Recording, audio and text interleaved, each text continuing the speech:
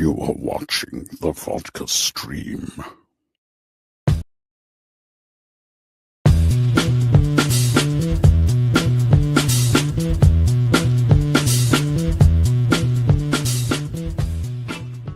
Hey, what's happening, guys? It's the end of another week. Hopefully, you guys had a good one.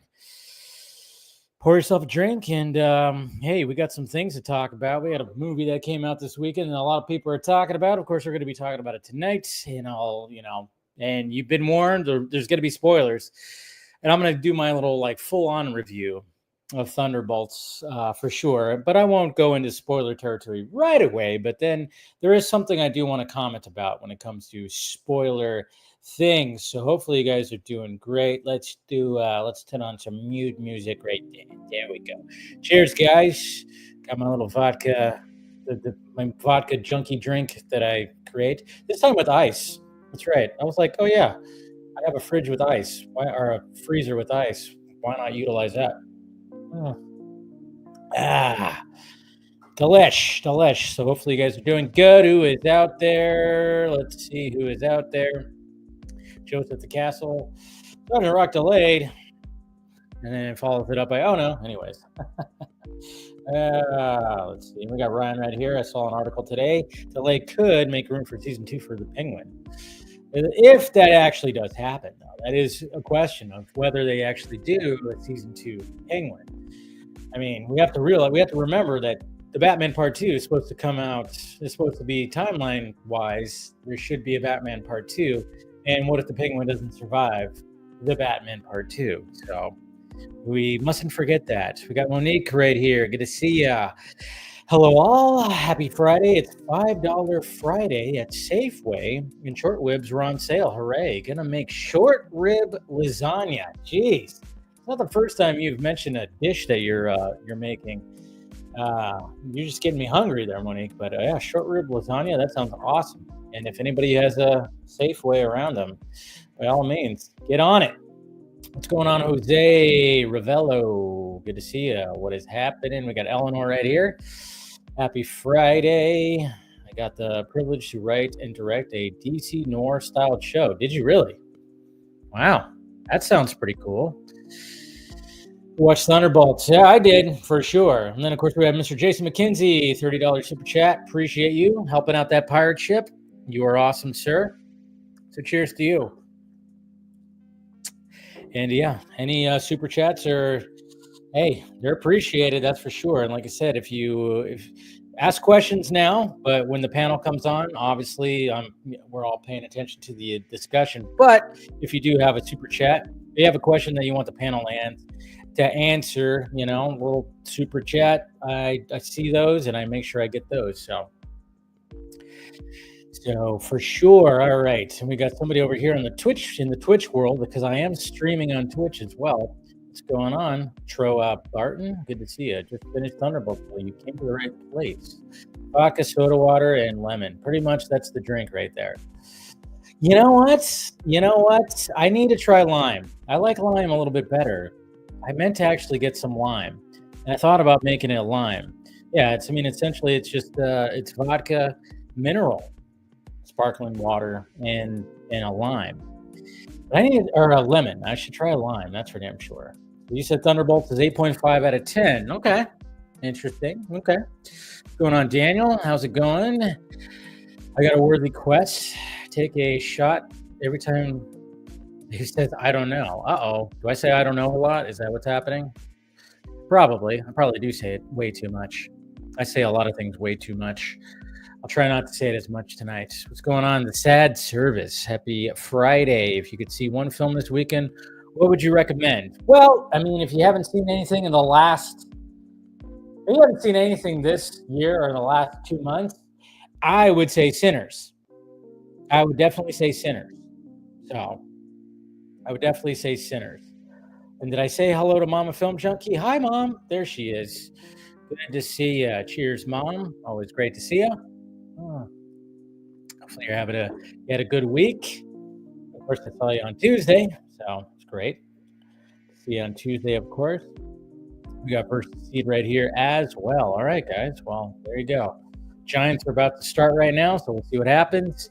But yeah, we got some, like I said, the main topic. I guess the main topic, but the panel discussion is going to be Thunderbolts, obviously. We're kicking off the summer blockbuster season, which is always fun.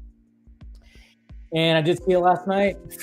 Sadly, I didn't have a group coming with me. The past few times that I've been going to the movies, Pop's Film Junkie, Brother Film Junkie, I've had people with me, but everybody was too busy for Thunderbolts. So saw it by myself, which was, the theater that I went in. I went to the theater that's close to my house. It was probably about halfway full, maybe a little less than half. It's going to be kind of interesting to see the box office numbers for Thunderbolts. I do think it's going to be better. It's going to probably do better than Captain America. I don't know. There's a lot of a lot of positivity, a lot of good word of mouth. So I'm kind of curious about what's going to be happening. Good to see D-Man. We got Jalen right here. Have you seen the Century versus Superman debate? Bro, Superman. Wow. Yeah, there's always those debates. There is those debates, and especially after seeing, when people are now finding out the power of Century. So what's going on, D-Man? Good to see you. And yeah, go ahead and ask some questions. I'll get to you some of the questions as soon as I get done. I'm going to talk Thunderbolts. I'm going to give my full-on review. of it, and then I have something that I'm going to bring up as well that has to do with the Disney Marvel world. I got a rant before every vodka stream. It's just a given now. Okay. And since I didn't have crazies in my mentions really at all, I haven't, so I don't have to complain about fandom or something like that like I usually do. No, I'm going to complain a little bit about Disney and Marvel Studios. That's what I'm going to be ranting off about. So that's going to be good. So anyways, I'll be ranting about that. But at first, let's talk about some Thunderbolts. All right. Take another one. Okay, Thunderbolts. Now, if you watch my first reaction review, honestly, it was a weird first reaction review for me because I almost didn't even know what I really wanted to say. I enjoyed the movie a lot, I did, but there was something about it that just it was bugging me. And I think it finally hit me after sitting on it for 24 hours. I think I finally figured it out where I was like, okay, why is this bugging me a little bit? And it finally hit me. And then just seeing the reaction online, it's mainly been positive, but I've seen the negatives too. And it's always good to do that. You gotta watch both. And I think it finally hit me after looking at both things. And again, I'm going to preface the fact that I did enjoy the movie. Enjoyed it more than Captain America: Brave New World. Probably enjoyed it than some of the recent outings when it comes to the MCU. Not Deadpool and Wolverine for sure, but definitely is. It's definitely on the good side. But I was still kind of about it.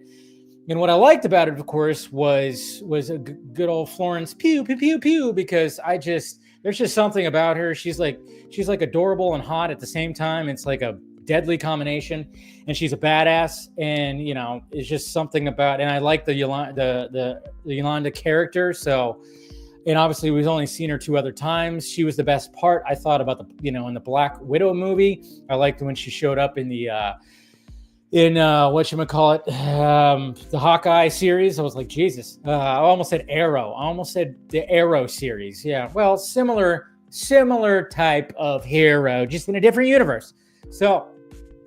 So I really obviously enjoyed her. I enjoyed the whole dynamic when it came to everything.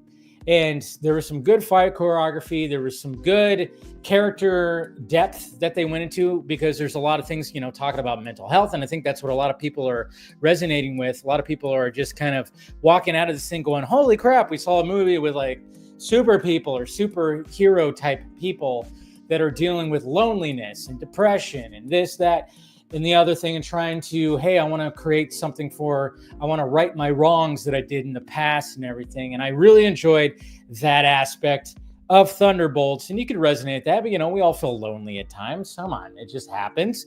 And the fact that she was always feeling lonely, and she just does her job, even though her job is literally adrenaline fuel. Like, I don't know how you just walk away from a job and just being like, it was just another job. Now I'm going to go home and drink a bottle of vodka and be depressed.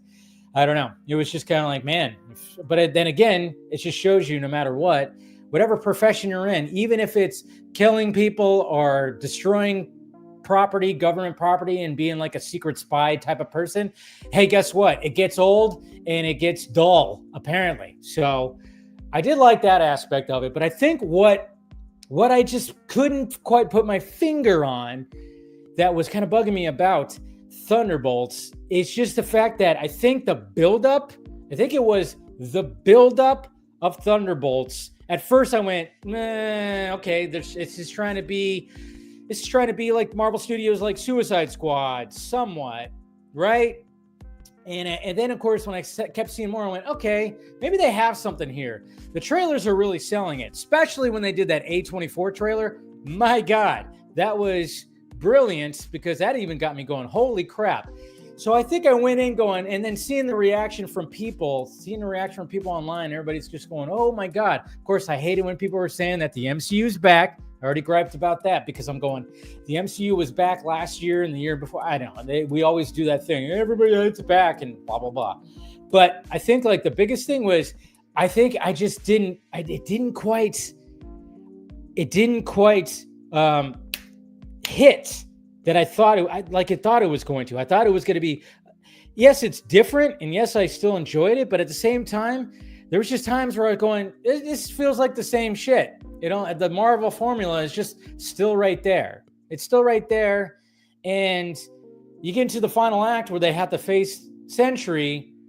And again, New York, like the entirety of New York or Manhattan is now in peril. And I'm going, really? We're going to do like a whole citywide thing? Oh, okay. We're going to do that. We're going to do that whole thing. Oh, I thought it was going to be more of a contained story. No, it's still doing that thing where we're just going off into the whole city's in peril. Like, okay. And I went, oh, fuck. Okay. And I think it's just, there was things where I went, oh, I wanted this scene to be better. Oh, that scene could have been, maybe I was just going in thinking, maybe it was my fault going in thinking that it was going to be more A24 than Marvel Studios. Maybe that was it. I think that was it. Where I was thinking maybe and for the most part, it is different. There's some slight differences, but overall, it still didn't quite scratch that itch that I was hoping that it was going to itch. Like I got the Thunderbolts back scratcher, and it didn't quite reach that spot. I'm still going, but I still enjoyed it. So I have like a mixed, I'm a little bit mixed when it comes to certain things, I don't know, but Deadpool and Wolverine. I mean, I know like, talking about that, it's just, that was just summer blockbuster to the T, but it's just an enjoyable watch. It's nothing, there's no depth to it. There's a little bit, I think they touched with a little bit, but so overall, Thunderbolts enjoyable, but I just think it just didn't satisfy that itch that I thought it was going to give. Like there just wasn't. I don't know. Maybe I need to watch it again, and I do that second view watching. So whenever I watch it again, I'm like, okay, I need to watch it again, and maybe just now that I know what I'm in store for, because there's a lot of good things in here. I thought the characters. I thought for the most part the characters were done well, and everybody acted well. Everybody played their part. I just think there was like some weakness in the writing somewhat. And then of course it just went into, oh yeah, New York City. Oh, everybody run, and then it's just like, oh, okay. We couldn't just keep that a little bit more contained. I don't know. Maybe that's what I was, but I will say like the standouts, of course, were Florence Pugh leading the whole group. David Harbour, I thought he was better because he annoyed me in Black Widow. And then of course, Lewis Pullman. Which, my God, is Lewis Pullman is he being typecast as Bob?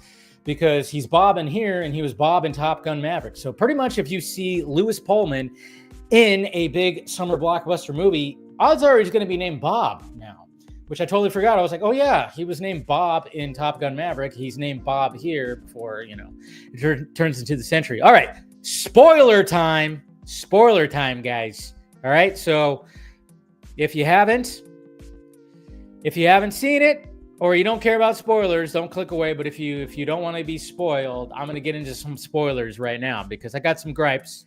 Got a little bit of gripes.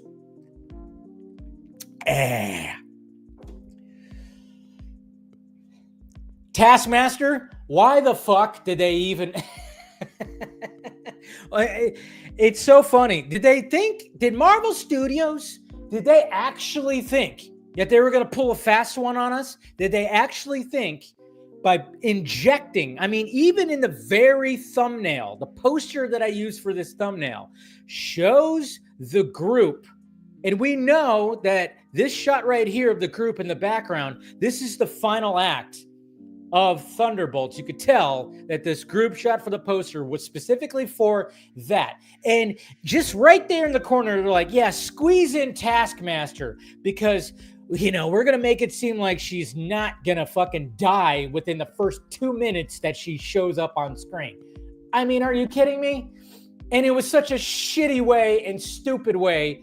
She took a bullet to the head, just real quick. Just boom. That was it.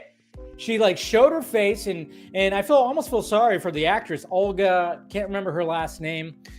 She was in, of course, the Quantum of Solace. I remember she was the Bond girl in there. She almost was Wonder Woman over Gal Gadot. I will say that too. But did they really think that they were going to pull a fast one? I mean, they were trying to make it seem like they're trying to add the character to, but I think they knew. I think they knew after Black Widow and how Taskmaster was. They just cheesed it up, and people did not like how they handled Taskmaster. Like, well, we're just going to kill her like right away. She shows her face real quick and then puts the helmet back on, you know, with the whatever technology, and then just gets shot in the head. I mean, it was like, what the hell? It was really stupid. It was at least, you know, give her more of something to do before you kill her. I mean, they could have just did something. I mean, my God. I don't know. It's just like, wow. It was so ridiculous how they handled that. So that was dumb. That was definitely dumb. And yeah, like I said, when it comes to the final act and the void thing is cool. The void thing was cool, but I was like, why does it have to be a citywide thing? Why does it have to be that? Why does it have to be this? And then of course it's like, okay, so she goes into the void, and then of course we see her inner demons, and then she finds Bob in a safe room kind of thing where he's at. And I'm kind of going, okay, cool, because there was like a little bit of a relationship that was established between her and Bob. So I'm just kind of going like, okay, that's cool. But then I'm going, okay, so everybody else just ends up going into the void, and they just automatically, okay, I just didn't understand that part. But then all of a sudden they all just hug him, and then that's it. And I went, okay, I guess that's a way to solve the whole thing, is with a hug. Fine, sure, that's fine. All right, I'm okay with that, I guess. But you know, like I said, it's just, I don't know. I think it was just, I like the characters in the movie, but at the same time, I just don't like how everything played out, I guess. So I don't know. So there's that. Now on to the mid and post credit scenes. Again, we're talking about spoilers right now. So, what the fuck, Marvel? What the fucking fuck? Why did you reverse it? Why did you make the mid-credit scene the gag of the movie? You know, because that's usually, okay, this is what usually happens with a Marvel Studios movie. You have a mid-credit scene that is showing you what's next, right? It is teasing something that might come up in a future movie, or what they're trying to lead to with an Avengers movie or something like that, okay? And then you get the post-credit scene, which is usually just some kind of dumb gag within the movie. Not always, but sometimes just like, oh, it's just a dumb gag that it has to do with this movie. They reversed it this time. The mid-credit scene, of course, is David Harbour's, you know, Red Guardian. He's in a grocery store. They're on a Wheaties box, and he's trying to show this lady that, hey, you know, I'm on the Wheaties box and blah, blah, blah. Okay, you can get a little chuckle from that. Cool. But that's usually the post-credit scene. But the post-credit scene, literally, if you are watching the credits, you get spoiled right away. You get spoiled. I had no idea. I avoided whatever post-credit scene was going to be for Thunderbolts. And I was hearing that, oh yeah, you definitely want to see this one. And I was going, okay, it's going to be interesting. What could it be? Is it going to tease Doomsday, Fantastic Four? Is it going to tease something else? Other characters going to be showing up? What's going to be happening? And, it's kind of funny because, I'm scrolling through my phone as the credits are rolling because I'm like, obviously I'm just sitting there. And then I didn't have the best signal. So I put my phone down and I'm going, oh, okay, they're getting to the music portion of the credits. So we're getting close to the end of the credits. And what do I see? What do I see in the music credits? I see Fantastic Four theme. And I went, well, shit. I guess the post-credit scene has to do with the Fantastic Four. And sure enough, it has to do with the Fantastic Four. Come on, Marvel Studios. What are you doing? What do you do? Why'd you reverse it? Because literally, you see that and you go, wait, why does it say the Fantastic Four theme? The Fantastic Four was not in the movie. Oh, they're going to be in the post-credit scene. Well, thanks for spoiling that. Like, what the hell? And apparently the post-credit scene was shot recently, which, yes, of course, you could tell by the hair. My God, Bucky's hair, that is quite a wig they gave. That's quite a wig they gave what's-his-nuts, because that's not his real hair. I think he shaved his hair. I mean, and I don't know. He's got a shaved head now. What's his name? I can't even remember his name right now. But, yeah, Bucky has his hair is like just on point. Like, holy crap. But yeah, I was just kind of going like, okay, why would you? And then obviously when she's talking about, oh yeah, there's something going on in space or some kind of interdimensional thing that's happening in space. And then they showed the ship. And I thought that was still a cool scene. Like, even though I got it ruined for me that I knew it was going to be Fantastic Four. Sebastian Stan, thank you. I don't know why I just blank. I blank on names. Thank you, Monique. But yeah, so obviously they're talking about that and they're doing like the whole thing and, talking about Avengers with a Z, which I'm like, fine. Then I'm like going, oh, interdimensional thing. That's got to be okay. So Fantastic Four, are we going to see Galactus or are we just going to see the Fantastic Four on their ship? We just see the Fantastic Four's ship, which I thought was cool because you see the ship and it's doing this and then it tilts and you see the four on it. And you have people in the movie theater went, oh my God. And I'm like, well, okay, cool. But I'm just kind of going like, why Marvel Studios? Why would you do that? Why would you do that? I couldn't believe it. Like, what? You're gonna put that one post credit when it literally says Fantastic Four? You have to credit the Fantastic Four theme in the music portion of the credits. So then it just was like a giveaway that it was gonna be a Fantastic Four thing. Like, man, come on. But hey, whatever. Like I said, still an enjoyable movie. It has some really good scenes, some really choppy CGI. I will say. Not a fan. I was not a fan when they all try to attack Sentry when he's about to go berserk. I was really not a fan of that scene because I thought it was not shot that well and the CGI didn't look that great. I was kind of like, yeah, that didn't look all that good. Yeah, when they attack Sentry and he just is like blocking everything and doing everything. There's a lot. It was kind of wonky. It was a little wonky, but there was other times where the action was really good and some of the shots were really good too. There's one particular shot in the movie that people are passing around when it has to do with the Sentry and inside the void. It is pretty cool, pretty good shot. But like I said, I enjoyed the shit out of it, but there's just kind of like still an for me. It wasn't something where I go, I can't wait to see that again. Now I want to see it again, but it just wasn't one of those. I'm not rushing to want to see it again. Not like Sinners or The Accountant 2 or something like that where I'm going, I can't wait to watch this again. So I could be like, I'll watch it when I watch it, I guess. So there you go. Anyways, but let's keep on the Disney topic here. Can we keep on the Disney topic? I got to keep on the Disney topic. Because, yeah. There's something that was posted yesterday, and I'm like, what the hell? What the actual hell? And I have to comment on it. I really have to comment on it. I mean, let me find it here. I did post it, and of course, I'm like scrolling. There it is right there. So Jeremy Renner, okay? Jeremy Renner, obviously a lot of us, we like Jeremy Renner. Jeremy Renner seems like a good spirited dude. And of course he went through a horrific snowplow incident a couple of years ago where he basically died. And when he describes it and you hear him describe it, it's horrific. It's horrific what he went through, getting ran over by a snowplow. I mean, it's amazing that the man is still around. It's crazy. And we obviously think that, of course, Jeremy Renner is going to return as Hawkeye, as Clint. And we're kind of wondering when exactly he will. And then a lot of us were wondering about Hawkeye season 2, because I actually enjoyed Hawkeye the first season. It was enjoyable. I didn't like everything about it, but I thought it was enjoyable. Of course, you had Haley Steinfeld and Miss Bishop, who, of course, is just kind of like, developing her character, which, of course, we'll probably see her again, which I hope so, because after Sinners especially, my God, Josh Allen, I hate you. Anyways, so Jeremy Renner.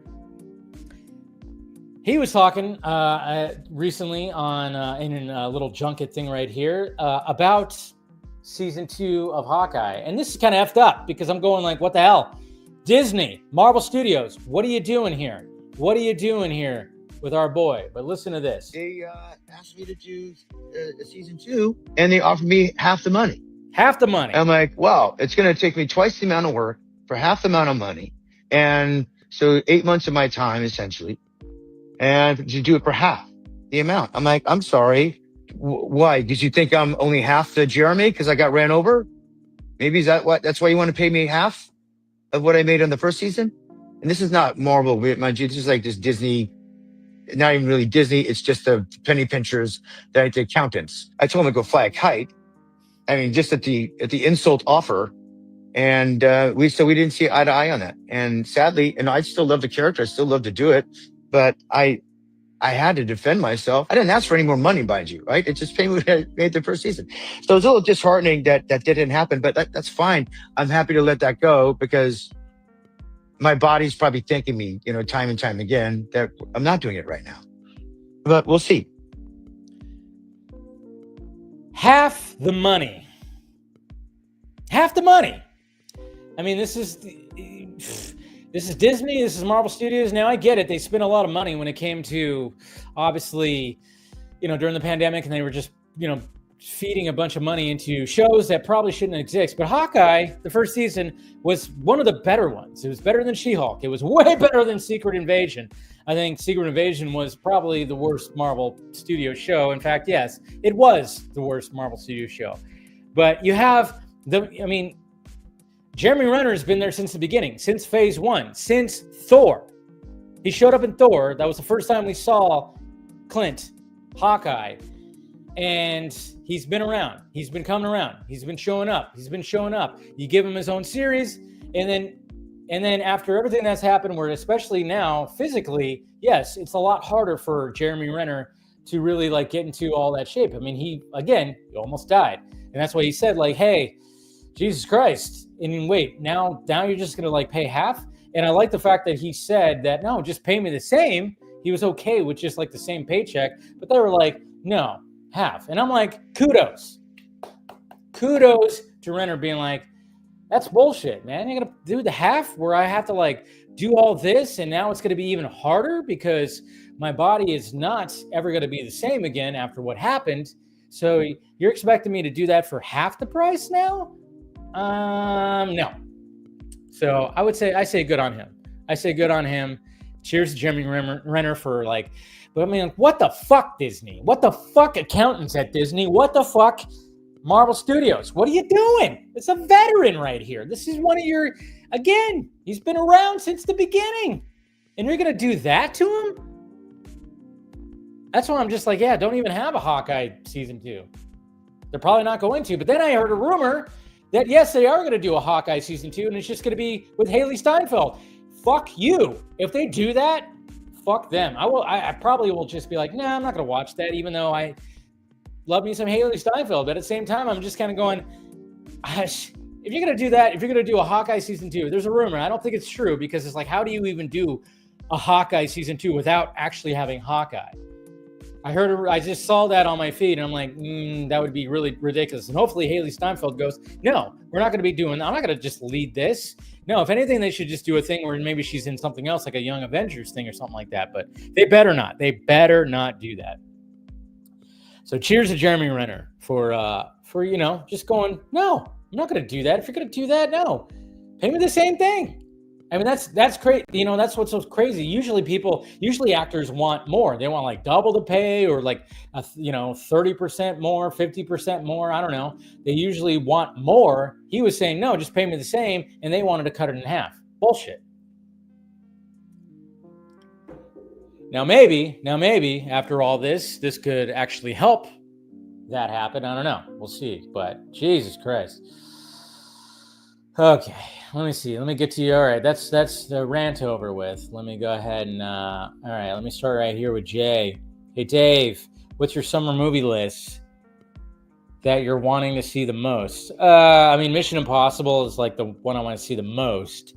Superman, of course, Fantastic Four, Jurassic World. Very curious about those movies, but yeah, I mean, those would be like top 5 right there, essentially. But yeah, Mission Impossible is like top of the list. Then I would say Superman, probably, and then Fantastic Four, and then Jurassic World. It's kind of where I'm at right now, so. What's going on, D-Diver? Hey, Film Junkie, how was the movie? The movie, well, I already talked about that, so good to see you, D-Diver. Find any good Chinese food place nearby? I have not scoped out any Chinese food places yet. Sorry, that was not me. That was my chair, I swear. No, I haven't, it's been a while since I've had Chinese food too, so I should probably find a place. I don't know if Mama Film Junkie's still watching. I know she talked about an Italian place that we need to go to, and you still have yet to go there, ma'am. She lives in the next town over, which has got more things in the town that I'm in, so. How does the Thunderbolt stack up to its similar type from the competition Suicide Squad? I would say that, I don't know, like, I wish I could compare it to David Ayer's full-on Suicide Squad. I would say Thunderbolts. I think it's like similar. I don't know. Maybe I would actually prefer to watch the Suicide Squad, James Gunn Suicide Squad. I would probably think that actually is better because I don't know. It's so weird with these types of movies, but I don't know. I think I would say like you're already going in going, okay, this is going to be outrageous. This is going to be this. This is going to be that. With Thunderbolts, they sold it as more of a contained, more of an artsy type of movie. They didn't sell the Suicide Squad like that. They sold it as a batshit crazy R-rated James Gunn movie with a big ass starfish, kaiju kind of thing. So I don't know. I think I would rate that one just a little bit higher. A little bit. What's going on, Mr. Trevino? Just got off. And OT work for tomorrow was canceled. So everybody, hey, there you go. That's got to be nice. Especially when it's like mandatory overtime, which, I always hate it. I always thought that term felt like an oxymoron. Mandatory overtime? What the fuck? But, that is a thing. And especially when you don't really need overtime. I mean, overtime's always good. If you can make extra money, make extra money. Like anytime that I'm given the opportunity for overtime, I'll work overtime if I could swing it, of course. But yeah, if I'm given that opportunity, hey, make the money.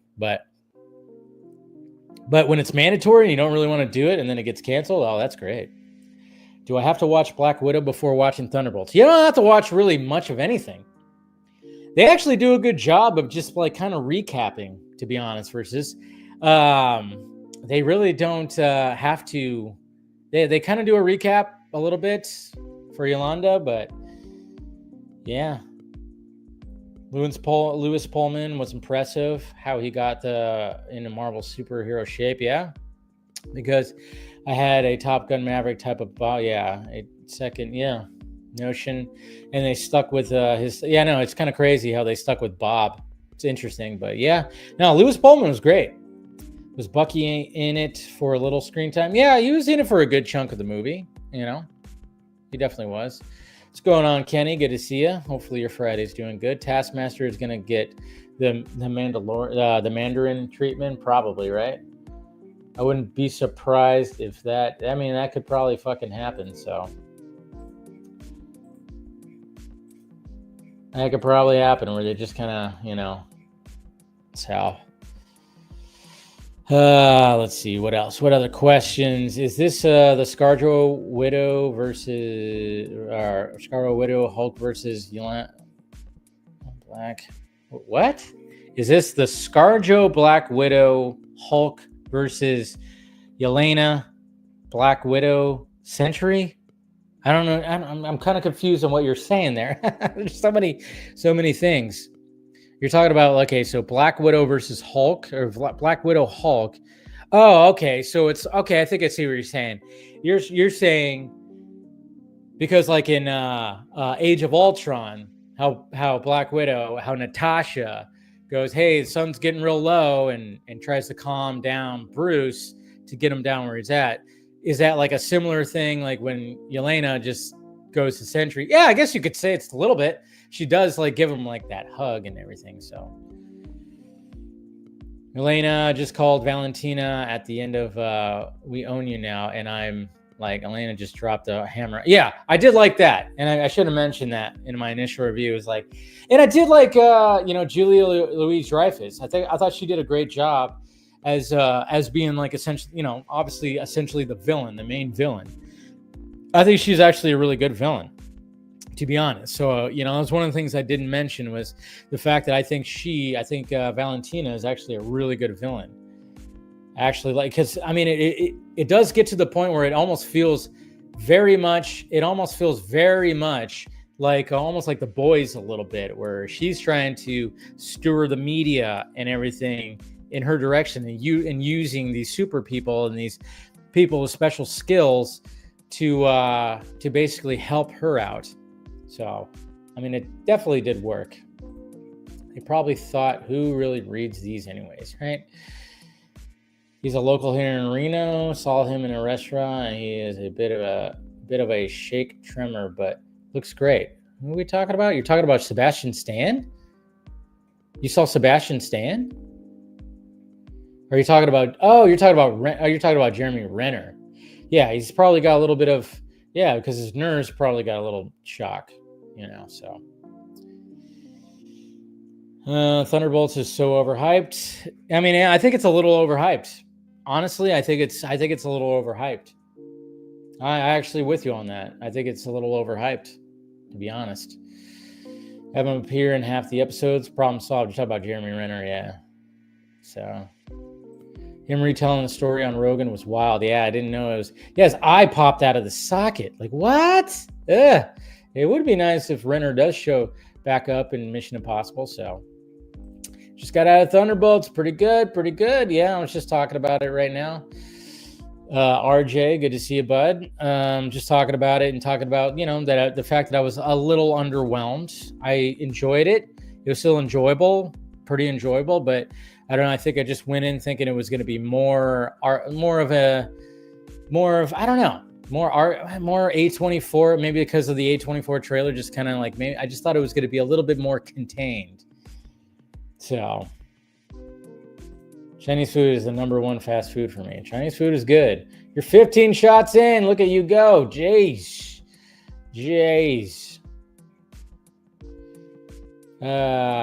What's going on, Mark? Love you, Dave, but you never give a fair critique on Marvel films. I never give a fair critique? I never give a fair critique.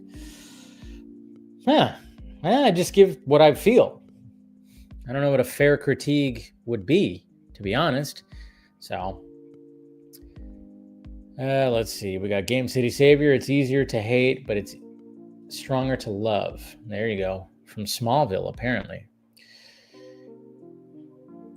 But, sending all that out. Okay. I'm sending out some of the invites right now. So, oops, I clicked the wrong thing, of course, because I do that.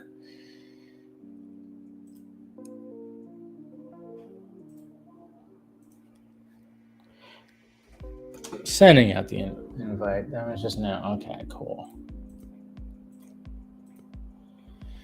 I think Thunderbolts is easily a top 10 Marvel movie. Well, there you go. Like I said, I'm not gonna hey, whoever's enjoying it. Like like I said, I just have my gripes where it just didn't feel like where I wanted it to actually be. But you know, I will say this though. I mean, if you're gonna, whatever movie you decide to see this weekend, I mean, I don't want to try to steward you. I mean, whatever. I mean, if you want to see it, whatever movie you want to see, fine, cool. But I'm just saying, check out Thunderbolts. I highly recommend it. I say recommend it because I love the fact that it is kind of a mixed bag, mainly positive or something like that. But I mean, if you're going to go see a movie this weekend, I mean, see it for its star. See it for its star right here. I mean, come on. My God. When did this photo shoot take place? But yeah, I mean, if you want to go see her, why not? Why not? There's Miss Florence. Pew, pew, pew, pew right there. So very nice. Very nice. Nothing wrong with that, right? And I saw that image. I was like, geez, when did that take place? Man. So yeah, tell her what you're seeing this weekend. I'm just saying. She might stir you one way. You're like, wait, I'm gonna go see. Oh no, wait, I'm gonna go see Thunderbolts because she does a great job. Great job. She does a great job of leading the group for sure. So, like I said, Florence Pugh, she has like this cute hotness to her that it's so like crazy. It's like, how are you doing that? And I don't even mind her Russian accent. Her Russian accent is good. Her Russian accent is good. And David Harbour's, like I said, David Harbour annoyed me before, but for some reason this one, I wanted to give the man a big ass hug. So I don't know. But then again, that was the whole point, right? Was hugs. It was all about hugs. Sorry, still sending out invites right here.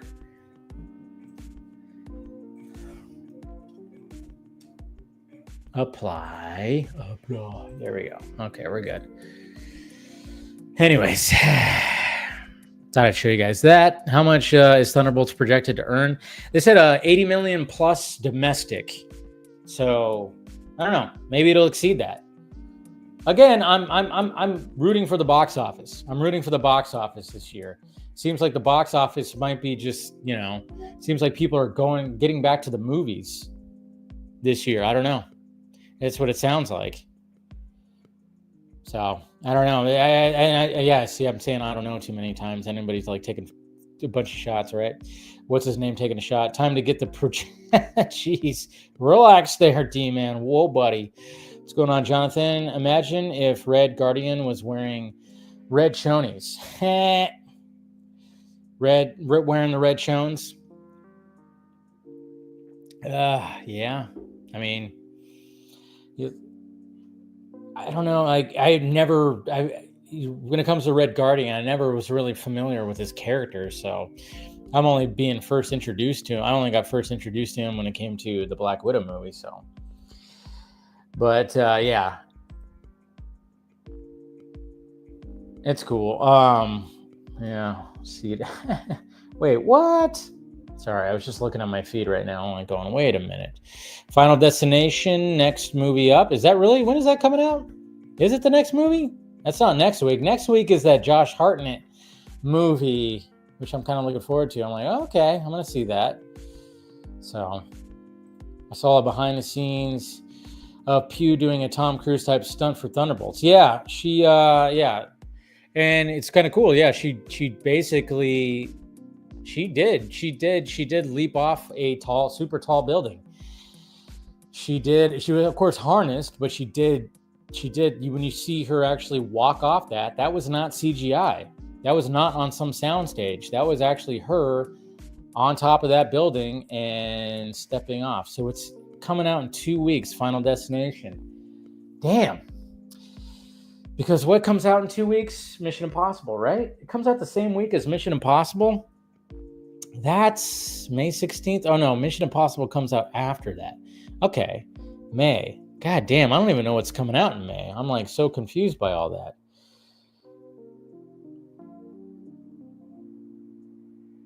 But yeah, I don't know. We'll see. But Comes out. Okay, so that comes out in 3 weeks. So Final Destination comes out in 2 weeks. Next week is the Josh Hartnett movie. Okay.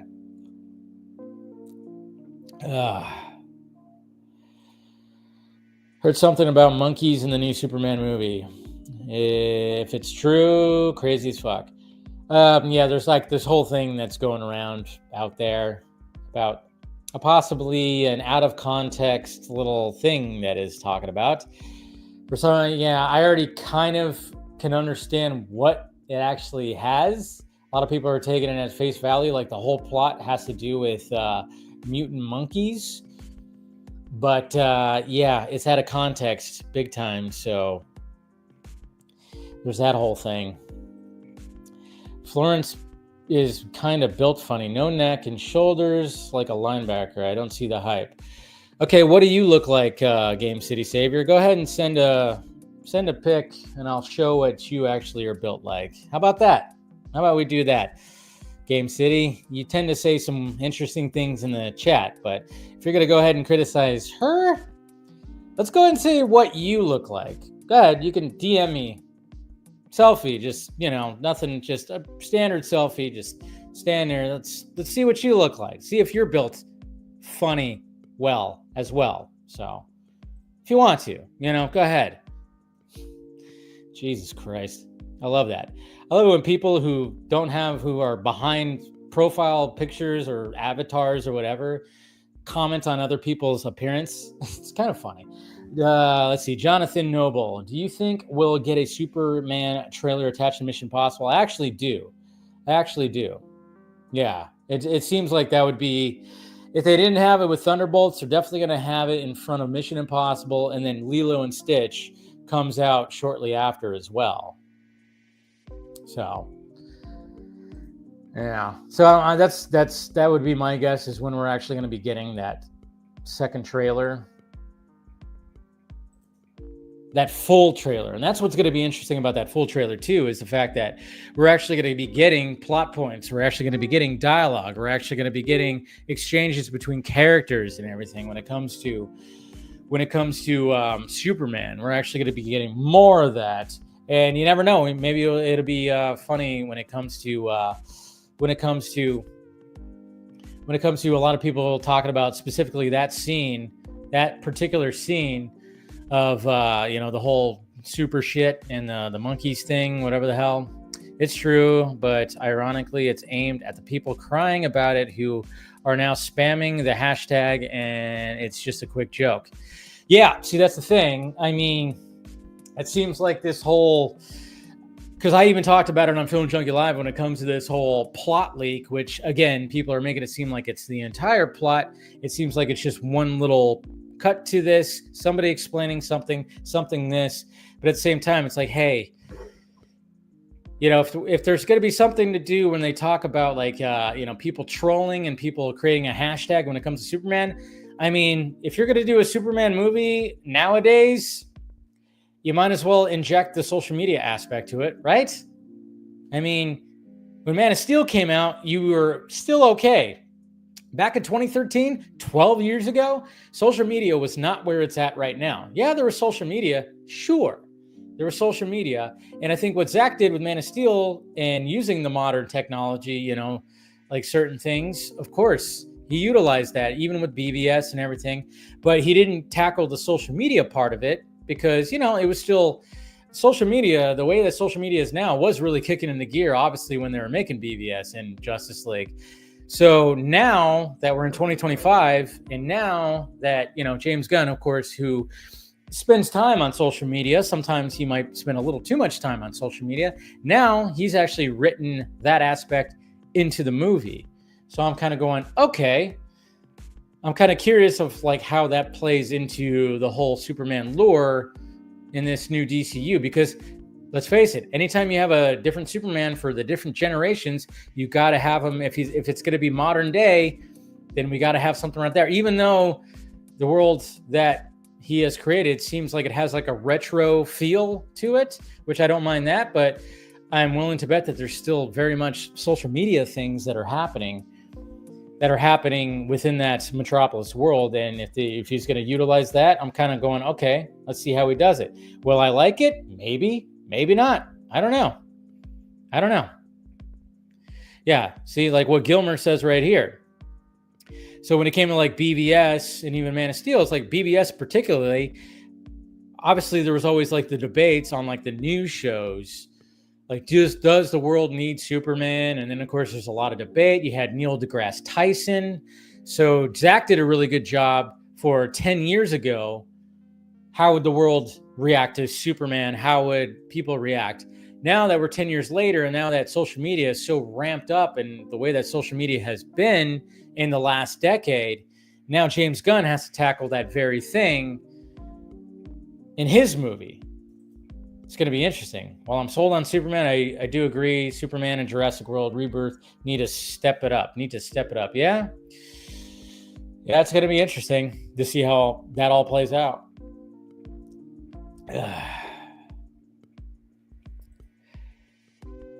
Man, I sent out the invites, and I don't know. Maybe everybody got cold feet tonight. I don't know. I sent out the invites. It looks like nobody's showing up. They're standing me up. Damn it. So, well, if it ends up being a solo vodka stream, then okay. Just means it ends early. But yeah, let's see. Okay, I mean, everybody, okay. Yeah, so we'll see. I sent out the invites, but I don't know. Doesn't seem like anybody's showing up right now. So I'll just talk to you guys for a bit, but, if nobody shows up in the next 20 minutes or so, might have to end this thing early. I thought we were going to have like a big spoiler discussion tonight. Let's see. Monique. Florence is totally cute. I mean, I like taller people, and she is short, but she has battled serious health issues. Yeah, she's had some issues. Yeah, there's just something about her where it's like she has like this kind of like this exotic, sexy look to her, but she's also really adorable, Both Lilo and Stitch and MI on Memorial Weekend on the same weekend. Superman trailer has. Oh, that's right. They're coming out the same time. That's right. For some reason, I thought it was a week apart, but you're right. God damn, Mission Impossible just can't catch a break. Because Lilo and Stitch is probably going to do gangbusters. It's true, but ironically, I aimed at the people crying about who are now spamming the hashtag. And yeah, we already talked about that. Exactly, Zach. Yeah, debating on all that. I already looked at that. Jurassic World Rebirth trailer and Superman trailer will likely drop at the same time yeah. Is there a sports game today? Well, yeah, there's like basketball playoffs. When it comes to the Golden State Warriors, they might win tonight. And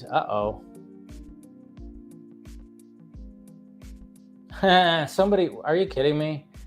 Why would you do that? Oh, I just got victim. Somebody, because I just looked at my Twitter right now, and somebody who goes by DC Talks 1009, when like you see somebody, you post something and then you see somebody who wants to tag, they want to tag like a CBM cringe or something cringe, and CBM cringe, obviously, anything that has to do with a comic book movie post. Somebody actually because I posted that image of Florence Pugh, and I said, so what movie you seeing this weekend? Tell her. And Mr. DC Talks right here decided to tag CBM cringe. Was that really a cringe tweet? My God, man, that wasn't a cringe tweet. What are we doing here? Cringe tweet. I didn't think that was a cringe tweet. I mean, she looked hot. She looked hot right there. Apparently, DC Talks, maybe he's asexual. I don't know. Who knows? I don't know. I really don't know. So, yeah. She's with Zach Braff, I think. You watched Scrubs with Braff? I did. I actually, I only liked two. In my time, I only liked two doctor shows, and that was House and Scrubs. there's so many damn doctor shows, and that's the only two that I like. Even though I've heard a lot of things about The Pit, I might have to check that one out. But yeah, they're no longer together. They broke up like over a year ago. So yeah, they broke up. Yeah, they definitely did. There was some dude in Japan Comic-Con cosplaying as Gunn. Pretty funny. Yeah, I saw that. And naturally, of course, you get those certain people that think it's like cringe and this, that, and this, even though all they do is talk about Zack Snyder. It's like, if anybody, I'm like, you guys would totally, if somebody cosplayed as Zack Snyder, like full on looking like Zack Snyder at one of these events, you guys would eat that up. But because it's James Gunn, it's cringe. I'm like, a lot of these people show their hands. They show their hands and they show their tribalism and the hypocrisy. It's like, yeah, and there's nothing wrong with liking one person over the other, but it's just like when you're using everything to hope that this director and this movie and this studio crashes and burn, which again, you missed the messaging of the Snyder Cut movement if that's what you wanted, or you just didn't have it all together. But yeah, it's just kind of crazy when I saw that. But I mean, yeah, it's just kind of funny right there. Somebody literally cosplay as James Gunn, and I'm going, well, I mean, that was bound to happen. That was bound to happen. Now that he's leading the ship and he has a distinct look to him, you could easily do that. You just need some glasses, some white spiky hair, and a white beard. Now he does have a distinct look where you can actually cosplay like him. But again, what I'm liking is like we're really getting into that more of an era of the director being the center focus of these movies, because I like that. I'm not saying that there's never been that era, but it just seems like, when it came to Sinners and Ryan Coogler, he was center focused on, he was front and center when it came to the marketing. When it came to Christopher Nolan, even though it was always like Christopher Nolan was always pretty front and center, but at the same time, it's just, I like the fact that you have the director as part of the marketing. I think the directors they should have that for sure. So, all right. Time to take the sunglasses off. Put the new glasses on. Oh, we got a home run. Yeah, Chappie. Yes. Sorry. Got the Giants game on. It's now 4-0 Giants. So that's good. You know, it's funny. I didn't realize about these glasses to my previous glasses. I didn't get my previous glasses had like more of an anti-reflection. These ones have a little bit more of a reflection, so you might see a little bit more of the light in these glasses, but it's okay. They're still good. All right. Let's go ahead and turn that off. Gun looks like the dude from Mythbusters. He kind of does, it does look like that.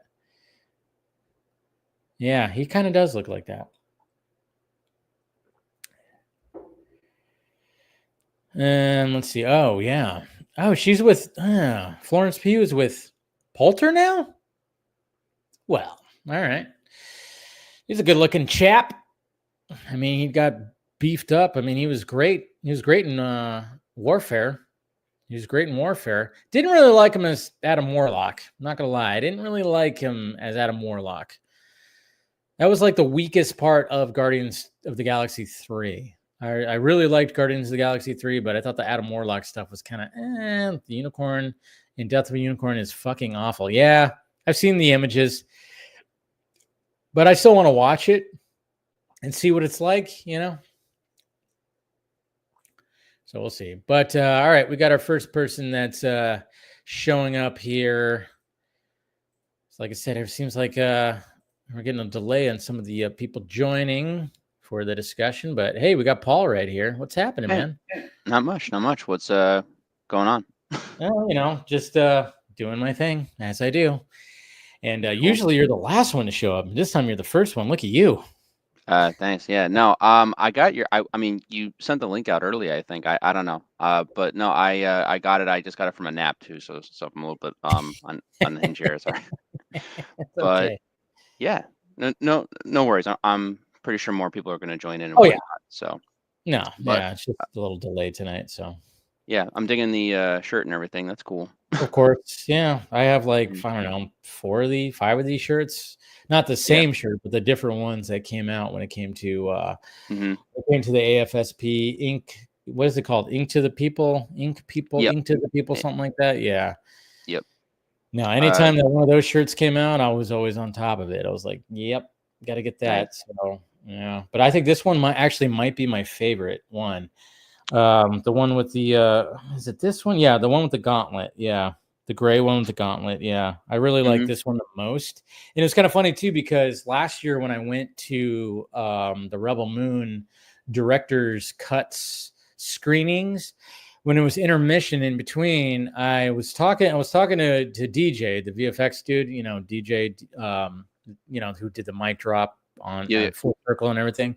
I Yep. was talking to him and he was talking with other people. And then I forgot what his name was, totally eluding me right now, but he actually designed every shirt but this one. And I was wearing this one to Rebel Moon. And he was like, "Oh yeah, I see your shirt." I was like, "Actually, that's the one I did not design." I went, "Oh, you designed the other ones.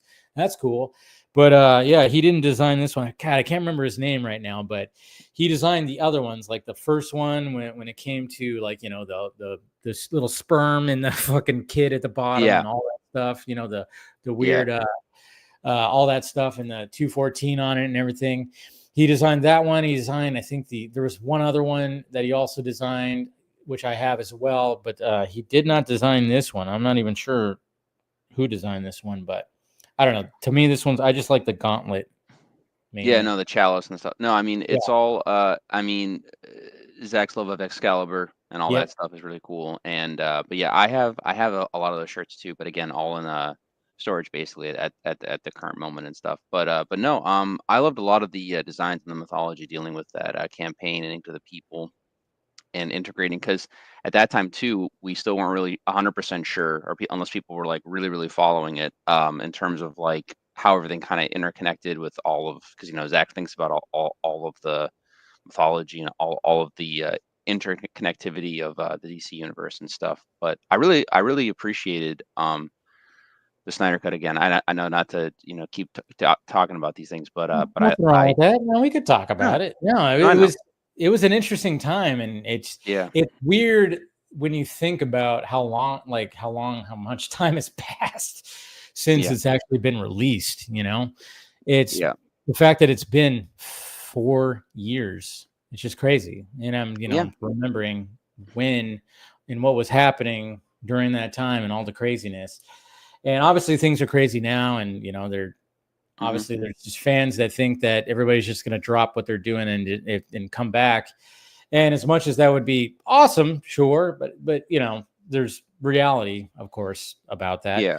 I But mean, yeah, look, you know where I stand with like what I yeah, prefer personally, but of like I course. mean, the So way I do look I. at it, yeah, no, I get it, and like I said, I eventually whenever it comes out, I think in July or whatever, I probably will give it at least the one shot. I see every movie at least once, if that's the case, and then I'll go from there, and then box office results will come out, so on and so forth, and then whatever Zaslav wants to do going forward, if he's even running the company within a year, because who knows at Warner Brothers anymore. But Yeah.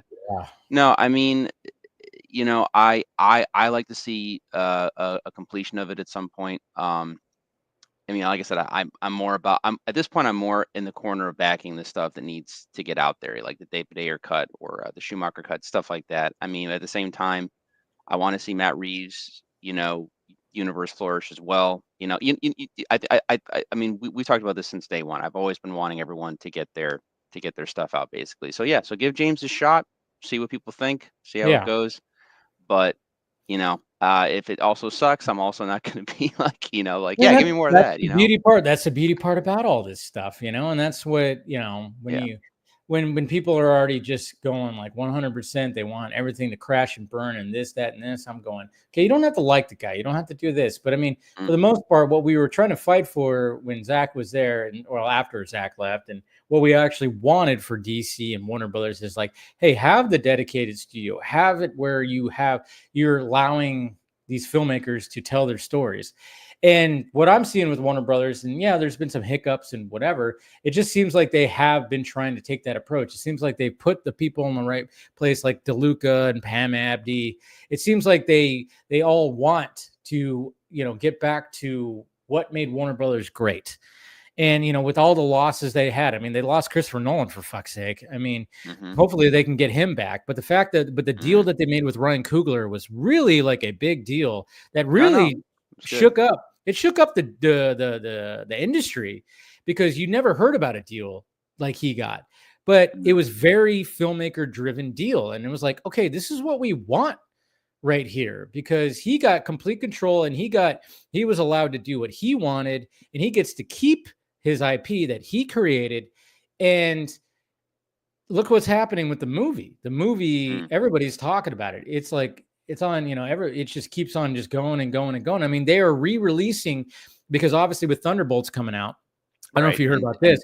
No, I know, because Disney has a thing where what they do is they'll go in, especially with the IMAX screens, and if they have a big movie like their Marvel movie, they'll go in and they'll already have a contract ready to go. They've even superseded, because that was a controversy with Quentin Tarantino, because it was Force Awakens, and I think it was Hateful Eight. And he had a deal, I think, with but he had a deal, I think, with Cinerama. I think that was the theater. And again, if I get it wrong, I apologize. But according to him, at least on the Howard Stern show, he wanted to have it be shown in IMAX or shown on his big screen or whatever. And Force Awakens comes rolling through, and Disney basically superseded his contract. I think they offered they came and offered the theater a better deal, or a bigger deal, or whatever the case is, and they threw Tarantino under the bus. And he was like, whoa, because they did like a year in advance, like the deal with the Hateful Eight. He's like, you told me you were going to screen my movie. And that's what they do. They come in, Disney, and they just will buy the screens, basically. And now it's a controversy with here, because Sinners is doing, way better than even Warner Brothers expected. I mean, I don't know how much that's worth, but but at the same time, right. But yeah, right now, Sinners, my favorite movie of the year. It's terrific. Yes, mine too. Yeah, and I made sure I told you guys before. I always go to the Jordan's IMAX, up in Reading, and I usually will go see a movie the one time in the IMAX and stuff, and then try to see it somewhere else. But I made a thing to go at least twice, because I knew Thunderbolts was going to come in. Yeah. So, but now, I mean, that just shows you right there, though, that the fact that, like, because everybody was going at the beginning of the week, like, hey, this is your last opportunity to see Sinners in IMAX. You better go see it.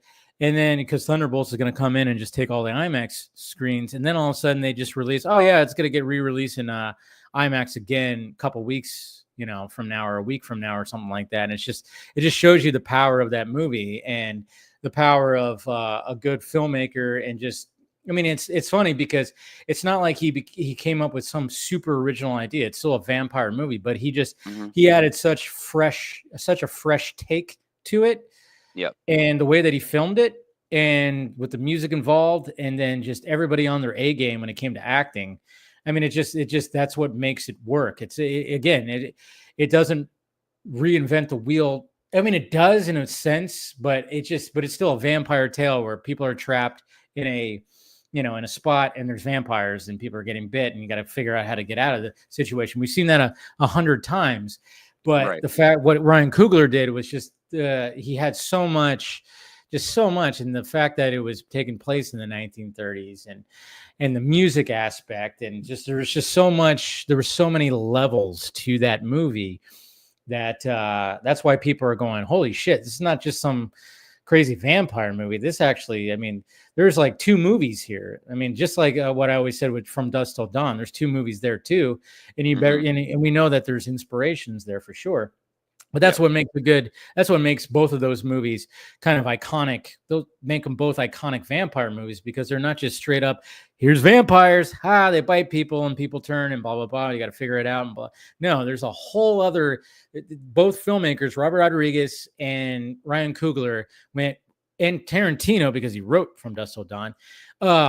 They just wanted to be like, no, we can't just have it just to be a plain old vampire movie. Let's let's actually want to, let's put depth in these characters and make sure that that the audience roots for these characters. And Ryan Coogler just upped it so much with what he did. And again, it's like, that's why I'm going, hey, this is great. This is great for movies, regardless of how you feel about Warner Brothers, Oh yeah, no. So I was joking with a buddy of mine because we shit on Warner Brothers quite often. But I'll say no. I mean Yeah, no, I'll I say get it. no. Their batting average is very low right now. But every Yes. now and then, you get a Barbie, or you get the Dune movies, or you get the Batman or something like that. And now Minecraft. Sinners. Oh, I'm sorry. I keep forgetting. See, Minecraft feels like a fever dream. It feels like it really is a fever dream. Yeah. But it feels like I woke up and I'm like, was Minecraft a box office bonanza? No, that doesn't sound right. And then you go back to sleep, and then you wake up again. You're like, oh no, it was. It's like one of those. And then you're like running. It's so weird. It's so Yeah. weird. But hey, take the wins where you could take them. Right. But yeah, to Sinner's degree, like, yeah, I will give Warner Brothers credit, at least as far as like, letting Ryan in that deal and everything. And knowing you, Dave, you probably already know, but like, do you know what Ryan referred to or what he referred to Sinners as behind the scenes, or I think the working title for it was? Oh shit. No, I can't remember. I think I remember reading about it, but what was it? He referred to it as grilled cheese. Grilled cheese, that's right. Yes. Yeah, and I guess his take on it was basically that he knew he was making a semi blockbuster, but he was doing it in a way that it was an accessible movie that everyone would want to check out, because everyone knows vampires. Everyone knows what that is. Everyone wants to probably see a good vampire movie or take their date to a vampire movie and stuff. But then he made it his own, and I really love that, because his take was, whenever you go over to someone's house, I mean, unless you're like lactose intolerant or something, but most often people will say, hey, you want a grilled cheese sandwich? And almost everybody on the planet Earth will be like, yeah, that sounds all right. Yeah, I'll have a grilled cheese, because everyone gets that. Yeah, it's simple. It's like a simple thing that you can make somebody if like they're hungry. Yeah, grilled cheese sandwich. Yeah. It's basically simple, unless you get all artsy fartsy with it. But Well, I mean, there's different levels of grilled cheese. There really is. I mean, me personally, if I had my choice, I'd like the one that John Favreau makes in Chef for his kid, with the three layers, with the butter and all that. Yeah. There's a place in the town that I grew up. It's a place called Cheesewalla, and they specialize in gourmet grilled cheese sandwiches. Oh my god, dude. Nice. They make some great. I mean, they'll make ones with mac and cheese in it, so you get like the little noodle in there.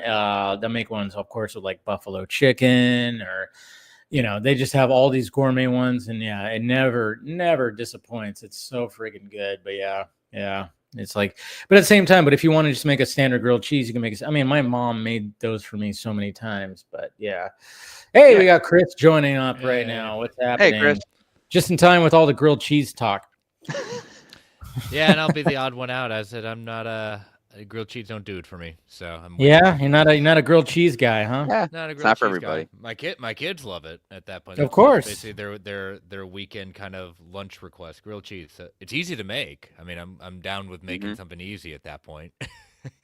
For sure. Exactly. For sure. No. I mean, yeah, but that's funny. I think I remember reading about that, but I didn't know why you called it a grilled cheese. Yeah. Yeah. That's no, cool, it's running title. no, it's good stuff. Chris, what shirt do you have going on there? Is that Marvel? Yep, Marvel. You got a Marvel shirt on. Very nice, very nice. I think it's a mirroring, if I remember correctly. It's taken from one of the Secret Invasion covers at that point, with all the Marvel characters right there. So that's cool. Oh, nice. Yeah. And we got Fantastic Phil right here. What's happening, stranger? Also wearing the it's almost like you guys just did something together, didn't you? Huh? Coordinated. Yeah. Phil's going for the trifecta right now of recordings. Yeah. My show, Chris's show, now Vodka Stream. It's been a long 4 hours. Wow. Nice. But it's fun. It's fun. Absolutely. At least. Yeah. That's the thing. Doesn't feel like work. No, not at all. Not at all. But thank you guys for joining, of course. And yeah, Phil's he's rocking a Marvel shirt too. That's got all the characters on. I know. I thought I was like, Oh man, I know I have like a Avengers shirt somewhere. I couldn't find it, so I just went with it. I was like, fuck it. You have a Let's go with Deadpool it. shirt, don't you? Yeah, I probably could have wore something like that. I don't know. I just was like, I saw this shirt. And I'm like, I haven't worn this shirt in forever, and I wanted to wear it. Why? Why not? Why not? Why No not? reason. It just felt good. It just felt good. It felt like the right choice tonight. You know what's funny too? Like all the Ryan Coogler talk, and I see somebody in the chat say Ryan Coogler's Blade, and I'm going, no, no, no, no, no, no, no. I mean, yes, yes, yes. In another universe, sure, but now let him do Black Panther 3. Obviously, he's still dedicated to doing the third Black Panther, but then I want to see original stuff after that. I don't want him to be locked down into Marvel even more. Yeah, maybe in some other universe he didn't do Black Panther, but then again we wouldn't have had the great Black Panther stuff that we got. But yeah, I don't want him to be. I mean, and I knew that was going to happen too, and I think a lot of people called it after Sinners. Everybody's going to be crying, proclaiming, "Hey, Ryan Coogler should do Blade." It's like, no, we can't do that. I think minimum he should at least like produce the Blade movie. At least there you go. Like, he can consult, get some direction on it. Yeah. Some yeah. Get it going moving forward. Help get it where it needs to get. Yeah, he can consult, but did he write direct. Sinners? Yes. Yes. Yes, Okay. This is all him basically. This is all his baby. So I mean, I wouldn't be mad if he wrote Blade either.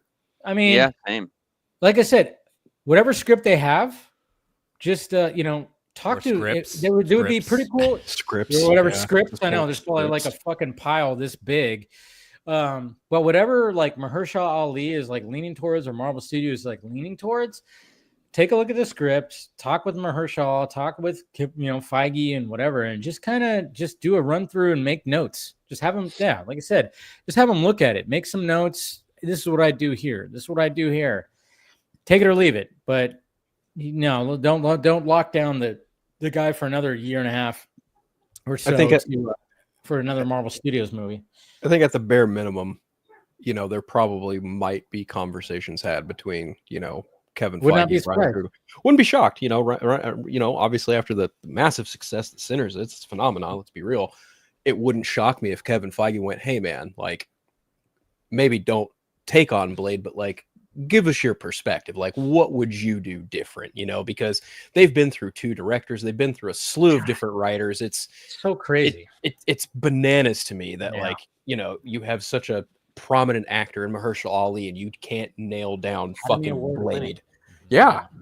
2-time. Well, the thing is too is like we've talked about this with like I think we mentioned it before, and I know I've talked about it at comic stores and stuff. But the problem is that like the Wesley Snipes original movie is such a cult favorite and cult, and it still holds up. It really does. It really does.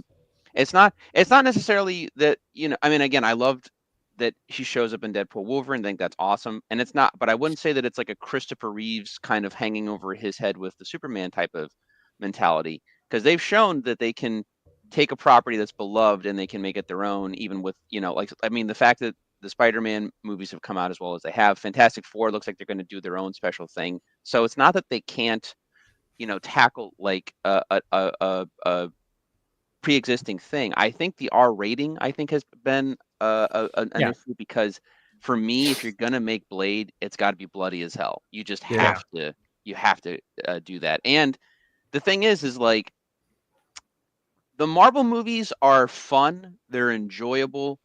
They tend when they're at their best, they tend to entertain both adults and kids. And this one is clearly aimed purely for adults, but at the same time, none of the Marvel movies have really come across with that cool factor. Not really, at least in my opinion. I mean maybe like Winter Soldier to a degree, but even then it's not the same cool factor that like the Wesley Snipes Blade movies had. Even like the first Blade. So maybe that's an issue too. Maybe they wanted to No. give it over that throttle. But it's, You're right. Yeah, You're right. I Marvel- mean, yeah. there's Yeah. definitely the R-rated issue, I think. But then Yeah. I made it a point where it's like, well, now you got, it's like now Marvel Studios has R-rated content under their belts. Yeah. They have Deadpool and Wolverine, of course. They made $1 billion, but then again, it's Deadpool, and there's already, it was already existing, and everything involved with that, sure. But they had like Werewolf by Night. Daredevil. They had Daredevil Born Again was Yeah. not kid friendly. It was R-rated. It had F-bombs like crazy. It had blood. It had pretty graphic violence, especially that last episode when fucking Kingpin just rips that guy's head apart. I mean, Thunderbolts too. Thunderbolts is Thunderbolts- pretty. It's not R-rated, but it's definitely more on the it violent pushed side. it pushed Yeah. it. It pushed it. I kind of wonder if like the first round they were like, but it did. Well, It did I would have. If Thunderbolts had been R-rated, I think it would have made a little less, but I would have been Yeah. more on board with that, honestly. But as it is, the movie is good. Phil and I had a little combo about it before this, but yeah, we both We're about enjoyed to it. dive We into both it. and we both felt that it's Marvel taking good steps in the right direction in terms of like making it these movies not feeling like this sort of like goofy effect to a degree, a little bit more, but and again, goofy is not bad, especially with Marvel. Like I think we had a whole discussion where we talked about the leader in Brave New Ugh. World. I would have Yeah. preferred the original look because Yes, that's me what I too. was expecting, because I'm a huge Hulk fan and I love the Hulk comics, but Leader, that's what Leader looks like. Instead, he looked. I think you said, Dave, he looked like the Mars Attacks aliens or something. Yeah. like that. I said like Yeah, they yeah. changed them to the Mars Attack. But then of course when I posted that clip, and it's always fun because the internet's fun, and they're like some people are pushing back on it. We're like, well, they did change his look in the books, and I'm like, okay, but Great. the original look was the big head with the hair and the stuff, and I'm like going, Well, You know what you do Yeah. next time you see that? You Yeah.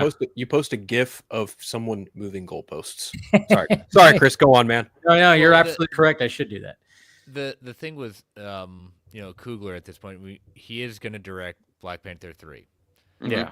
I think Sinners has been, and he's gone on record saying that Sinners is something that has been brewing in him for a while. This is something he's worked on, something this was his baby through and through, and something that he wanted to come to the screen. And we see a lot of different directors do one studio thing, one back. I mean, Nolan was very much like that during the Dark Knight trilogy. Mhm. That's what he did. He did Batman Begins, then we got The Prestige. Dark Knight. I can't remember what came after the Dark Knight.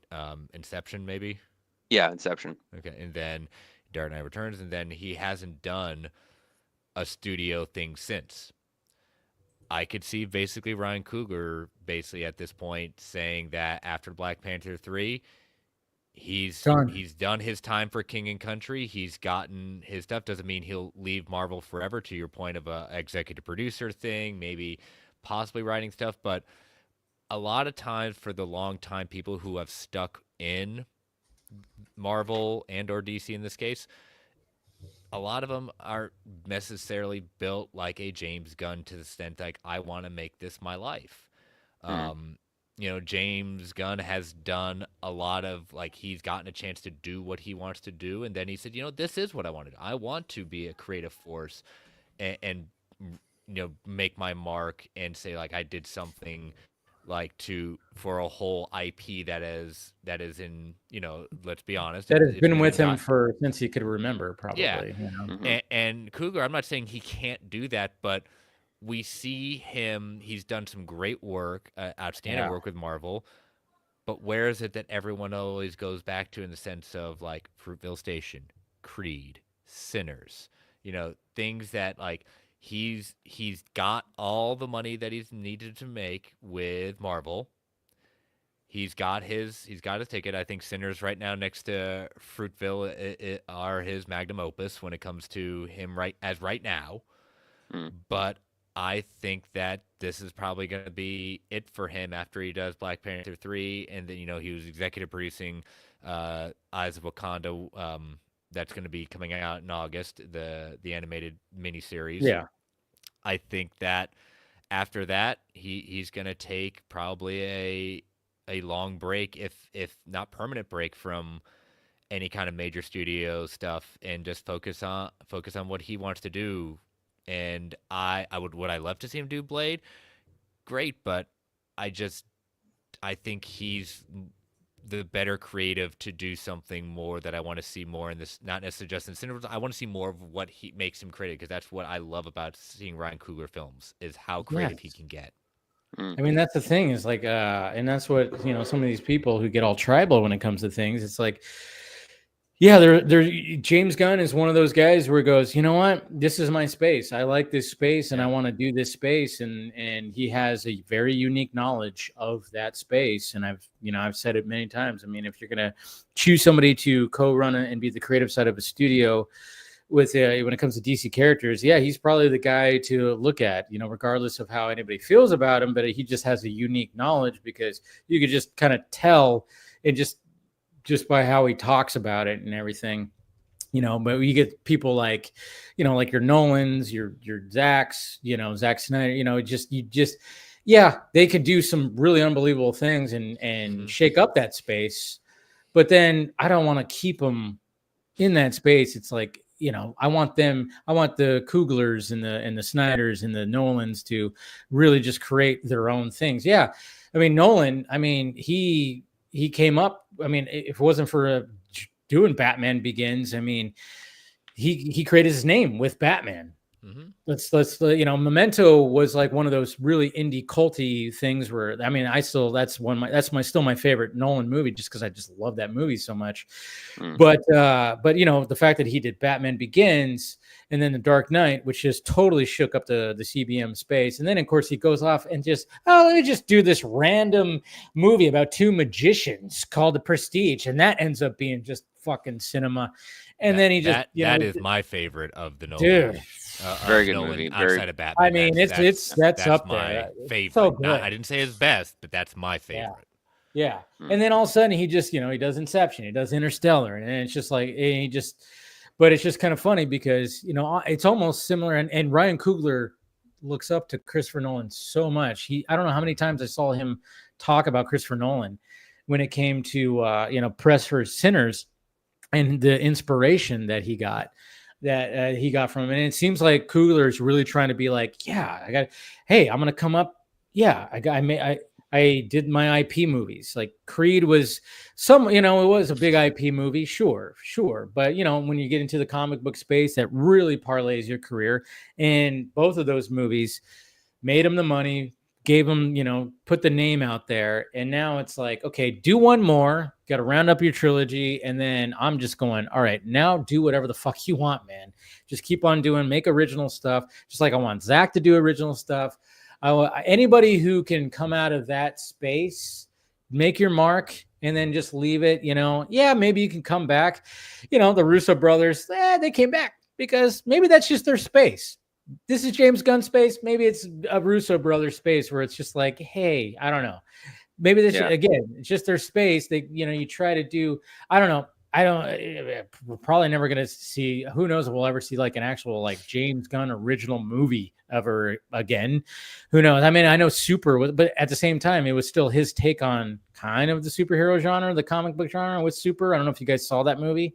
I did. It was interesting. I remember, I think I watched it because at the time, when I saw it, because it had been out for a while at that point, I knew about Guardians coming out, so I wanted to check more of James's actual stuff.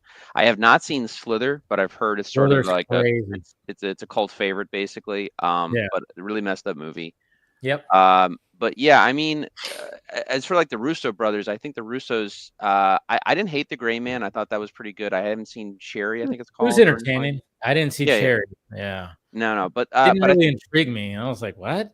Yeah, but I think the Russos, it was kind of a mixed bag. It was kind of both, where they had done some original stuff, and at the same time, Marvel and Disney, if we're being quite honest, they needed more of a kind of a guaranteed win. And it's like, look, if they got most of the writing team back, and they got, I think even Robert Downey Jr. requested, if I'm going to come back in any capacity, like I'm not coming back unless the Russos are involved, because he trusts them in terms of the Marvel space, which is fair, because they've done quite, without really too much arguing. There's different creative forces, but they have done the most consistently good Marvel movies in terms of in terms of handling big franchises, big big events, and all this other stuff. I mean, yeah, you have Ryan Coogler doing Black Panther, you have James Gunn doing Guardians, you have I was gonna say you have the Spider-Man movies and stuff like that, but yeah, the Russos are like for them it's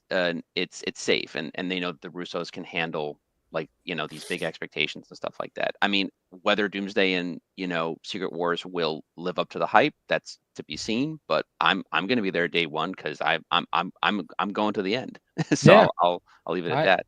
But Yeah, and there's nothing wrong with that, and that's what's Yeah. great about this. But yeah, when it comes to Coogler, I'm like, I mean, when I knew it too, I was like, oh, we're gonna see the Blade stuff, but I'm like going, nope, nope, nope. I want him. He's gonna do anything more vampire. I want him to expand on the universe that he's already given us right here. Because I mean, even though obviously we know how Sinners plays out, you can't really do a sequel, but you could definitely. There's a huge gap in between when the initial story takes place and how it ends up. Plenty of things you could do in the middle right there, and I'm kind of curious and you better believe that there's conversations, and I'm just hoping that Coogler was kind of like how Zach is, and kind of created like a whole kind of almost like a Bible, like he did with like Rebel Moon, like Zach did with Rebel Moon, and Nolan's done it too. Other filmmakers do it too, where you really just go, all right, if I'm going to create this world, we're going to have this gap right here. Let's fill the gap with story, with characters, just in case we just to add depth to the story or a certain character. Let's add more, let's not just have this empty gap here.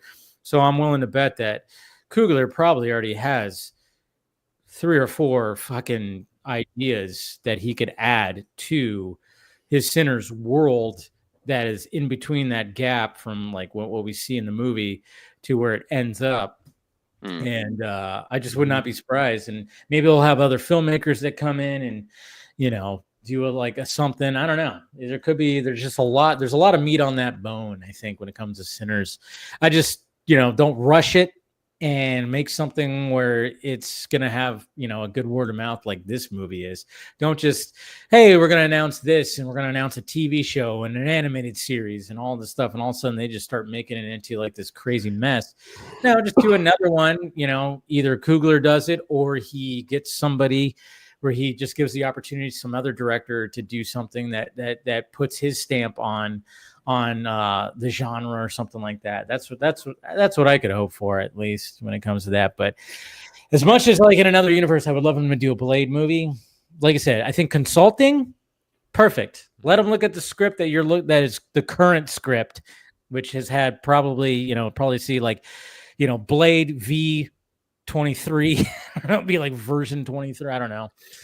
I think Paul brought up a really great point in terms of like, Wesley Snipes' legacy kind of having I wouldn't say a shadow over it, but it definitely forged an identity for Blade amongst moviegoers. I think when people hear Blade, it's almost like kind of like a Batman effect, or even like kind of like a Christopher Reeve Superman effect. Like they think of this character, they associate it with this actor.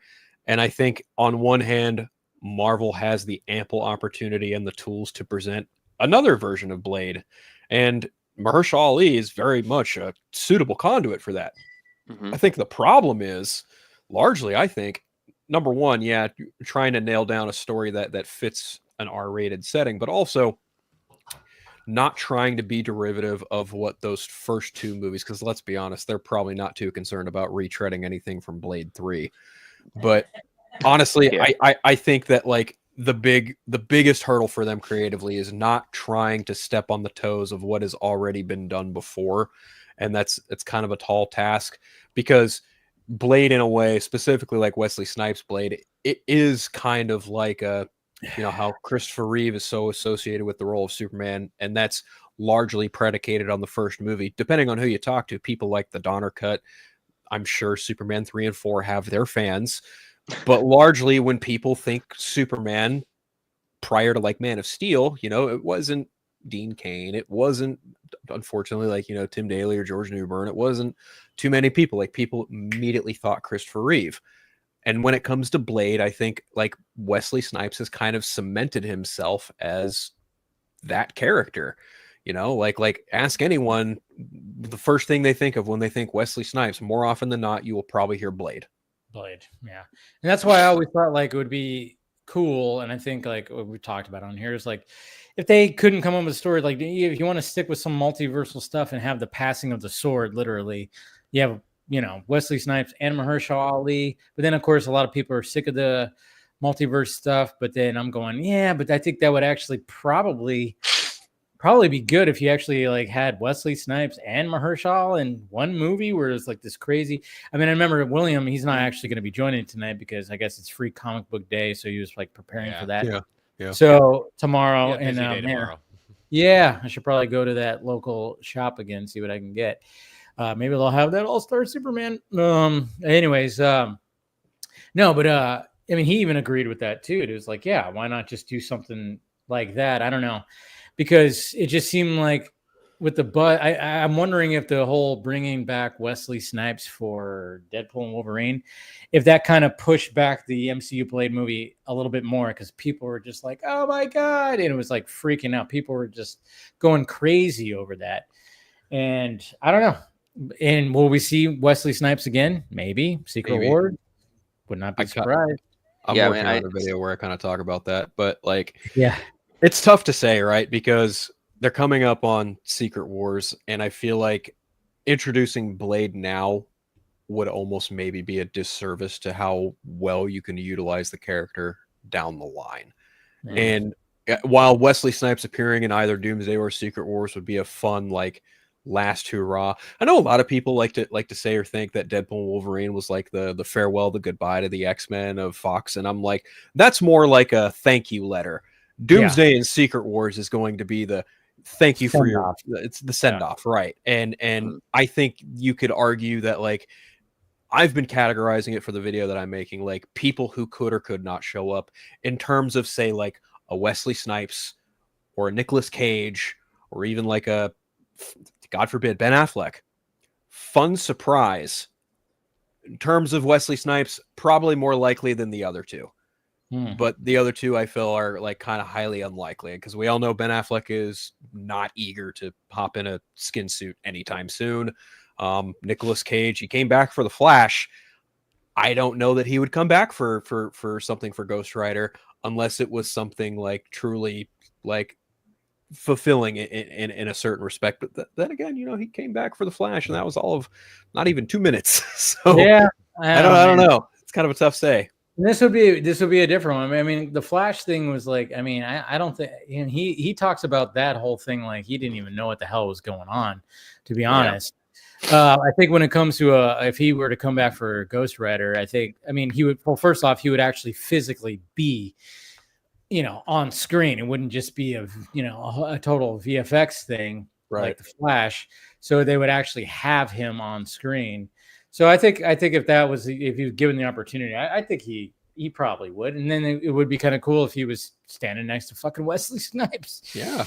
I mean, Jesus Christ. I mean, it would be, I don't know, but I guess mean, yeah. I'm like of the mind of like, you know, the Ghost Rider movies are pretty flawed. Like there's no denying that. Oh yeah. But I will also say that like Nicolas Cage does a great job with what he's handed. And the CGI for Ghost Rider himself looks great for 2007 and 2012 respectively, especially like, the peeing on the dumpster. Yeah, that's I meant just the overall look of the character, but Chris of course had to take it one step further and you know, cement that beautiful CGI piss. That's my favorite part of that whole thing, you know. I can't tell if you're being sarcastic or serious. I laughed very hard at that. I was like, that's brilliant. Go for it. I'm glad. It's so funny. It's so funny too. Yeah, they went for it. Yeah, but it's so funny because when you look at the first Ghost Rider movie and the second one, I mean, they could just be almost two entirely different movies, right. Because it's just two different director styles, two different just looks to the movie. And I almost like the second one more just for its grittiness. And I know it's from the two dudes who made the Crank movies. So you can actually feel that. It feels very old Western-y. It feels very just almost B-roll-esque. You got Idris Elba. You got Nicolas Cage's actual hairline. Because that first one with that hair that he had, I was like, that's not his real hair. Come on. But at the same time, I appreciate it's like, hey, it's fine. It's whatever. I'm going for a look. Just like I didn't understand why he had to get all ripped for it. You're playing a skeleton, dude. But hey, it's whatever, whatever gets you into shape. There's nothing wrong with that. But yeah, I mean, the first one was it was more of like, oh, here's this character. It's cheesier. And the second one was like, all right, this is dark. This is gritty. This is dark. Let's do it. It's going to be balls to the wall, blah, blah, blah. And it was like, I did appreciate that, but it did feel pretty B-roll. Yeah. And like, Yeah. I think the first one has the benefit of like, you've got a really great supporting cast there. Eva Mendes, man, that was an awakening. But she shows up on screen. I remember watching that, and sorry, I didn't mean to cut you off. One of my buddies was like, he turned to me and goes, "What the hell? Why is her skin glowing? It is like glowing." Like I was like, I know, it's fucking crazy. It's hypnotizing. Because you watch that movie, it's like Dwayne Johnson's baby oil that he puts on when he fucking is shirtless. Her skin is like radiating, just glowing, and I'm not complaining about it at all. But you watch that movie, it's like, man, she is just Ryan Gosling, you lucky son of a. It's like, good God, man. And I agree wholeheartedly with everything you just said. I love Eva Mendes. Yes. But also fucking Peter Fonda. Yes. Dude, man, Sam Elliott. Sam Elliott, come on. That scene. That scene of the two Ghost Riders just right into the fucking night. Writing? Oh my God. Literally a writer writing. Yes. Dude, again, flaws and all, Wes Bentley was there and he was doing something. Wes Bentley, he was doing he tried to make the villain a pretty good villain. I love Paul's snide laugh. That was beautiful because I knew I could understand where he was coming from. I feel bad because yes, I do remember the Sam Elliott of the dual Ghost Rider shot. I think that's probably pretty okay, but I have very vague memories of. Well, here's what happened. Funny enough, when that movie came out, I wasn't racing to the theater. I barely knew anything about Ghost Rider, let alone that it might have even been a Marvel character at that point. Because again, I wasn't into the Marvel stuff as much unless it was fake fan boot him. Right. Yeah, I don't know. Well, we went to the theater and it was me and my buddy Derek and our buddy Dan. And Dan is just he's one of those guys you just have to kind of go when you're hanging out with him, you just kind of have to go along with what he says, or otherwise he's just gonna make it a night. You know what I mean? So we were Derek and I both instinctively kind of knew that the Ghost Rider movie was probably not going to be good, and I think we were trying to find something else. But Dan was like, I don't want to see anything else. Ghost Rider, let's just do that. And we both knew. We were like, is it worth the argument? We're like, fuck it, it's a superhero movie. Okay. And we watched it, and it was it was bad.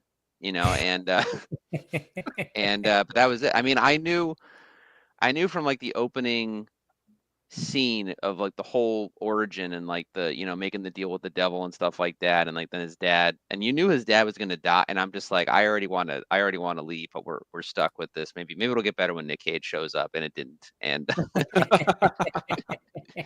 but there's some good ideas in there. I mean, I like the idea of him being in a prison cell, and then the Ghost Rider transformation happens in there, with the prisoners and stuff. I was like, okay, there were some good ideas in the movie, and I never even saw the Crank produced one, but it looked wild. I heard it was still bad, but it was at least kind of having more fun with the Ghost Rider concept and stuff like that. It did.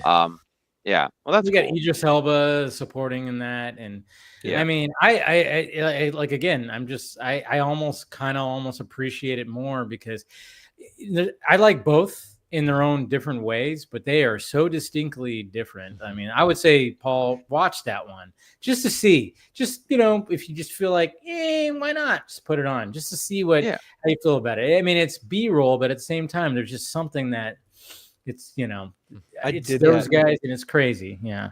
I did that very recently. And I talked to both of you guys about this. Ooh. After John Bernthal came back in episode 4 of Daredevil, I went and did a rewatch of all of the Punisher. Nice. And then just for shits and giggles, I was like, I've never seen Punisher Warzone. Oh, so yeah. I watched Punisher Warzone, and Paul can attest to this. I messaged him all sorts of colorful things about that movie, and it was just a big fat WTF. And I even messaged Dave about it. I was like, what the fuck is this movie? Yeah. Because man, It's there a are movie you saw. it is a movie that I saw. It exists. It is. You could make the debate that it definitely pulls from the comics. I won't argue that No, at all. that's well, it's really weird because again, just like Thomas Jane's, it does take a lot from Garth Ennis, and you know what, like, I had avoided watching that one for a long time because I just knew it had come and gone. It wasn't even big in theaters, and so I just avoided, I didn't even see it in theaters. I saw it. I Yeah. saw it at home. That was like Yeah. wow. Like oh yeah. But you know, people were talking about it and stuff in the sense of, you know, whenever we get a new Punisher or a new thing, and it always kind of comes up in conversation. And one or two people I think were like, "Oh yeah, it's like a guilty pleasure fun movie." I was like, "Okay," and I feel bad because I think Ray, in terms of comic adaptations and stuff, like he looks good. well, my comic book buddy had said that he's a biblically accurate Frank in terms of like what Frank is in the books for the most part, especially if you're going off of the Vietnam war version of Punisher.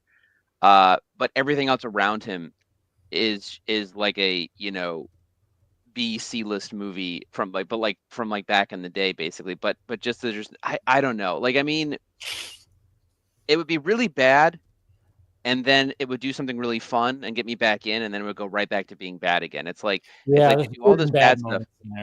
Dude. And then Punisher destroys the parkour guys, and I'm like, okay, I'm back on board, you know. And then it goes right back to being Like whenever Dominic West came on screen as Jigsaw, I was just like, okay, you look like Jigsaw, but you are fucking horrendous to watch and act. You are just not great. Oh my god! And his brother, oh my, what the Jesus, tap dancing Christ! Like what in God's name? Just. And I did not like that vest. I didn't like how the Punisher skull was barely visible. Like just aesthetically, it's very unpleasing to me. And even some of the flashback scenes, I'm just like, why the fuck does this look like it was shot by the people who made Prison Break? What the fuck is going on here? It was just oof, just big. Oof. So at the time, because I looked into this, I watched those guys. I recommend them if you guys haven't seen them, but they do the Caravan of Garbage, Mr. Sunday Movies or something, and they Mr. Sunday Movies, yeah, they'll do a review, and they'll do like a deep dive as well. And at the time, because you know, this is like, I think this is on the same year, or if it's not, if it's like pre-Iron Man Marvel, and basically Marvel was still bankrupt, still doing things like, apparently, I mean, the filmmaker and the writers were trying to adapt, you know, the Punisher comics and stuff like that, but Marvel was so cheap, they were sending them like photocopied versions of the comics and stuff. They weren't even sending them like actual comic books of stuff. It was that's how fucking faxing pages. Yeah, right. Literally. So I mean, they had a very limited low budget, which also affects, you know, filmmaking obviously and stuff like that. But you know, like I said, I like Ray as he was a Punisher, and there was good things in there, but there was a lot of bad. Yeah, if he had been in a better written, like higher budget Punisher movie, I think it would have been very, very good in that sense. Yeah. But for what it is, it is pulled off a good. I don't think we've had a weak Frank Castle, to be honest. We just had. I think Thomas Jane did a great job. But yeah, his story was just they was so cookie cutter, like, oh yeah, you're in Tampa. First off, that was weird. And then you're in this apartment building with this super hot waitress that just, oh yeah, this model looking waitress just runs this diner. Yeah. And then you got this, you know, this chubby dude, who is Panette. I forgot his John Panette, the comedian. Yep. Hilarious dude. Saw him live before he passed away. May he rest in peace. And then you got, you know, Ben Foster, you know, with all the piercings in his face. That's Ben Foster, right? Yeah. Yep, that's him. And like the Thomas Jane movie, I've always had you know, that for me is like a guilty pleasure. I've always had a soft spot for that. I would say that's more of a guilty pleasure than Warzone. Oh yeah. Oh, without a doubt. No, Warzone, I'm just like. But I understand the complaints with that movie too, though, to a degree, at least in terms of if you're loving Punisher. Like, I think Thomas gets the character for the most part, but on the other hand, like the writing and stuff, it's like people have complained, well, if it was Frank Castle, even if it was people that murdered or were responsible for the murder of his family, even more so because if it was them, like Frank would not do the drawn out like painful, death and then slowly killing them off. Like, no, he would just go in guns a-blazing, because that's for the most part what Punisher usually does. There have been, different stories where Frank does take a more, because again, he is a tactician. He is a soldier, and he looks at it in that sense, where he would take it in a more, or he would take a different approach, as opposed to just going in there, kicking in the door and then, going, machine gun wise to everybody. But I thought that was fun. I thought it was an interesting way to do it and stuff, and keep it interesting, because you have to basically, do like an hour and a half movie, so you have to kind of keep the attention somehow. But I like little touches in the movie. I liked the the assassins that are sent to kill Frank, like Harry Heck, Oh, the Russian, the Johnny Russian. Cash. Yeah. Well, the Russian was right out of Garth Ennis, and that was cool. That was I such love a that. cool fight right there. Yeah. Yep, great. Kevin Nash and stuff, and yeah, I guess he did accidentally stab Kevin Nash. That was a real knife, I guess, or something by accident. Prop knife got switched, or something. You have a fight like that. You have a choreographed fight like that. Somebody's getting hurt. I mean, I know even Thomas Jane got hurt, and he did a lot of some of that stuff. When you're watching, you're going, "Holy shit!" That was Thomas Jane who just took that fucking fall right there. Like, he put himself through a lot of that. But then I heard about, like, I mean, yeah, but you do a freaking, fight like that, where it's just, you're just punches and fucking throwing people through walls and stuff. Someone's getting hurt. There's just no way. And we got Austin joining right here. What's happening, guys? How y'all doing? Good. We're just talking about some Marvel Punisher talk before we start diving into the latest entry into Marvel Studios. Hell yeah! Like, I agree with all of you. I like Thomas Jordan, that first one. Jane. Thomas Jordan. Jane. Yeah. Wow. I had a couple drinks before just to get prepared. It happens. Don't worry. I flip on names all the time, man. That's my forte. Right there. But Thomas Jane. I'm not gonna lie. I've never seen Punisher Warzone. If you're, if you want to have like you want to tear apart a movie and then find some good things about it too, have yourself a night, pour yourself a drink, do whatever. And you can have some fun with that. Like I said, like we were saying, like, Ray Stevenson is like, he's a good Frank Castle. And there's like, I mean, it's just like, you go, oh, wow, look at that. Oh, he's got his own. Oh, takes place in Hell's Kitchen. Oh, but then when you see things play out, you're going, huh? Okay. Yeah. Huh? I do like Ray Stevenson, so that's the one thing there. I say give it a shot. Everybody should watch Punisher Warzone. I'm glad that Phil took the time to do that. I remember when he messaged me, and I was like, it's not all bad. They were really trying to do something, but let's just face it. I mean, what they've done with John Bernthal is just that's just top notch. And let's not sleep on the very first cinematic Frank Castle Punisher, and then Dolph Lundgren. Yeah. Oh yeah. I have yet to see that, but I've heard it's like an 80s. Oh. It's just pure 80s action movie, but not a good 80s action movie. No. But it's terrible. Oh, it's terrible. Okay. It's fucking. He doesn't even wear the skull. You don't even see the skull. No, he's got skulls, but it's on like his knives, right? Yeah, like something like that. But he doesn't actually wear it. That's what's so funny. It's like, and seeing Dolph Lundgren in jet black hair is just weird, because like we know him as a blonde. We know him as the blonde. He's like the big blonde dude. And when he's got like this jet black hair, it doesn't work. It's like, really? Nah, it doesn't work. It just doesn't work. Yeah. But I say give that a watch too. I haven't watched it in years. I should probably sniff that out and just have a night where I, check that out and just maybe I'll do a live watch. That's what we should do.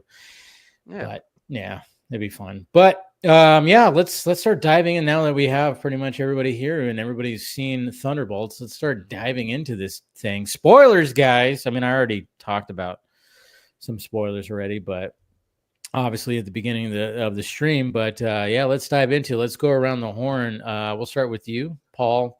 What are your initial thoughts of Thunderbolts? Well, originally, like when this was, I'll just because I want to say my expectations. Like when this was originally like talked about and stuff, like I mean, I think you guys kind of know, partly due to James Gunn at this point as well, but I was kind of tired of the whole, Suicide Squad aspect of like, the world building teams and stuff like that. I'm like, by the time they get to Thunderbolts, it's just going to be really, really old at this point. And then the trailer started getting like better, and I was seeing that they were doing a more grounded approach, which I appreciated for what these characters are and stuff. It was kind of like kind of a lot of what I wanted from the Black Widow movie is what Thunderbolts was kind of getting right, and I was appreciating that. And the things that I liked most about the Black Widow movie is what they were actually utilizing in this film as well. So I was like, okay, this is cool. All right, I'm liking this. And but again, my expectations were kind of just still kind of middle level, but I was like hopeful that I would enjoy the movie overall and that they would do something at least interesting. And if we're talking full spoilers, like then the Sentry stuff started coming up about, and I was like, oh, I see. That's gonna be their hook.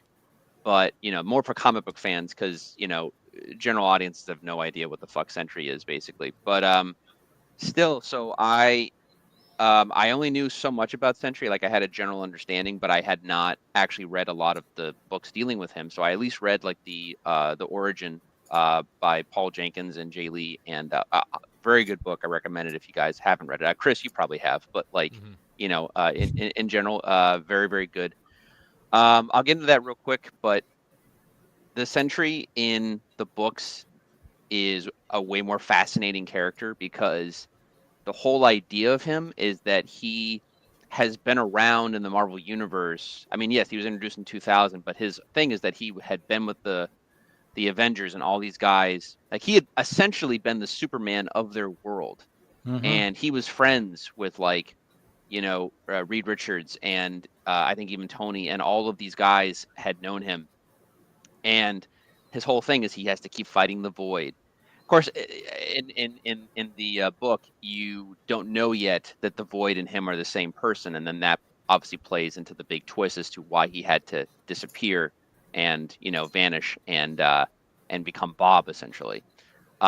So that in itself is such a good book and such a good idea.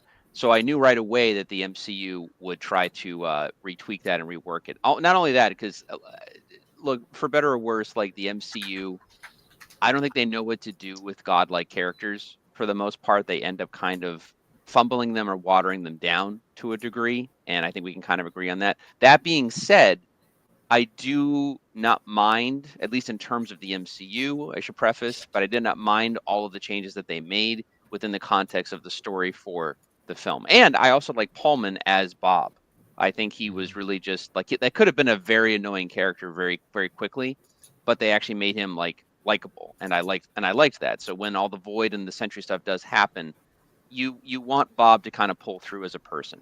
And that's actually the movie's biggest strong suit, apart from the good chemistry with the characters, because they did a very good job utilizing their B and C list characters from, I would say, in some ways lesser movies or whatever the case is. I mean, well, Falcon Winter Soldier was pretty okay, but like still utilizing all of this and giving good chemistry, good reads, and all this, and then using the Void to extract and kind of show their very low moments in this depression angle, but doing it in a very good comic book way and not playing it for laughs or a joke, which Marvel has been known to do. I thought that was very refreshing. Phil referred to it as a breath of fresh air, the movie itself, and I think that that's one of the main reasons why. And that came across very, very well. Florence Pugh is at the forefront. She is clearly the leader. She is like the main star, in my opinion, other than maybe Sebastian Stan is Bucky. But like, yeah, they did a very good job in terms of like trying to be like, again, it's not Doomsday or Secret Wars or even Fantastic Four, but they're just like, no, this is the little movie that we're gonna try and make these things work and utilize the scraps to make like a good appetizer for the stuff that's going to come later, basically. And that's kind of what the movie does for the most part. Like I said, I wish the Sentry stuff could have been written a little bit better or in some ways closer to the book, but for what it is what it is. And between the Void and also Julie Louis-Dreyfus as Valentina, I'm glad that she was actually somewhat more utilized, because she just keeps popping up in these movies, and I'm like, and shows. Yeah, and the shows too. And I'm just like, can we get to what her point? I know she's like an evil Nick She's- Fury, but can we see her do Yeah, things except? And like this movie was finally kind of doing that, so I she's appreciate that as great. well. Yeah, She's great. I mean, I've always been I'm a Seinfeld guy, so I mean, I've always loved Yeah. her on Seinfeld and just everything. I mean, I didn't get too into Veep, but I Yeah. saw episodes and she was great in there. And even like her other, I mean, it's kind of funny because Julia Louise Dreyfus, pretty much anything that she's been involved with, show wise. Seinfeld was obviously one of the biggest sitcoms of the 90s, of course, and of ever. And then she had two sitcoms after that that were also successful that ran numerous seasons. It was like I forgot what they were called. And I didn't really get into them because there was Many huh? Adventures of Christine, I think was one of them. Yeah, but then there was another one as well where it was kind of similar. I don't know. I forgot what it was called, but then Veep was very successful, Veep. and I didn't. I actually still want to go back and watch that because I've just heard nothing but good things. I've only watched a couple of things from it, but it seems like she's always been successful when it comes to that. And I'm like, yeah, she's just like that kind of character where she always plays a character that you don't really like, but you do. Like you're like, you're just horrible, but I like you for some reason. Just the way that and the way that she plays Valentina is the same way. Is you're kind of going, I get you, but you're fucking shitty. God damn it, you're shitty, but you are creative. I mean, my God, there's just something about, and she plays that character so well where it's like, I don't like you, but I like you. What is it? I want to preface though, if the Thunderbolts had like pulled a move and like did kill her by the end of the movie, I would have understood. Oh, like, yeah, like totally. I kept laughing a little bit. Now, granted, I'm thinking of like I'm counterintuitive, and I'm thinking like Deadpool level humor. But the thing at the end where she like you think that she's finally gonna just get taken and put into a van somewhere, and and processed. Then she pulls her move as they're building up to in the film, basically. And I feel like if it had been a Deadpool situation, like she would have tried to pull it off, and then Deadpool would have just taken a gun out and just shot her on live on camera or something. And then like that would have just like, okay, we can't do this. We can't do this, a certain way. We tried it your way, but no, it is what it is. It's funny what they do, and like the title flip, the Wheaties box, it's like all right. But like again, it wasn't cringe Marvel humor. It was just like, yeah, this is just more of like this is the process that we have to just now deal with and stuff. But I would have liked to see them kind of be what like you see like the news headlines and stuff at the end and stuff. I would have liked to have seen more of that like play out as like its own thing, maybe as a show or whatever the case is. But nope, we got to fast track to Fantastic. We got to get to Doomsday. Got to get to Secret War. So, I know the whole But all right, Chris, your turn. Let me get your initial thoughts here. What I did like about what it was trying to do, we talked about this a little bit ago on Marvel Alliance, that it took what was enjoyable about the first three phases of the MCU, took what they had quote unquote, we want to say an experimental or trying to lean into more real issues like PTSD, trauma, some serious kind of character issues that every one of these characters has some sort of trauma. Some that we know really well, others just like, well, I've only seen them once, but we know they're kind of screwed up at some point for something that they're dealing with. And delving into how does one deal with some sort of trauma, and finding necessarily how to live their life, how to be an assassin, how to be a hero, how to be an anti-hero, how to find some sort of existence. And even with someone like, take for instance Joker, I love Wyatt Russell. I think he is perfect in this part. I think great job with it. I think he brings a very good dynamic to channeling who U.S. Agent is in the comics, and really does a great job at it. But then when you get that flip and sense of like he thinks this is an egotistical guy, and he has literally lost everything. That we find out that he's lost everything, and he really is just a loser like everyone else in there. and understanding what it takes to deal with those kind of real issues, even if you have superhuman abilities. It starts this conversation, especially when you get to the end when they're all hugging Bob and just saying, "We're here for you." It's just like, wow, I didn't think we were going to get this kind of real in the sense of a Marvel movie to the point where we're sending a message in the sense of, hey, you're not alone. We're not dealing with this. Yes, we have some more punchy, fighty kind of stuff going on, and we deal with the fantastical elements of living in this kind of world. But what I appreciated was like the true character depth study that they did on these characters, and even for those that we didn't know as well, I think they did a very good job. I think one of the biggest wastes of time, and I think the only reason they did it was because they needed to have an even number of people in the room, was Taskmaster. Yeah, we'll talk about that. We'll get it. I just want to get your guys' initial reactions to it right now. But yeah, we'll talk about like some of the. But yeah, so that's where I think the movie really shines in those moments. Okay, cool. Phil. Let's see. We kind of talked about this on Marvel Alliance literally like a couple hours ago. It's all good. I really enjoyed it. I had quite a good time with it. My only like major, I wouldn't even call it major. I guess the only real thing I kind of like had a bit of a gripe or nitpick with was the fact that like I don't think Taskmaster needed to be in this movie, and they were just kind of wasted for no good reason at all. Like I just kind of shrugged and went, okay, well I guess that's that. But from a score perspective, cinematography, character interaction, character development, like I really enjoyed it overall. I think it's one of Marvel's best efforts in quite some time.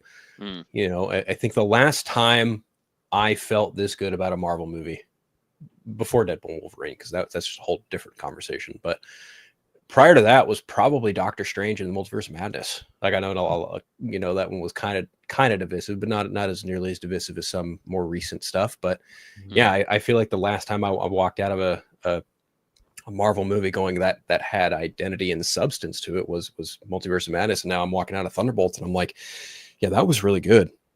I enjoyed it a lot. I think a lot of the characters, there wasn't one bad performance. I think everyone understood their assignment and brought a little bit of extra credit along with them. I really liked Lewis Pullman as Sentry and what was going on with his character. And I think one of the funniest things I've ever heard in an MCU movie ever is, "I'm sorry, I was high on meth." Yeah, really. This is so fucking, and it is chicken costume nonetheless too. Yeah. It's like, fuck, man, that's pretty funny. Not gonna lie, but yeah, I had a really great time with it, and I've only seen it one time. I want to try and maybe see it a second time, but yeah, I'm having trouble figuring out where exactly I'm gonna slot it in my my ranking. But I think it's definitely probably in the top 15. It very well could squeak in the top 10. We'll see what happens. Okay, cool. Austin. Yeah, I really enjoyed it too. Now I'm not gonna lie, I was really tired when I saw it, so I fell asleep for a little bit.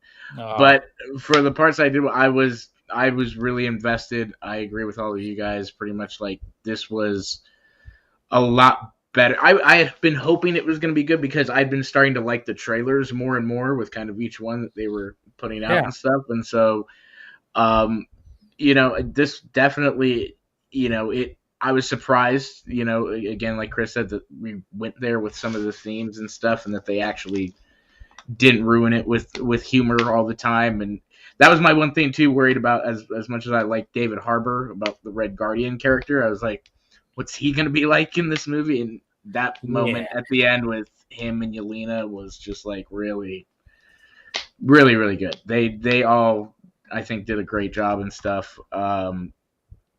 Yeah, I really enjoyed it. I'm not going to lie. Like I really, really enjoyed it. I'm going to see it again, probably. Because like I said, I missed some things, but I want to see it again. When you actually, have some coffee or something. Yeah, or a beer or something. That too. But yeah, no, I really, really enjoyed it. Loved Sebastian Stan. I liked the whole like plot that they had with him coming into it and stuff. But yeah, I mean, I didn't honestly have too many complaints. Like it's rare for a Marvel movie, but I agree with Phil too. Like it's probably one of the best ones, that they've done in a while. I mean, so I was very happy. Yeah, I need to watch it again because I think I went in with thinking it was going to be. I think I just kind of went, oh, they're telling me a different movie here, and I think maybe this is the movie, and maybe that A24 trailer really got to me, where I was like, oh yeah, this is going to be a contained kind of.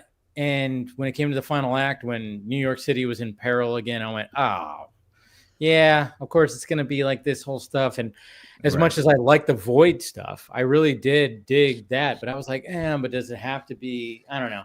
I have to watch it again. I mean, I didn't, like I said, I was totally entertained and enjoyed the shit out of it. But there was it's just like, I don't know. I think maybe I was too sold by the A24 trailer, because that one really made me go, what the fuck? Maybe this is going to be like an entirely different fucking direction that Marvel's turning. And when I watched it, I went, characters are great. I mean, even the humor, and like what you guys were talking about when it came to the humor, like I didn't like. I thought David Harbour in Black Widow, I was like, fucking goddamn, this guy's annoying.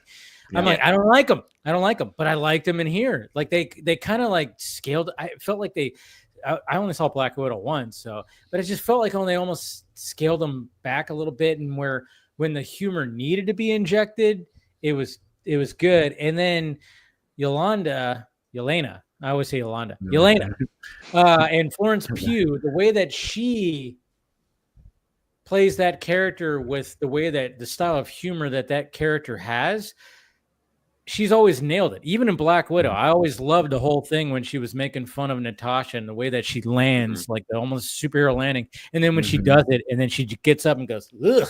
Like, and I'm like, such a poser. She just knows how to play that subtle kind of, and throughout this whole movie, she's just doing that. And I just love that. I mean, from the opening scene, and where you really get, when she just leaps off that building, and you get a sense of just her with the narration and how the fact that she's just like, yeah, I do this, I do that.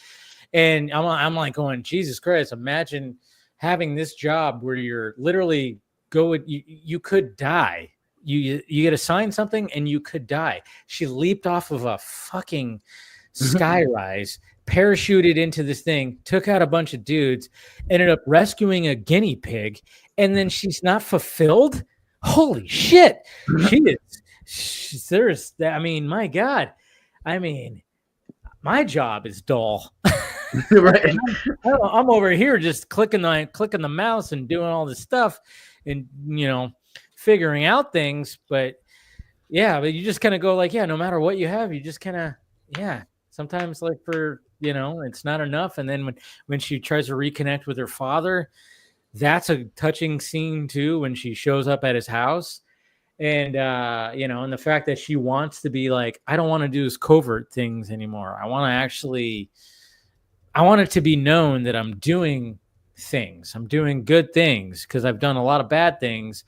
And if I'm doing good things now, like cleaning things up, I want to have my face out there to like, and then immediately you're thinking, oh yeah, because her sister, obviously, who also went through the same program, the Red Room, all the Black Widow training, she ended up, and they've emphasized that when it comes to the MCU, where the fact that she has red on her ledger and all that stuff.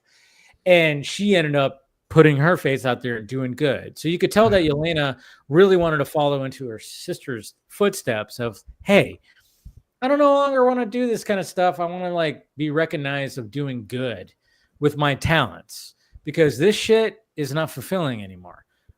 And I really appreciated that, where even though she's doing crazy stuff and it's like, my God, you're not fulfilled by this. But then you understand it. You understand why she's lonely, because she'll just go home at night and with a bottle of vodka, hey, my choice in liquor. The fact that she just kind of just drinks herself to sleep and just kind of, and then wakes up and, oh, what's my next thing? And then of course you have her dad, who's not doing what he wants to do, where he was once the Captain America of Russia, essentially, super serum and everything, and then he's not doing that too. They really did. I mean, that's the thing. That's what shines when it comes to Thunderbolts, is showing like these characters who were supposed to be, who are bigger than than I guess than who they are, than they actually feel. I don't know. Like when it comes to Walker, he was supposed to be the next Captain America, and then that went bad. And Bucky has always been trying to get away from his past and trying to do good by being a congressman and stuff. And that's not always working. I mean, they did a really good job when it came to that. Ghost, we only saw her once, which was in arguably one of the worst MCU movies. But hey, she's still a cool character. It's a cool concept. The fact that she has to wear the suit so then she doesn't, phase out into oblivion and stuff. I really liked her character in this big time. I thought, yeah, she's very pivotal. But yeah, the whole Taskmaster thing, Jesus Christ. Yeah, that was a waste. No. In my opinion, that's just Marvel kind of, doing cleanup essentially. They were because nobody liked what they did with that character in Black Widow. No. Right. No, and I feel bad for the actors because it's an interesting concept, but it's not Taskmaster. It's something else. It's not. And the fact that she had to show her face. I mean, I'm sure that was just like a CGI thing. She probably came for one day, did something in front of a green screen, and said, I'm not here for you, or whatever the hell she said. Right. When they actually show her face, but other than that, it's just a stunt double or whatever. And then it's, but it's like, can't you just have Taskmaster do some cool things and die? Not just by somebody shooting her right in the fucking head. Yeah, that was wild. I mean, once that happened, I literally said out loud, and mind you, I'm by myself. I couldn't help it. I was like, that was easy. I was like, I just literally was like, nope, that was easy. I mean, I was like wondering, because we all knew she was gonna fucking, and the fact that they injected into posters and banners and everything, I'm like, why even? Why even? I mean, it looks ridiculous that they inject it because she's always in the back. They're like, hey, let's just inject her back here. I mean, literally the poster that I used for the thumbnail and for my thumbnail for my first reaction. I mean, the poster is literally showing the final act because you see the rubble behind them. And they have Taskmasker let's just put her right there, And I'm like, are you kidding me? I mean, yeah. But then weren't there like some posters without her too? And you were like, what the hell's going on here? Like, it's like they didn't know exactly how to market it. They just were like, Taskmasters in this and in this show up in even the trailers. But then most of the trailer you didn't see her, and you're like, come on, guys, you're not even. This is ridiculous. Like, why even? Or at least, like I said, when it came to them showing up to that vault, where it's kind of cool that obviously Yelena shows up. And then Walker is there to stop her, and then Taskmaster, and then Ghost. They're all essentially sent there by Valentina to kill everyone. And I was like, okay, that's a cool concept. But the way that they just like, you could have killed her in such a better way. It could have been a lot much better than just a gunshot to the fucking head. Essentially that's, what you were talking about, the whole Deadpool thing. I mean, essentially it was just bop. It was just that. But they could have just did something where it was like maybe she was going to fuck over the group because, obviously they don't all trust each other. And I did like the fact that it's like that Bob came up with the concept of them just like pushing their backs against each other to get up the shaft, the elevator shaft or that shaft or whatever. And I was like, that's ridiculous. And sure enough, that whole scene, I think the opening scene was like probably my favorite, to be honest, because just the way that they had to try to get out of that situation was just an impossible situation. And especially when they put their backs together, because when they finally get to the top and they go, well, someone's got to reach the door. And if somebody, jumps up there, everybody else is going to fall. It was like, So maybe they could have done something with, I don't know. It was such a cheap little, like, let's just get rid of Taskmaster. We all know you don't like her. We don't like what you did. You don't like what we did with her. I get it. So they just went pop. Yeah, it was ridiculous.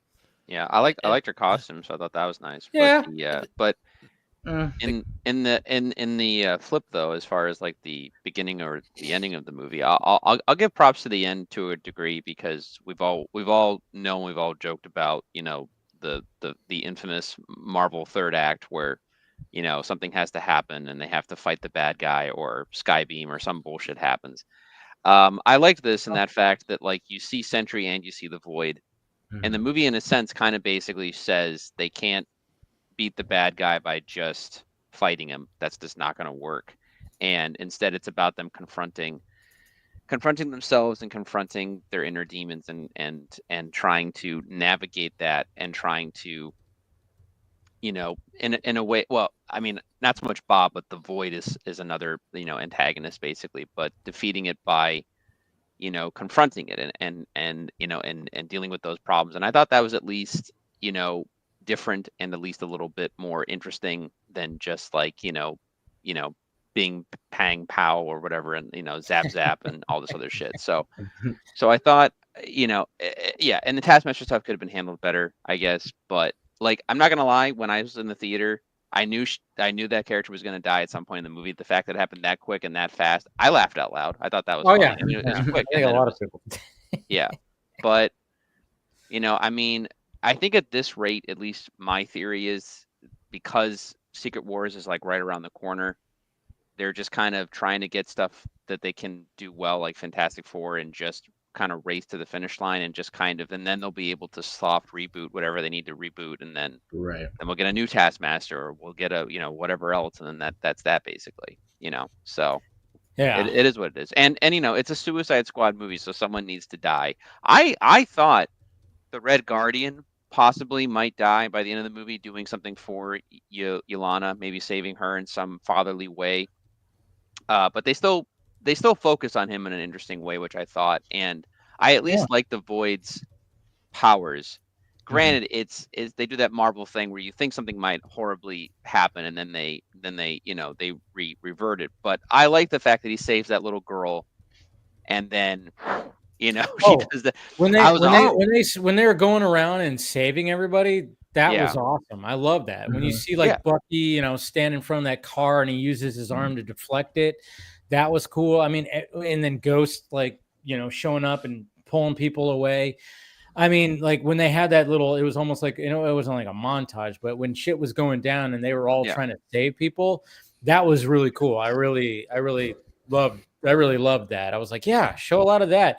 And then it was cool that Yolanda was just kind of like going, okay, the Void, they're already teasing it, because anytime that they, we had, Walker and her touch hands with him, and the Void went through and they went into, oh yeah, then all of a sudden, you see some demon shit, some, deep down inner demon shit.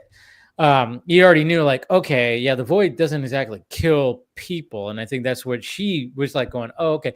And then, of course, at the same time, it was almost like they were building up a relationship between her and Bob, and I'm kind of glad they didn't go the route of like, oh, she's just gonna kiss him and then that's gonna be it.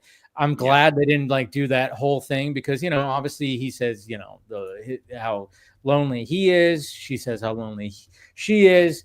I thought, oh, are they going to do the cheesy thing where they're going to be like, have a kiss?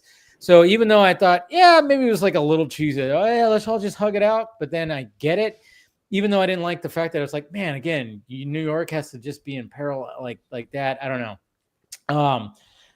But at the same time, I do appreciate the fact. I just maybe wish they did a little bit more. We could see more of the other characters, like within the Void. Like when they all went into the Void, we see them trying to get to where Bob and Yolanda were at, as opposed to them just showing up. I was kind of like going, okay, so they just showed up, but what did they have to go through? I mean, of course they talk about it a little bit, but at the same time, I was like, I would have liked to see like a whole, this whole final act showing them trying to go through their past and their fucking rooms of the Void to try to find where Bob is. That would have been just kind of like, I think, a little bit better, as opposed to just her going through her stuff and finding him, and then all of a sudden they just show up. And I'm going, okay, that's a little too convenient. Can we see how they got here? Can we like spend some time doing that a little bit? I don't know.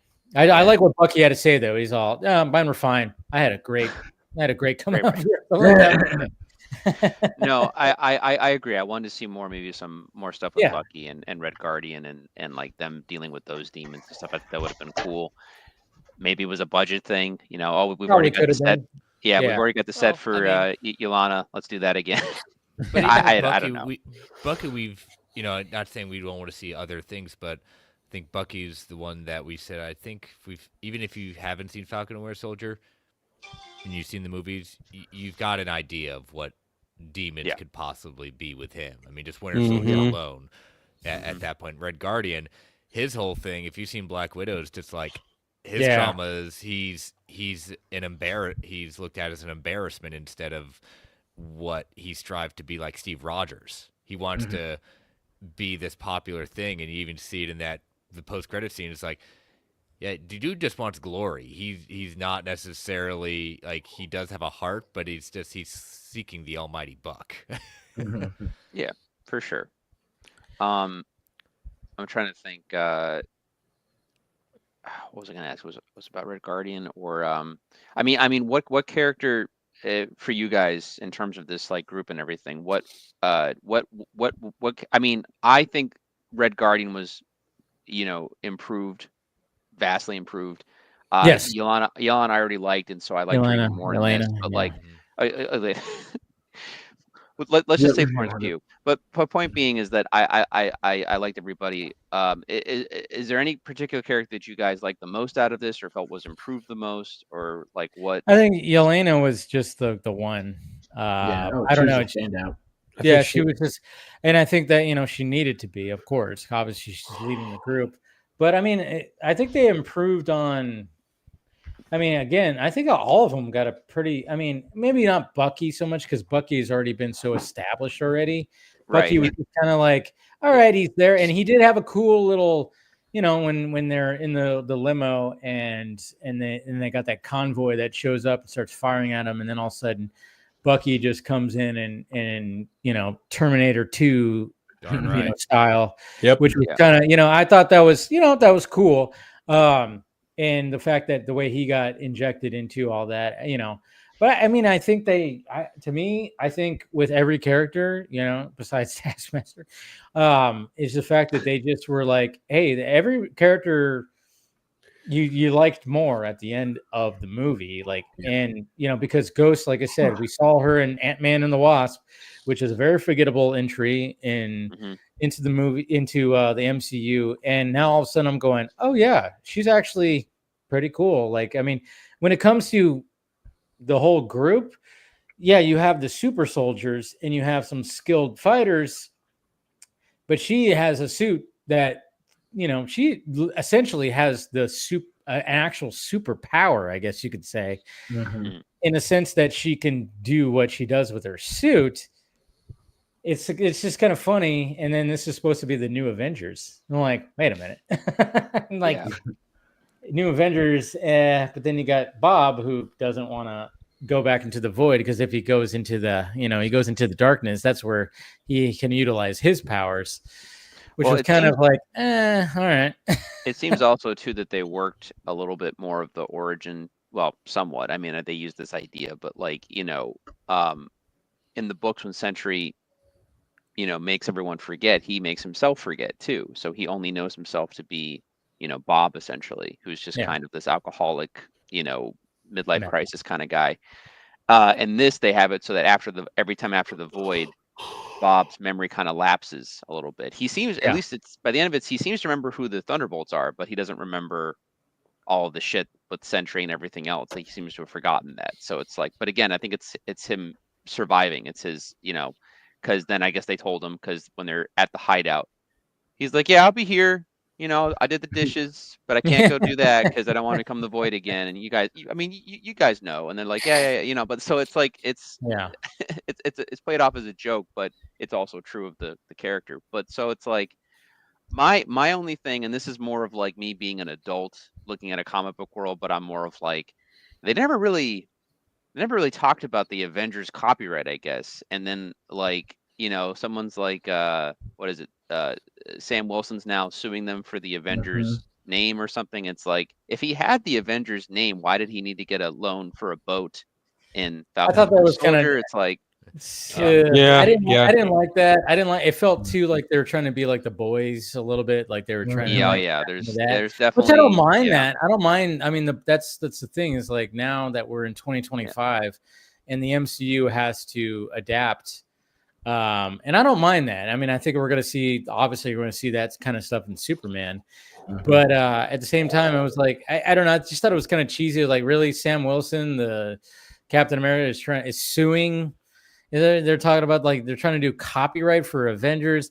I just thought that's dumb. I didn't like that. Yeah. How about this other thing? It's taken 14 months and he still doesn't have a team together, according to this. Yeah. It sounds like. Yeah. 14. Okay, but you know what else bothered me about that 14 months? 14 months and fucking, Walker couldn't get his goddamn shield Yeah, fixed. what's going on with that? Yeah. That was so stupid. I'm like, seriously? 14 months? He's still rocking the taco? Budgets, the tariffs are hitting John Walker. You're running too, that joke. I didn't mind seeing, I thought it was funny when they showed a picture when they were doing the credit scene and they show him like it's like a saddle and it looked like he was on a horse. I thought that was funny. I was like, yeah, okay, cool. But why does he still have a fucked up shield after 14 months? I don't know. He's also got a beret now too, which is like, okay, are we trying to just allude to the fact that he's like Green Beret Captain America, even though Steve Rogers would totally probably whoop his ass? I don't know. Like, to me, the whole like Sam Wilson fighting for copyright, I mentioned this to Chris, I was like, how would he even have some, like, if anyone were to trademark the Avengers, it was probably Tony Stark. Yeah. And now Stark that he's would totally do that. But Sam Wilson would not do that. And even to follow Chris's point even further, like, dude didn't even have his own team at the end of Captain America Brave New World. And it's like, dude, you can't be mad at Bucky and everyone else for doing the thing that you were asked to do. And okay, sure. The new Avengers are like government bankrolled, but guess what? What does Yelena say to Val at the end of the fucking movie? Oh, I love that. We own you. Yeah. Dude, that was so great. And here's the other thing too, like we don't have what's really going on. Like, we're taking exactly what they're saying about, we don't know what really is going on with Sam at that point too. We're just taking, again, we're taking what's presented to us at that point. I'm just saying there's another side to this conversation, especially with whatever Bucky and Sam did talk about. Sam may have a team. We don't know.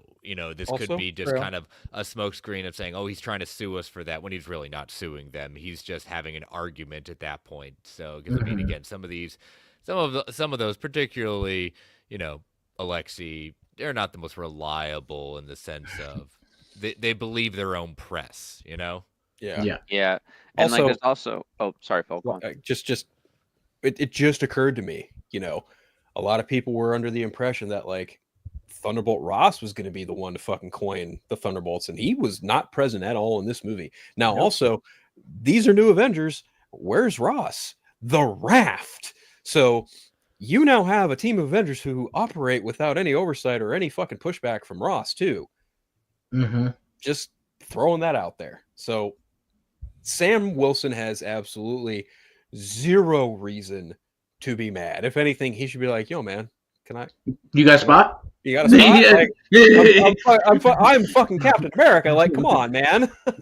Like, we had two assassins in the last iteration of the Avengers. Why not have two super soldiers between me and Walker? Like, fucking come on.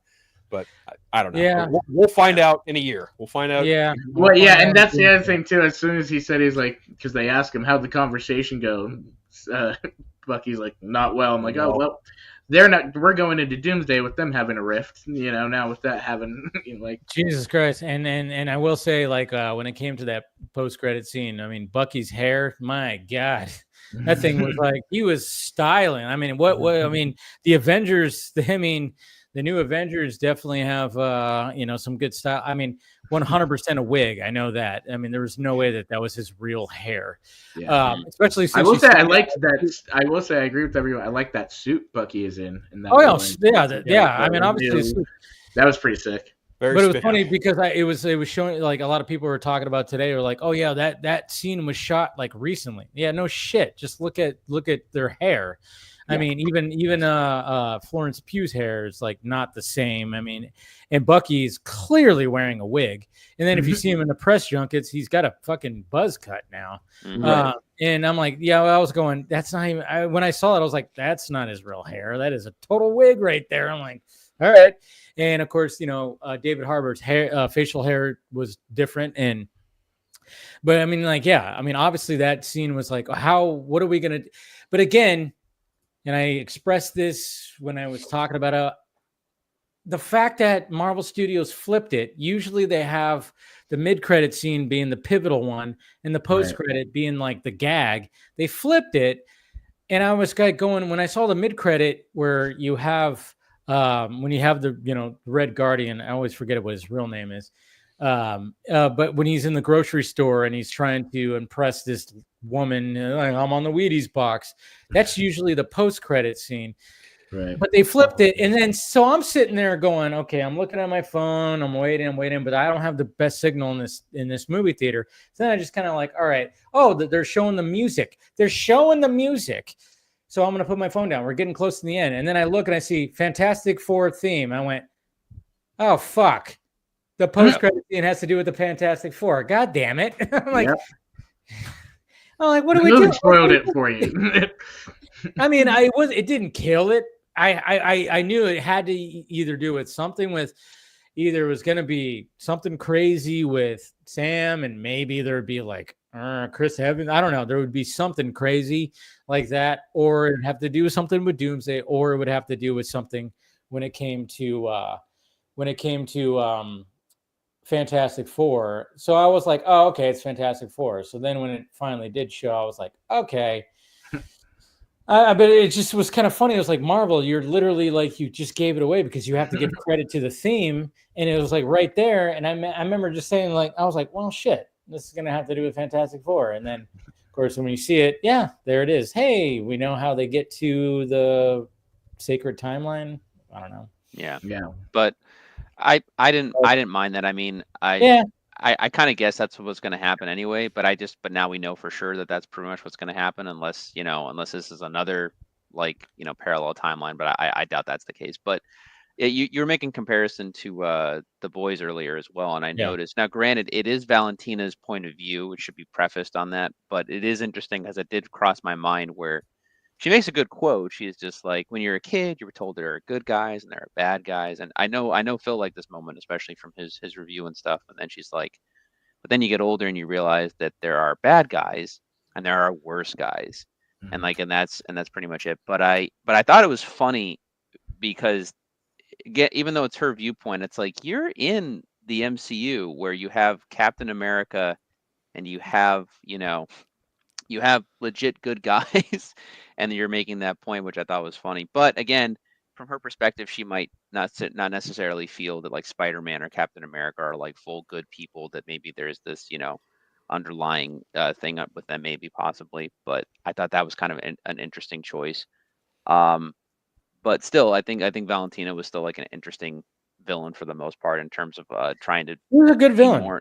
Yeah, I mean, leaning more into a political and not like a Hell Hydra type of character, just a very corrupt character. She's all about herself. I mean, the fact, because what they really emphasized was her assistant, who was helping Bucky out, was calling Bucky, who was, of course, not like the person who wanted to, be involved in stuff. She's a good person. She sees the fact that Valentina is corrupt and bad, and so she but she still has to play the role. And then of course Valentina kind of approaches her about certain stuff, and so I mean it was good. And I even like the whole switcheroo thing where when you see it, when they finally hey, everything should be good now, the Void is now no longer wreaking havoc through the city, and then they go after her, and then when they do that, you're like, the press is there. But then I loved what Yelena said, which is like, we own you now. And then the way she said that, and you see the look on Valentina's face, she goes, oh, fuck, you're right. And I was like, that's the best line in the movie right there. Because obviously Yelena wanted I want to be a face. She got that. And then I think that I was probably in the back of her mind of like, if I can be like a face, I can, expose this fucking bitch. And when Valentina did it so shitty like that, and the press and was like, oh, okay, you want to play this game? Okay, well now technically, yeah, you might have presented this and you might kind of own this, but we actually own you. bitch, and that was like probably the best line when she said that, and the look on Tina's face, she was like, Yeah. oh shit, she's right. Yeah. It'll be interesting to see how all this plays out and stuff. Do we have any idea yet on what well, I mean they just started shooting, I guess, but do we have any idea what they're aiming for the runtime on Doomsday and Secret Wars? Are they going who for knows? 3 hours I mean, each? that Or... thing's gonna be probably 2.5 hours. Yeah, I think they said it's going to be similar to Infinity War, where it's going to be like 245, 250. Yeah, for it's gonna be Infinity closer War, and then and then- Secret Wars will probably be 3, most likely. Right. I don't think they're. Yeah. I think this one they're gonna be like, all right, well, we're gonna have to accept the fact that it's not gonna be a 2-hour thing where we get like an extra theater time at that point. We better just make a really solid ending to a up and down phase to see if we Yeah. can bring this to a somewhat good landing. Yeah. Yeah, I mean, I hope that's their mentality, but yeah, yeah. it's just more that there's so many like plot threads that are kind of up in the air, and I'm also There's a wondering too. lot. Sure. Well, I'm wondering though too, is like how much do they care in the sense of like if you're aiming for a soft reboot anyway, do you need resolution, and how much of it's gonna cross over into whatever they end up doing and all that, and how does the X-Men factor in? The mutants seem to be a thing that are established, at least as far as Ms. Marvel is concerned. So mutants are around, but it doesn't seem to be at the level that would be like, say, like the X-Men universe, so to speak, I guess. But I don't know. We'll see what they do. I'm just curious on how that's going to be talked about, or like. It's definitely going to be interesting. But we have somebody else joining right now.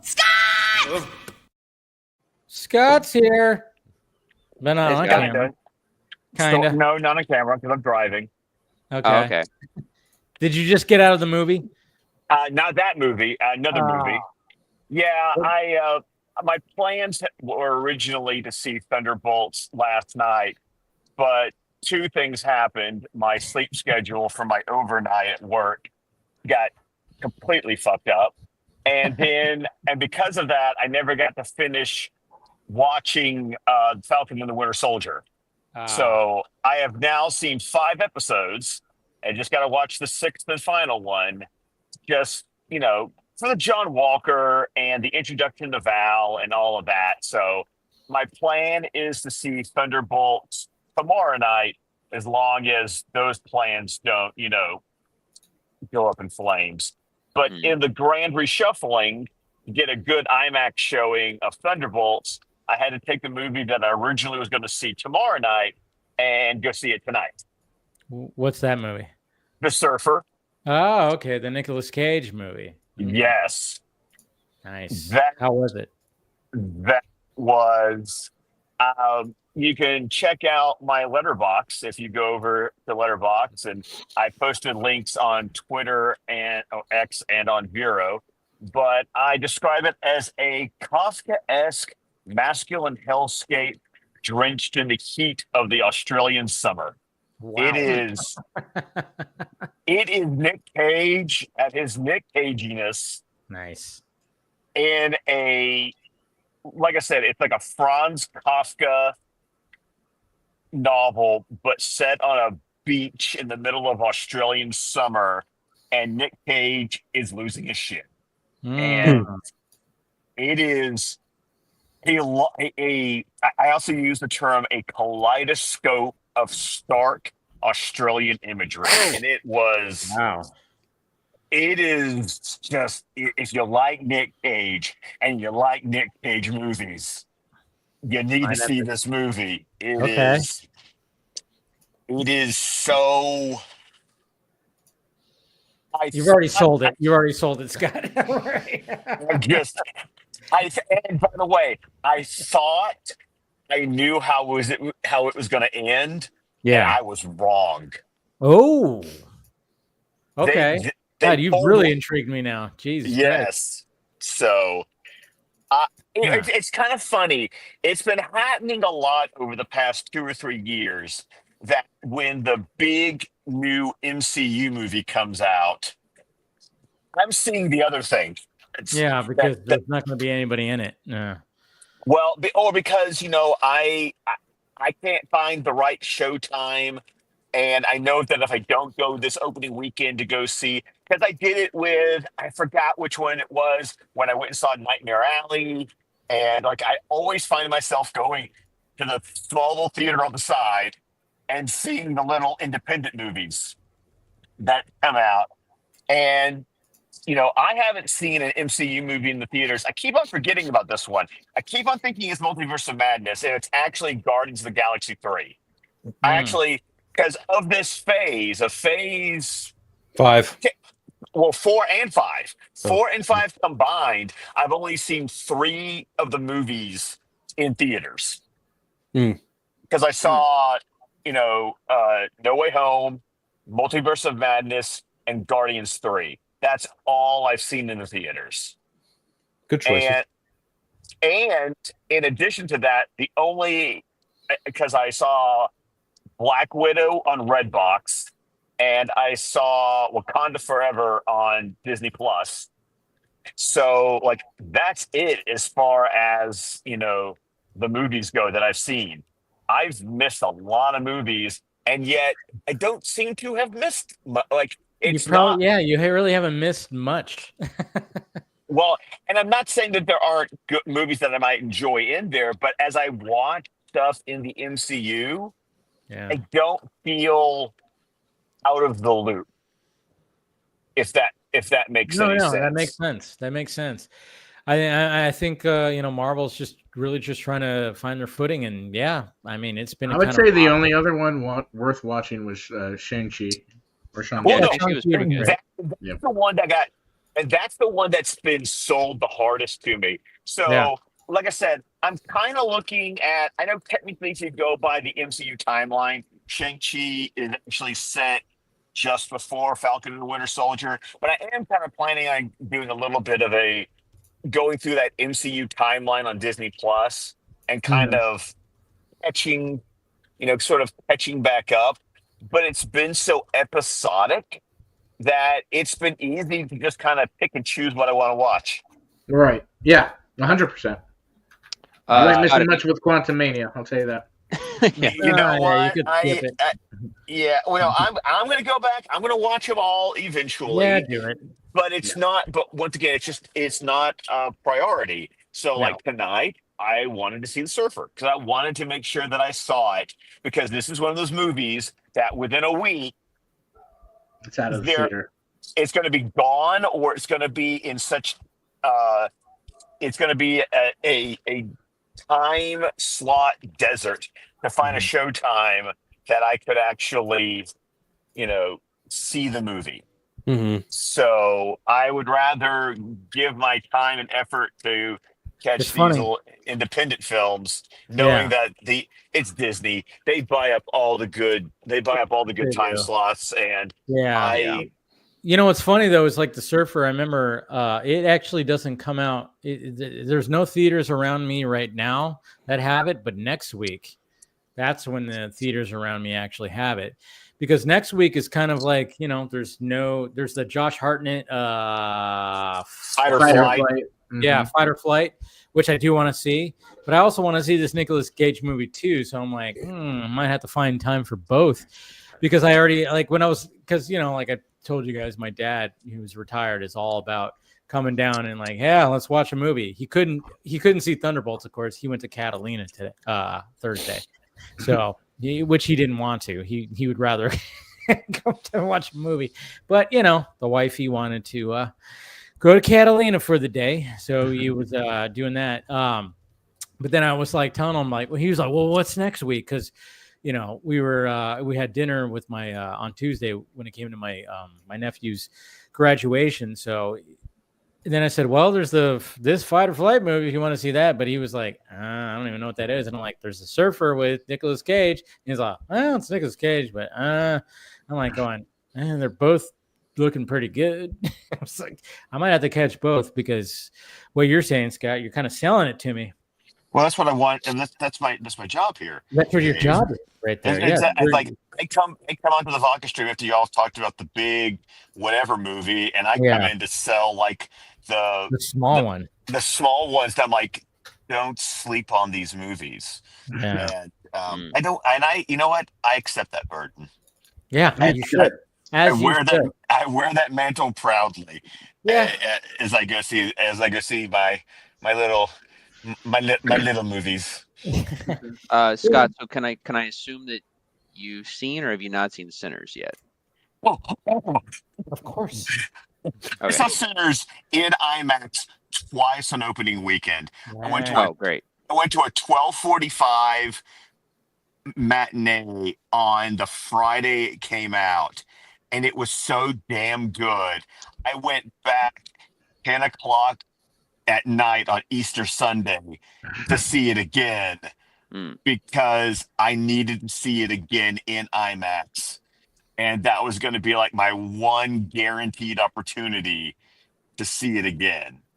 Yeah. And it was incredible because it was even better the second time. Of course. Yeah. Because that's always for me as someone who loves to watch movies multiple times. If I can get more from it the second time, if things that maybe felt a little rough around the edges the first time don't even exist to me when I watch it the second time, that's when I know that I adore a movie. Because I had the opportunity to see it in IMAX and watch some of the really creative aspect ratio changes that happen in that film when you watch it in IMAX.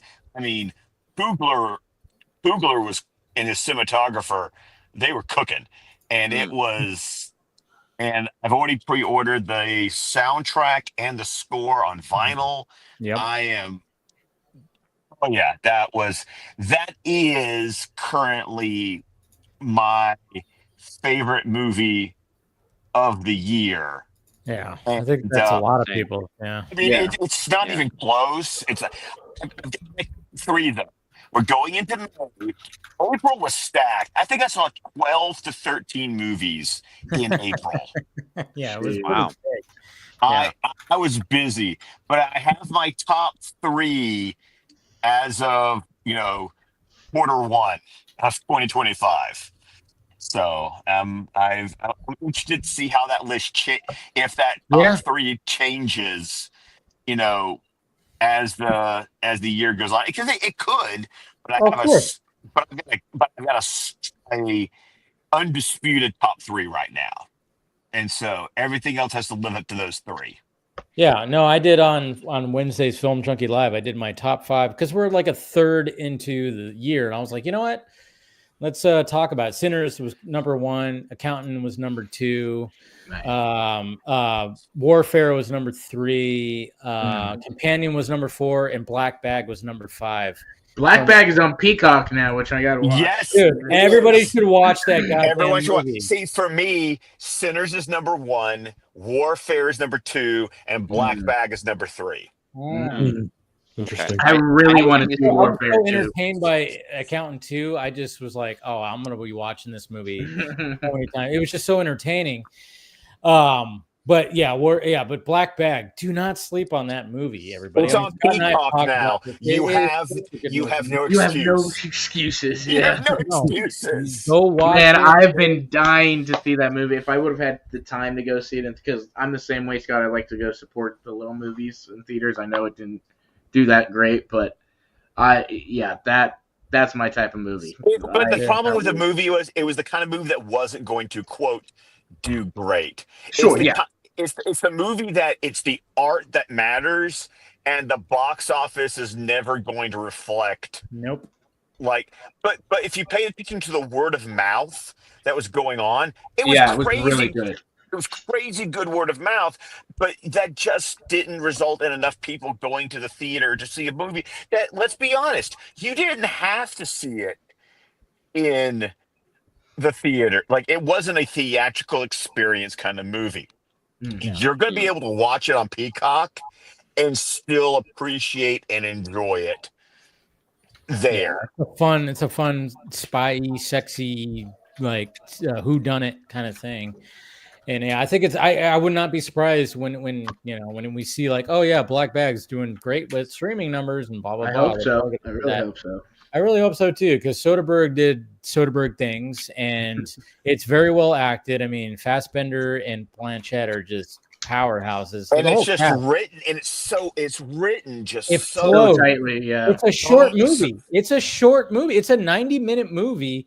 It does not have any fat. There's no fat on that movie. It just goes, all right, this is what it is. This is the opening. We're going to show you this, and then we're going to show you this and this and this. And But then it also never feels rushed. no, Like Mhm. there's no fat. It is exactly the length it is meant to be. yes. Hmm. And you get 2 dinner table scenes, and they're phenomenal. Oh, they're amazing. They're Oh. amazing. But Phil, I know you gotta take off. I know you're not feeling Yeah. My for whatever reason, my stomach's just not sitting well with me right now. So it's been fun. Love talking Thunderbolts with you guys. That's what Scott, happens when Scott shows up. no. I love Scott. Scott knows I love him so much. I would never ever Hey, intentionally leave. 'Cause he's here. I'm in solidarity. I'm gonna have to bounce with Phil too. 'cause Yeah, I that's gotta, fine. Me I gotta too. take my oldest to a band competition in the morning. So Oh, I yeah.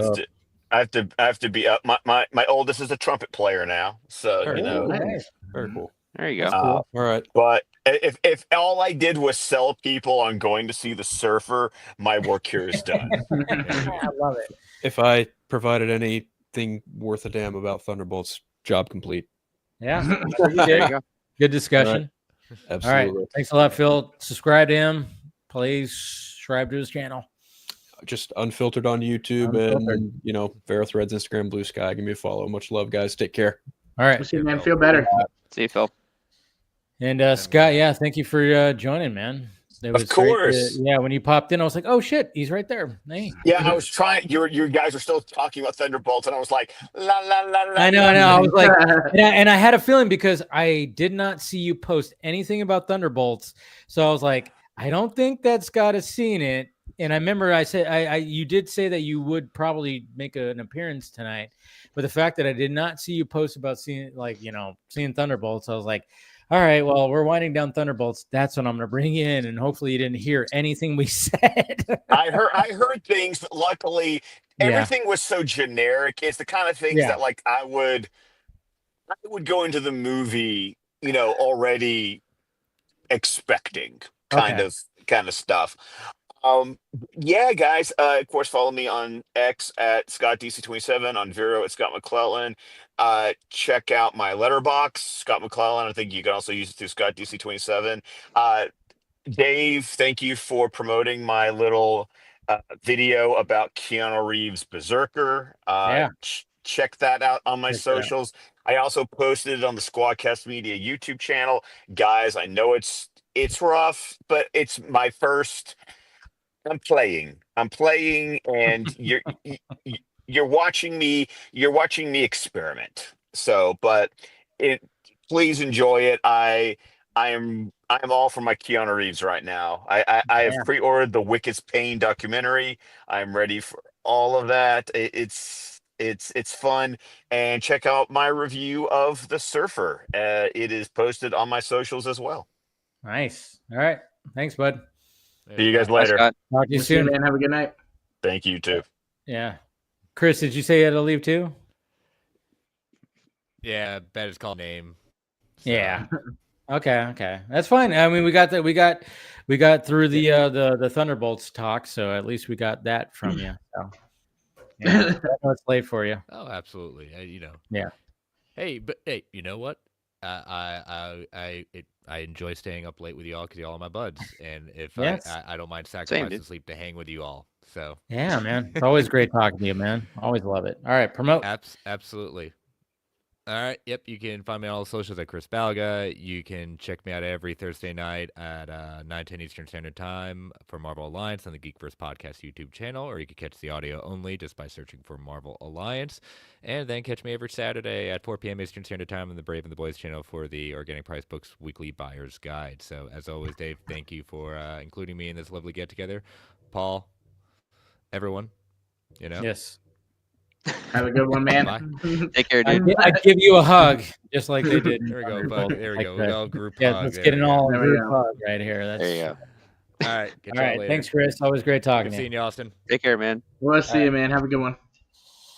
That was cool. Like getting a little. I had a feeling. I was like, oh, when I saw Scott in the backstage, I'm like, oh, we're still talking Thunderbolts. He did not see Thunderbolts. I already knew he didn't see Thunderbolts, and I was like, hopefully he's not hearing some of the stuff that we talked about. But but at the same time, I mean, going back to Thunderbolts, some Thunderbolts talk. The fact that they, I mean, it was cool because even though I saw the Fantastic Four theme, it's gonna be. It was still kind of like when the scene plays out when they go into the tower and they're all just kind of 14 months later, even though it was the scene bothered me slightly just because first off the shield still being in a taco shell is like, come on, we can't get that fixed after 14 months. And then it was just kind of like, some cheesy stuff. But I did like the fact that when Yelena would just like kind of went like, there's like a space. There's a whole space thing that's happening, and I'm going. See, that's the thing that kind of just was the response to the MCU joke. There, he's like, we're running out of space. Or shut up. Yeah. Stop. I was curious about, for a brief moment, I was curious about the whole sword aspect. The shield and sword, and then I remembered that sword kind of got slightly dismantled with the marbles thing. So I was just like. Right, that fucking happened. I forgot. And Secret Invasion we don't mention, so.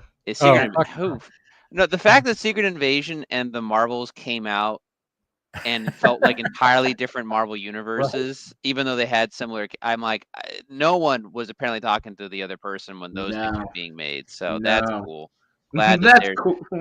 Well, I think there's this part. I mean, I don't know how it works all behind the scenes, but I'm assuming that they do certain things so as not to have, minimize leaks, which I get. Right. But when you're not communicating with each other about projects that are in the same universe and have crossover aspects, it shows. It shows way too. Yeah, it really shows. Samuel Jackson's probably just like, whatever, man, I'm getting paid. Like he just shows up and gets the paycheck, and then he's moving on with his life. And he loves the fact that he's in the comics, because he's a big comic book nerd, and he's in the Ultimates, and he's also, established in the MCU, and he's one of the most famous actors in the world. But still, it's like, yeah, it still sucks, But it is what it is. I still don't even know what the outcome of Rhodey was with Secret Invasion. Well, I think that was supposed to lead into Iron Wars, which is and Ironheart, which is now. Well, Ironheart's not coming out, right? Ironheart is coming out. Ironheart's still coming out. Armor Wars is not. Yeah, so it's like, okay. Yeah. So now we just know we have a Skrull Rhodey walking around out there. And then everybody's just kind of going like, "Oh, who the fuck was that in Endgame?" So they really cheesed that up, where people are going, "So you're telling me that was a Skrull that said goodbye to Tony in Endgame?" And that's just like, that's shitty. And it's like, did they think about that? They probably went, "Oh fuck. Oh shit." It's either that, or the other theory was that the real Rhodey is still out there and they have him kidnapped, and they just are using his form or something. But yeah, I don't know. I think they really cheesed that up.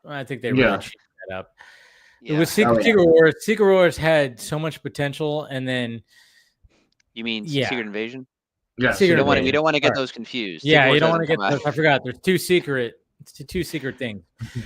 Secret Invasion was.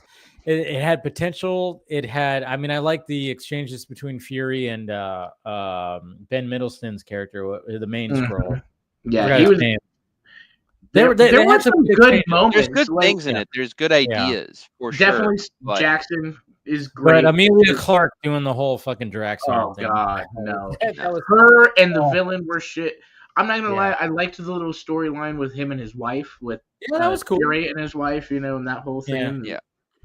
Secret Invasion would have been a better 2.5 hour movie. Yes. Also implementing stuff from the Marvels. Maybe even merge the Marvels and Secret Invasion and try to do something there, maybe. But it is what it is. It's just it's just a mess. And unfortunately, too, I think the bigger problem with Marvel, and maybe they'll counteract this with Fantastic Four playing into the mix because they're more explorers and stuff like that. But since Guardians, they've just taken sort of a jokey approach to most of the space stuff.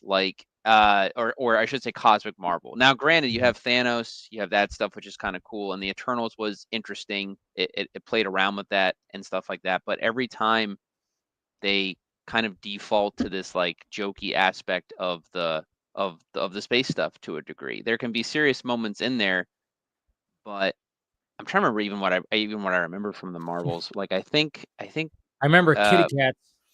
I remember the Oh, cats. I think Danvers was responsible for a genocide or something, or I don't care. Like that's how much engaged I was with the movie.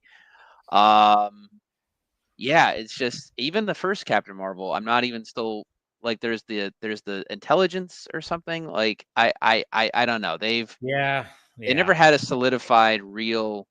There's so much stuff that they can do too from the books, and then again, a lot of the better alien stuff is even utilized in the X-Men. So maybe they're saving it for that. I don't know, but Could be. I mean, just alone in the X-Men '97 show, which is not technically MCU, but like the Shi'ar Empire, all that. Even bringing back what's his name? It's the goofy character, but is in the original show too. The one that's supposed to be mocking of executives and stuff like that. The big fat alien with like the metal. Do you know what I'm talking about? The big fat alien. The big fat alien. I can't fucking remember. This is driving me nuts. It's the one. It's the one. It's the one where it's like the doing the TV shows and all the stuff like that, and like really goofy and like almost game show host. Do you know what I'm talking about? Yeah, no, I mean like. Mojo. That's what it is. Who is that? Mojo. So in X-Men '97, it's also in the original show. Oh yes. Oh okay. Yes. Okay. Okay.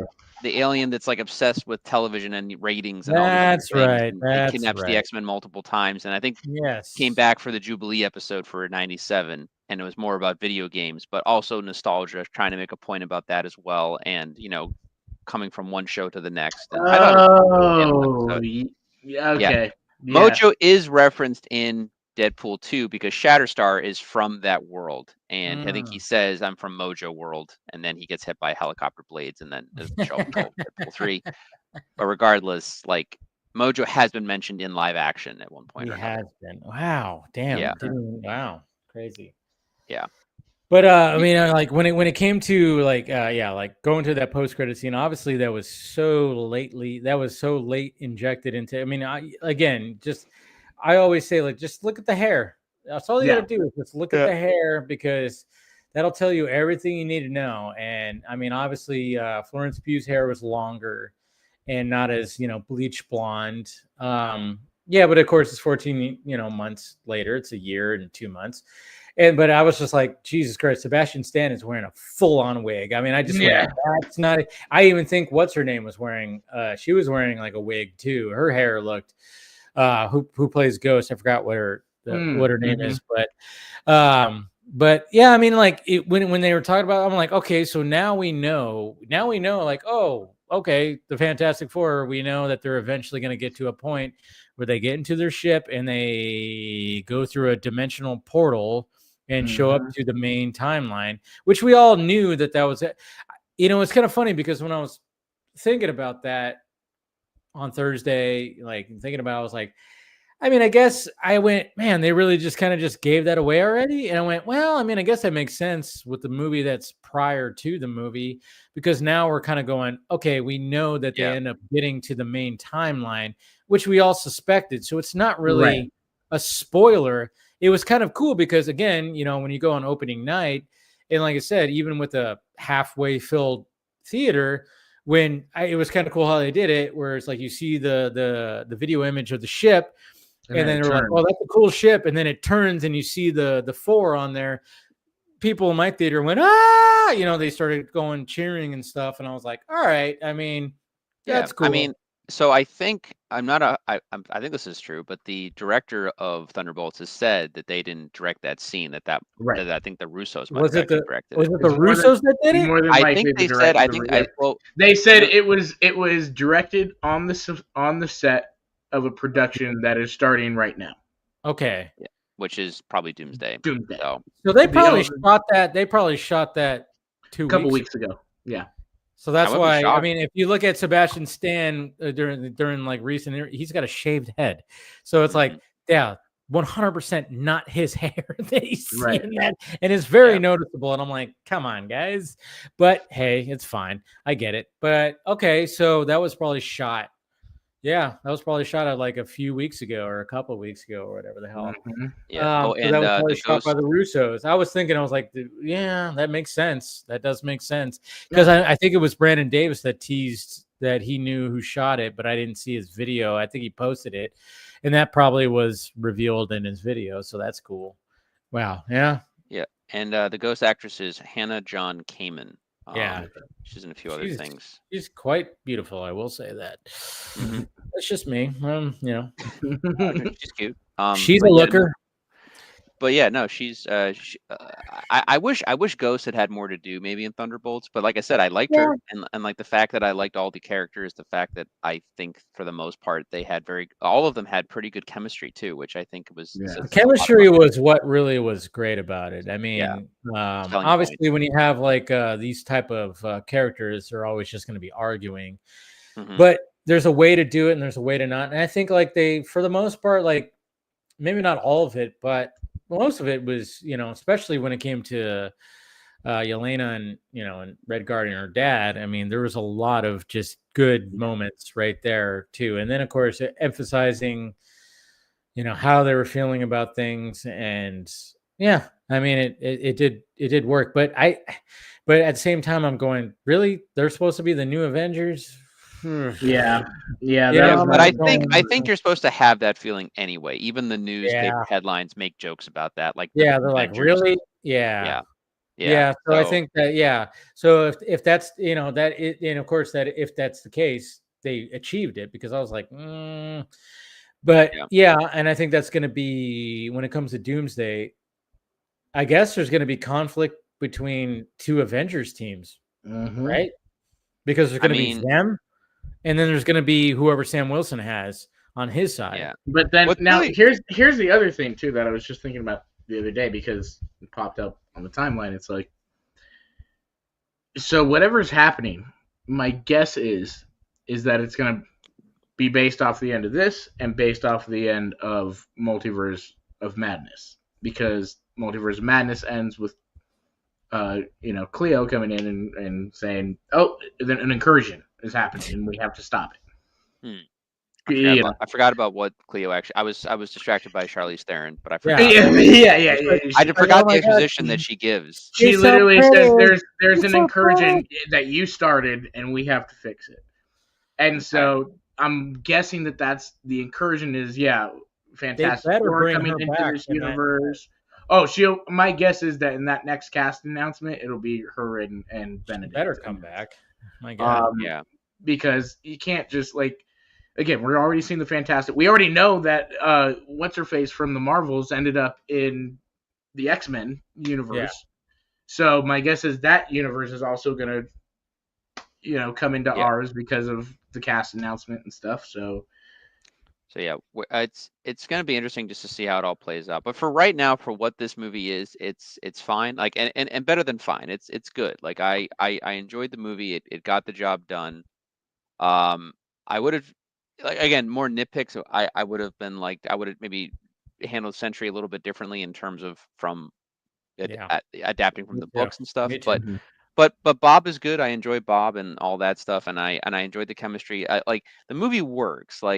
It felt consistent, which is good, especially for Marvel these days. Whereas half the movies get reshot. Now I do know, I at least I think, I don't know how far along they were before the strikes changed things and stuff, but I do. They hadn't even started production before. They hadn't, because I had been under the assumption that Stephen Yeun was going to be Sentry originally, right? He was originally cast. The strikes happened, and that forced production back. And during the strike is when Stephen Yeun had to back out because the production ended up being pushed back to the same time as Mickey 17, and he chose Mickey 17. No, I mean that makes sense. I would choose the Bow movie over over Marvel. That's fair. And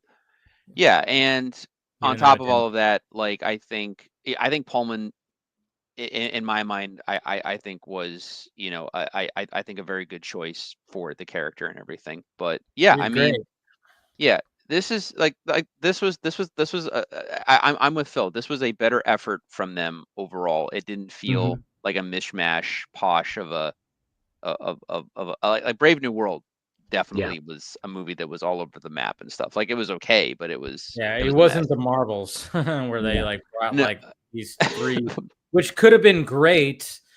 And but then of course, you know, the even Nia DaCosta even came out and said, "This is not the movie I fucking no, but make."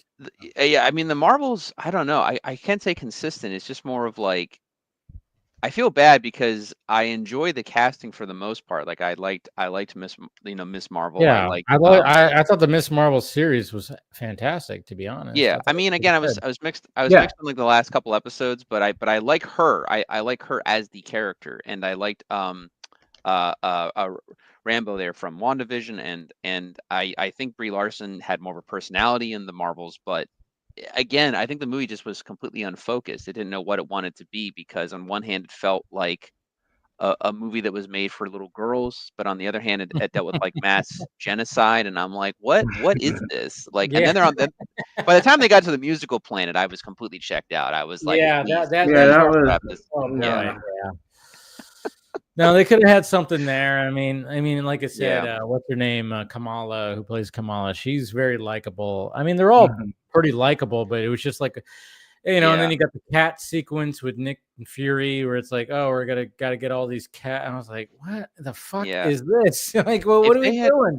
if they had focused and made it more like I mean I've read very little Captain Marvel unless she's like in like a team book or something like that, but I think even like Kelly DeSonic's run, the problem with Carol, at least in my opinion or from what I've read of her, is that she's very military in many ways. Mm, She can be very much an asshole, and that's the thing with the MCU is they have this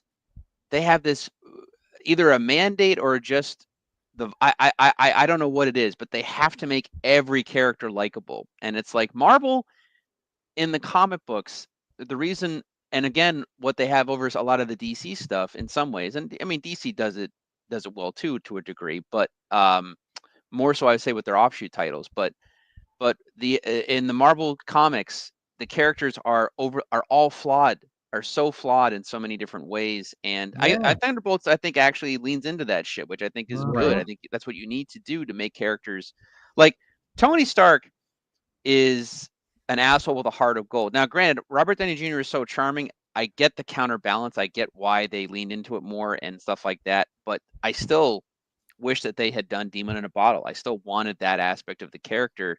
So it means more when he There was overcomes no that way stuff. that they were going to show that much alcoholism, though. You know, I know.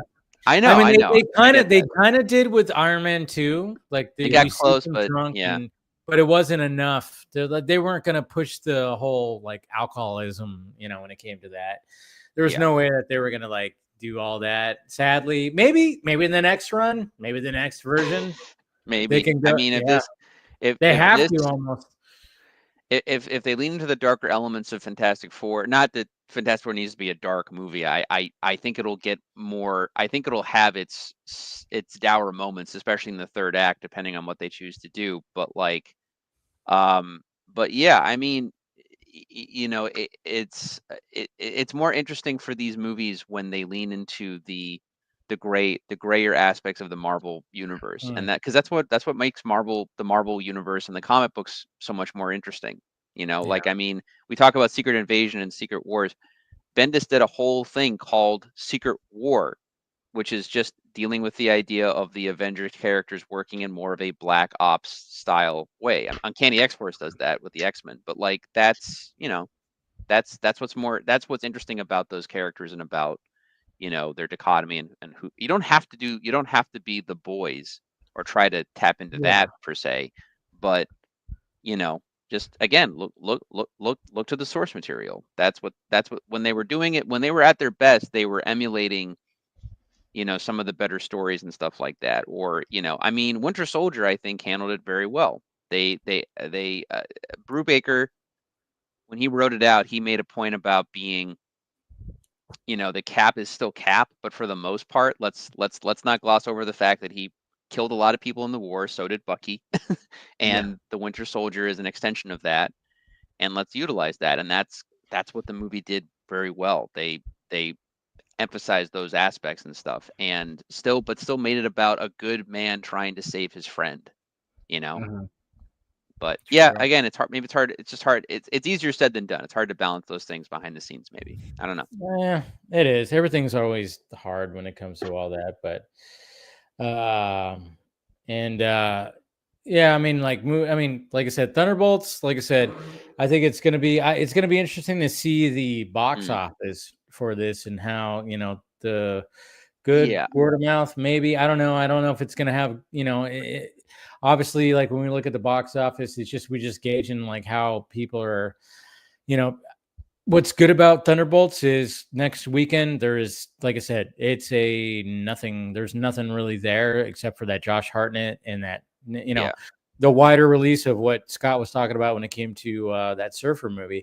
So they have a lot of room to breathe, which is so interesting. The way that these release dates, I just go like, wow, sometimes I go like, there's gaps. Why are you guys fitting?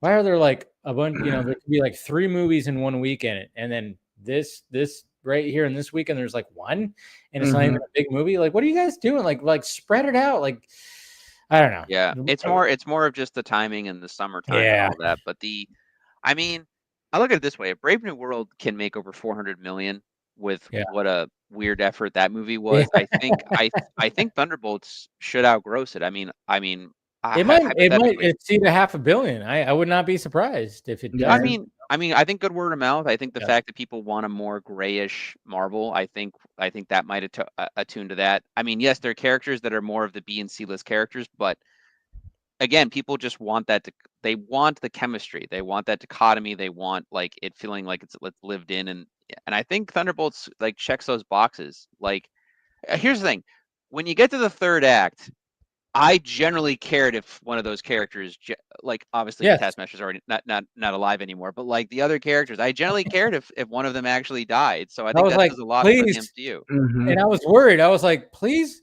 because again, when I watched Black Widow, I didn't care about the Red Guardian. I cared about him in this movie. I was like, okay, he's like, I want to give him a big hug in this movie. Like this guy, like the comedic elements worked when it came to him being so maybe not all the time, but for the most part it worked. And I'm going, you better not fucking do anything with this guy. I don't know what's going to happen in this final act, but I know he's supposed to show up in Doomsday, so I think we're good. That's the thing. Another thing about Marvel Studios is like when they announced everybody who's going to be in Doomsday, is like, did you really have to announce all the surviving members of Thunderbolts? The actors. Oh, Taskmaster's not in there. Oh, never mind. Yeah. For some reason, their strategy is always doing these things where it's like, let's announce our giant slate ahead of time. But these other movies are more questionable about who's going to make it out or not. And then it's like, we already know. Don't get me wrong. Like when Infinity War happened and Spider-Man vanishes, I'm like, yeah, no, that's not happening. Spider-Man's going to come back. Like I don't expect that Peter's gone forever. Like, like shit like that'll happen. But, whoever runs the show with that in terms of like, what do we market? What do we put out? Oh, well, should we do it now? Should we do it before this? Doomsday is a year away. They could have waited until after Thunderbolts was at least out. But, Now I do expect some of the Thunderbolts to not survive Doomsday for sure. And now we're probably going to get Red Guardian. He's probably my thing is this. First off, try and treat the Foxman universe with some respect. No, I mean that in the sense of like letting them having their time to shine and not just like going to.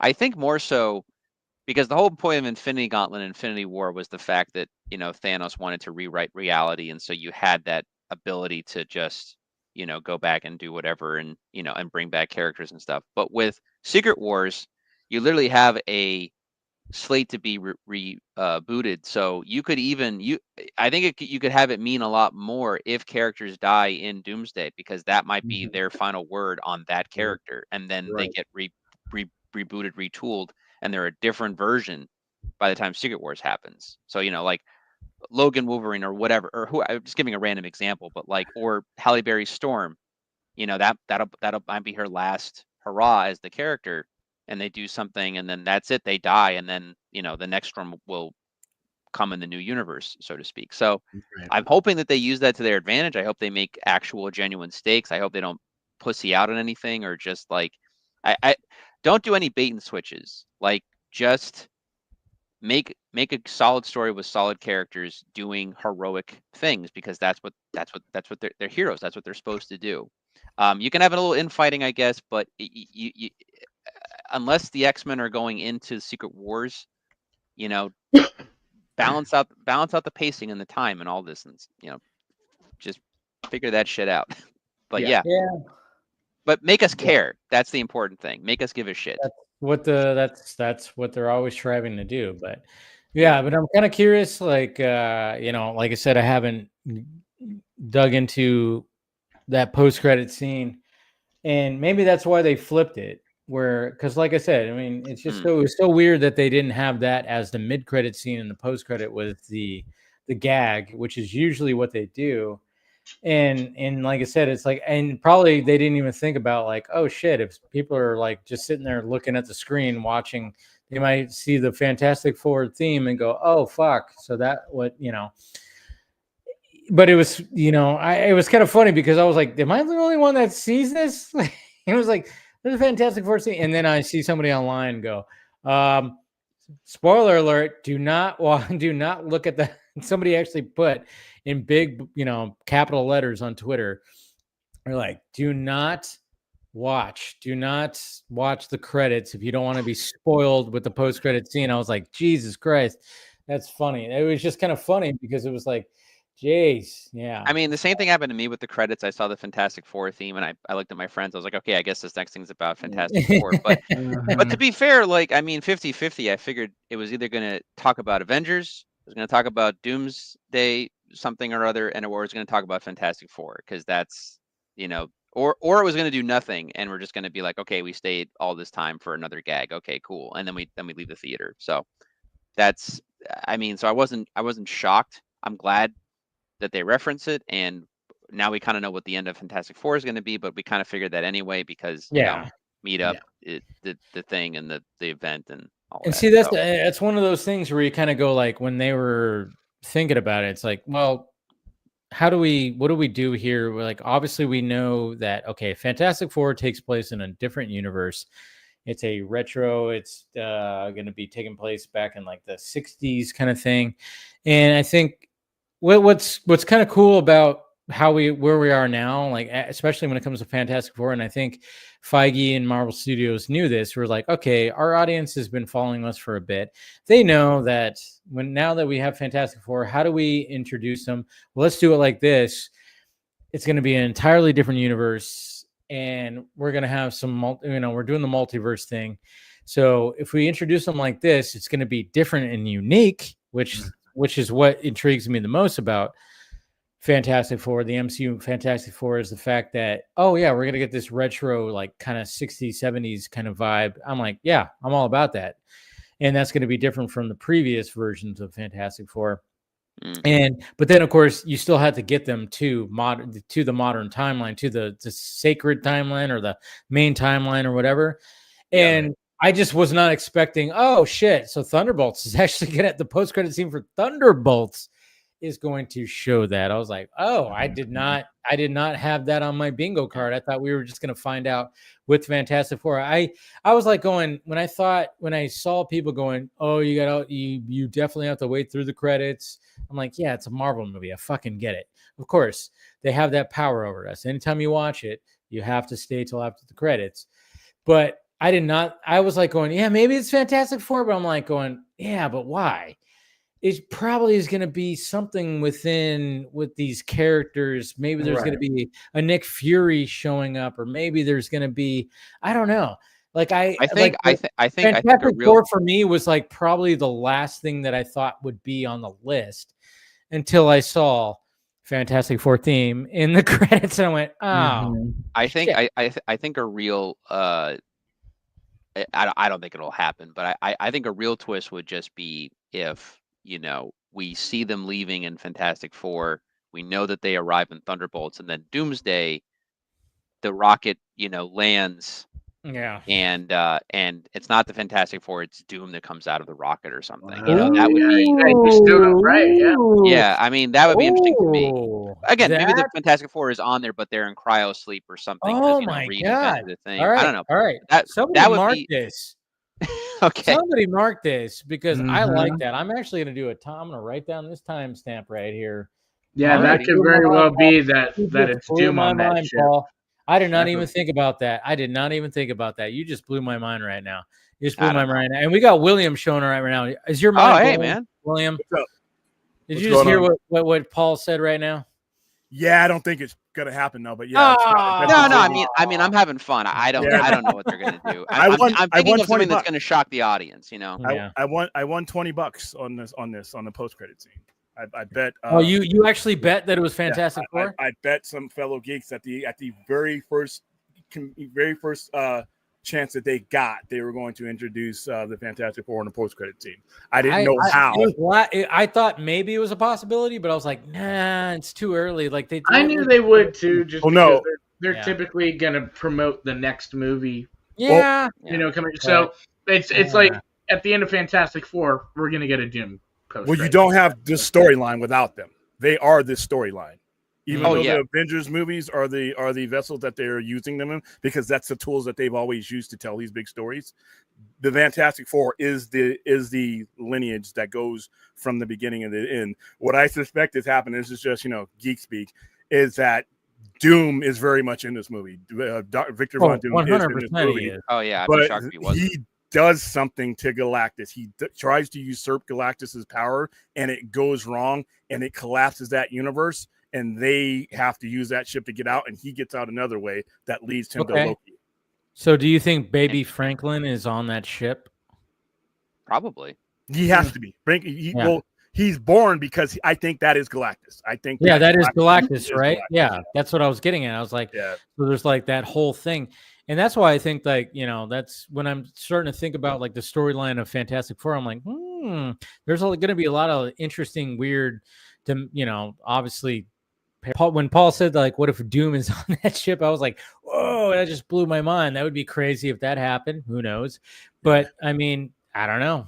I think they all have to flee to the quantum zone, and they Yeah. escape at different points. That's why the fact that they're in 1961 is irrelevant, because in the quantum zone it doesn't matter. And Doom comes out his way, and I think Doom is trying to usurp Galactus's power, and since Franklin Richards is going to know that, because if you read Earth X, remember Franklin, that version, he knows what's going to happen. And he's visiting these planets for a different reason, because the cosmic eggs that are laid by the Celestials to breed Celestials. That's why Galactus consumes worlds in Earth X. There could be something linked to what's going on to where he's not malevolent. He is coming to eat that, consume that world, but he's not doing it in regard to the reality that he's in. He knows that there's another reality outside that he has to safeguard, and he's going to know he has to safeguard the Fantastic Four, because obviously he's going to know that that's his parents. So yeah, it's a lot. If you read Earth X, it looked like I said there's two distinct elements from Earth X that they've used so far. The surfer is the same surfer that's in Earth X, and I, like I said, I think that's their version of the coming of Galactus. I don't think Galactus is the primary villain in Fantastic Four. I think he's the obvious villain because he's 28 feet tall and he's Galactus. But I think Doom from Fantastic Four on is going to be the primary villain going forward. Okay. Yeah, no, I think that's definitely a possibility. But William, thank you though. You keep reminding me that I own the omnibuses, but I have to. I'm going to grab those and read those this summer as well, alongside the giant Jack Kirby and Stanley collection of old Fantastic Four that I need to go through. So yeah, like I said, Earth X, I think is going to end up being a must, because this is not a singular storyline. They're going to collapse the multiverse into the sacred timeline, so they can do whatever they want. They can kill whoever they want to, because it's not going to matter. all these versions of these characters are going to be non-existent at the end of all of this anyway. So all the Fox stuff, all the stuff that you've ever seen that was, outside of their IP control for so many years, all that's going to get killed off. And then at the end of it is going to be whatever they want it to be. So whatever they want to have left over, that's what they're going to go forward with.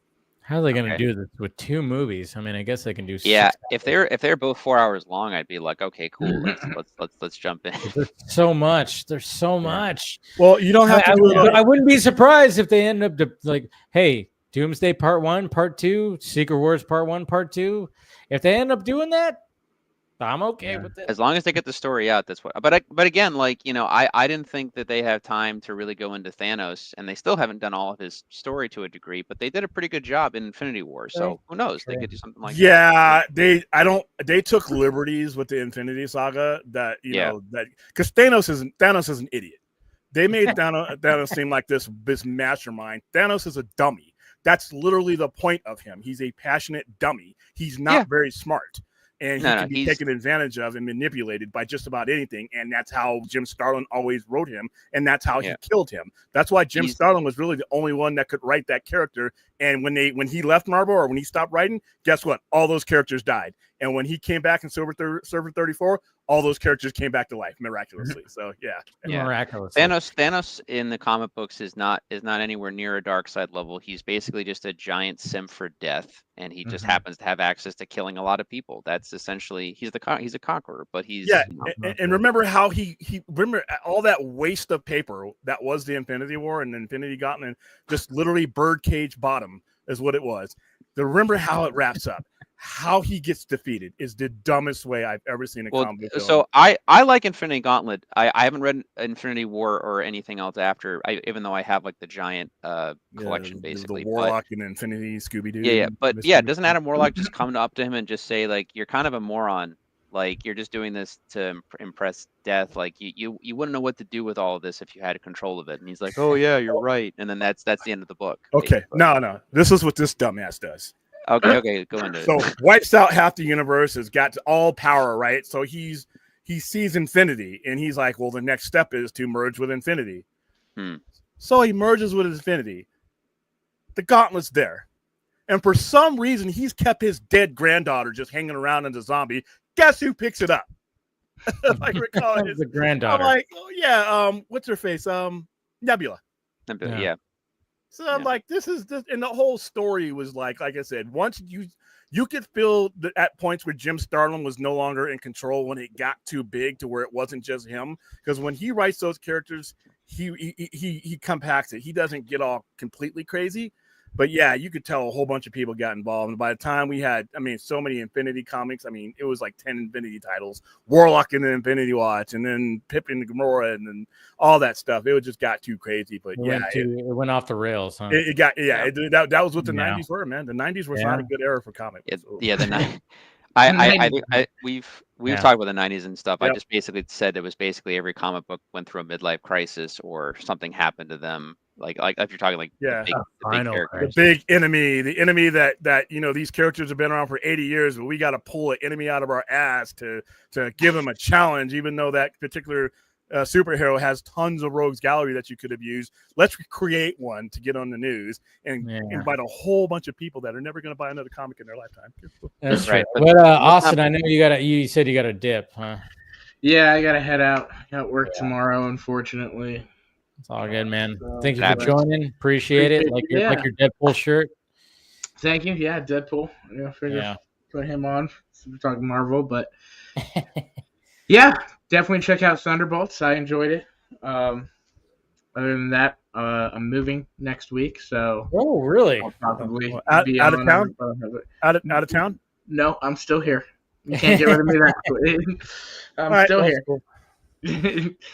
But yeah, so I'll have a new setup and stuff, hopefully, and get back to making some content, hopefully. But yeah, for sure, man. We'll have a good night.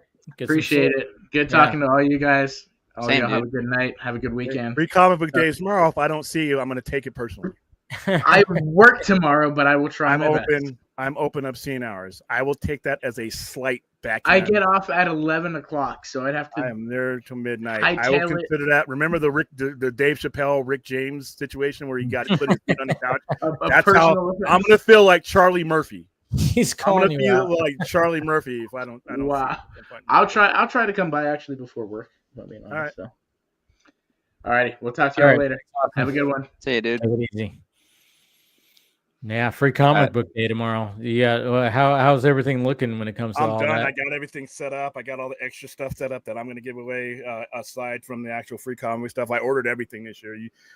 Because the whole diamond shrinking thing, there wasn't as much as there usually is, so I was able to. I didn't get shorted this year, but I got all the stuff. I got the Superman specials. I got those. I got some buttons and pins to give away. I got a sale going on, and then we're going to give some Thunderbolt tickets. So some of the people who get their free comics are going to have a coupon for a screening of Thunderbolts at their leisure. Nice. So, I got to say, William, it is weird to not see with the giant wall of single comics behind you. I spent just the wrestling belts right now. Yeah. But yeah, this is I got done. I got there. I've been there. It was 12 hours a day, and I got everything that I wanted to get done. I built my Superman display and put the Daily Planet on top of it. Nice. The other one has the Batman popcorn bucket, so it's a Batman tower, but with that popcorn bucket from when they re-released. I think it was the Batman about a year ago. So I have that on there, and then I have an absolute DC section and an Ultimate section I set up just for tomorrow. So I made a lot of fun. Yeah, that sounds great. Comic day. That's good. Yeah. I know, and like speaking of Superman, I mean, we did get a new Superman still. We got a couple of them, but I mean, it was just I made the joke that, oh yeah, this new Superman still, we actually have Superman smiling because everybody was like, especially the whole discourse out there is like, hey, he hasn't smiled yet, and it's like did you saw the Superman still? You know what I'm talking about, right? The one with like him and Lois. Think so. Yeah, the one that they're standing, there, and they're like, there's like rubble and stuff like that. And I'm like going, okay, this might be the best still that we've gotten, because Jimmy Guns isn't in it. Just kidding.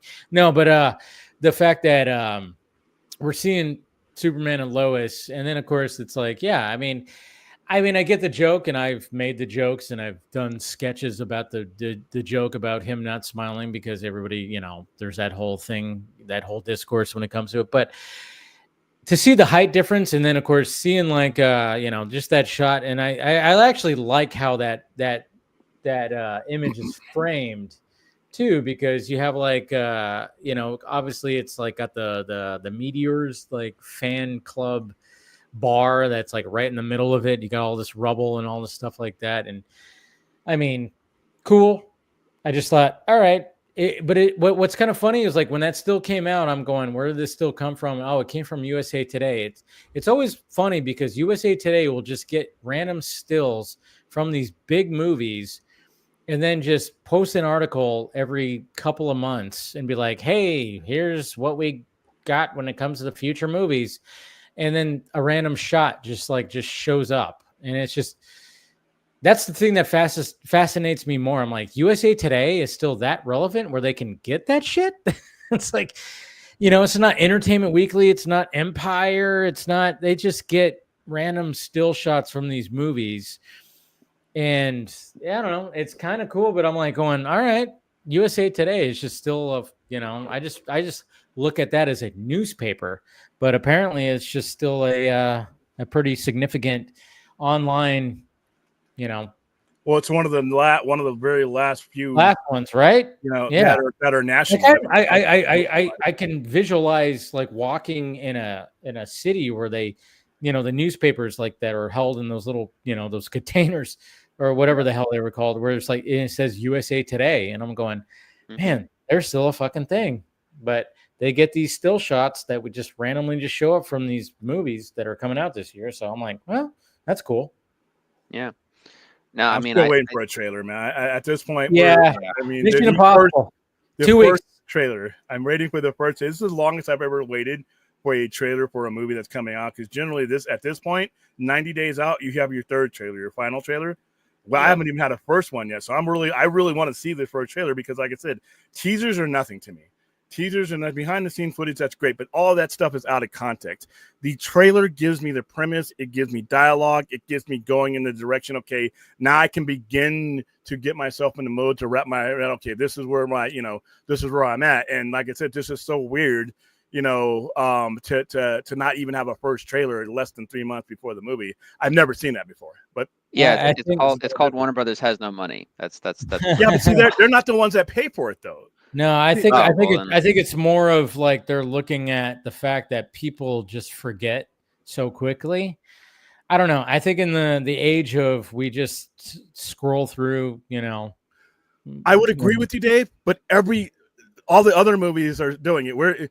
We're still in the same day and age as Fantastic Four and Jurassic Park and anybody else who are following. Okay. So answer me this. Answer me this, William. We on what? We recently got a full-on Fantastic Four trailer, right? After the teaser, right? Why is it that I'm still seeing the teaser trailer for Fantastic Four and not the full trailer for Fantastic Four in the movie theaters? Like when I've seen the last couple of movies I've seen, including Thunderbolts, I've seen the first teaser trailer for Fantastic Four and not the full trailer that was released online. That all depends on how you have to distribute it, because there's 2 full Fantastic Four trailers and the teaser. Yeah. Remember, so there's 2. The one that had me sitting at 4 a.m. in the morning looking at Redstone Arsenal, a place I've been. And you had that one, and you had the recent one, then you had a teaser. So you've had 2 of those, and you had but I keep on going like, why are you not showing the full trailer that we got that shows more of everything? You should with the Silver Surfer and with Galactus, with everything. The one last night I saw that when I went to go see. You saw that one? That was I did not see that one. I saw the previous one. And it is where I've been, that's been the case too. But yeah, what I understand, because I talked to the theater man, because we rent that theater out a lot of times, so we talk to the theater management. It's almost exclusively up to the theaters which trailers that they show. They have them all. Weird. They have them all. It all depends on how somebody puts them all together, and they have meetings about this. And like I said, I've gone to AMC in the same city I live in and seen it one way, and then I've gone to Galaxy Boulevard where you see the majority of my movies, and I've seen it a different way. But like I said, it's generally, I think there's a lot of misconception when it comes to advertisement. People think that Warner Brothers is, like I said, they got their hands in the cushions looking for quarters. That's not generally the way these things usually works. The people who fund the movie and and leverage the movie, like the line scenes and those guys like that, those are the guys who generally pay for that stuff. Like Dune 1 and 2, Warner Brothers didn't pay for the advertisement of that movie. Legendary paid for the advertisement of that movie because they wanted to safeguard their investment. It didn't make any sense for them to pay 75% of the production costs and then not promote the movie. So Warner Brothers these studios generally don't have to come up with the money. All these movies are made on borrowed money anyway. And all you have to do is go to say, hey, we think we have a hit here. We don't want this movie to be underexposed, and these guys are getting their money back first dollar anyway. So it's not about them not having the money. This is a chosen strategy. And you know what? Listen, James Gunn's made more films than I have, so I'm gonna trust and say, hey, this is. It's just weird. I'm not used to this. I'm not used to. I totally get it. I just think that I think they're going, all right, we got to like keep it close to the. I don't know. It just seems like nowadays with short attention spans, it's like, I don't know, maybe that they're going, let's keep it closer to the release date. I don't know. Maybe that's a thing. I mean, guys like us, we want trailers. I want the fucking trailer. Sure. And I thought it was showing up on Superman Day. And of course that didn't happen. And I'm like, okay, we got a featurette. That was something. So, I mean, when people say like there's not enough marketing for Superman, I just kind of go like, well, we got the teaser which showed various scenes, and it wasn't, there's no context, there's no real plot. It's just like, here's some cool scenes, and here's what we got. And then of course we get the crypto extended scene. Okay, and then of course we get the featurette, and I'm like, okay, so there has been like 3 things at least that has been shown. But yeah, when it comes to an actual full-on, are we going to get a full-on trailer where we get plot, we get dialogue, we get characters interacting with each other, and we get more of a sense of what we're getting? Yeah, this is pretty late into the game. But at the same time, I'm going, well, with this, the way that things are in 2025, I don't blame them. And to be honest, when they actually release that trailer, I hope they don't release another one, because it's like, release that, make sure that you don't have time. That's it. Yeah, don't do it, because how many times have we been burned? I mean, been burned in the past where they just show too much.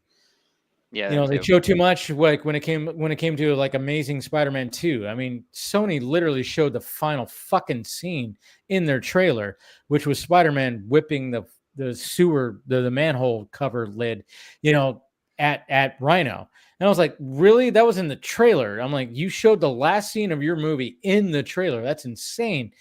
When it came to BVS, that last trailer that they showed, they should not have shown that, because then all of a sudden it's like, oh, there's Doomsday. All right. Yeah, but there was no way they were going to. We're already showing the team up. We're showing the team up. That was part of the marketing, though. Yeah. That was part of the marketing. But at the same time, the marketing was supposed to be, hey, it's Batman and Superman fighting each other, and they were marketing that to the T at first, and then all of a sudden the third trailer comes out, and they're like, oh, now it's fighting. We got stuff before the movie was going to go out, and we were told to do it in phases.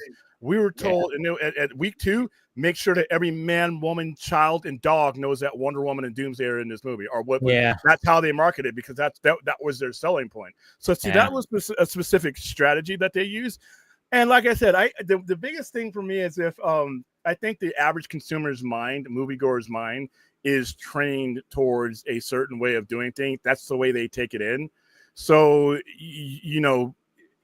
trying something different is cool every now and then, but it is, it's almost like you put a Home Depot next to a Walmart for a reason, because the tendencies of the consumer.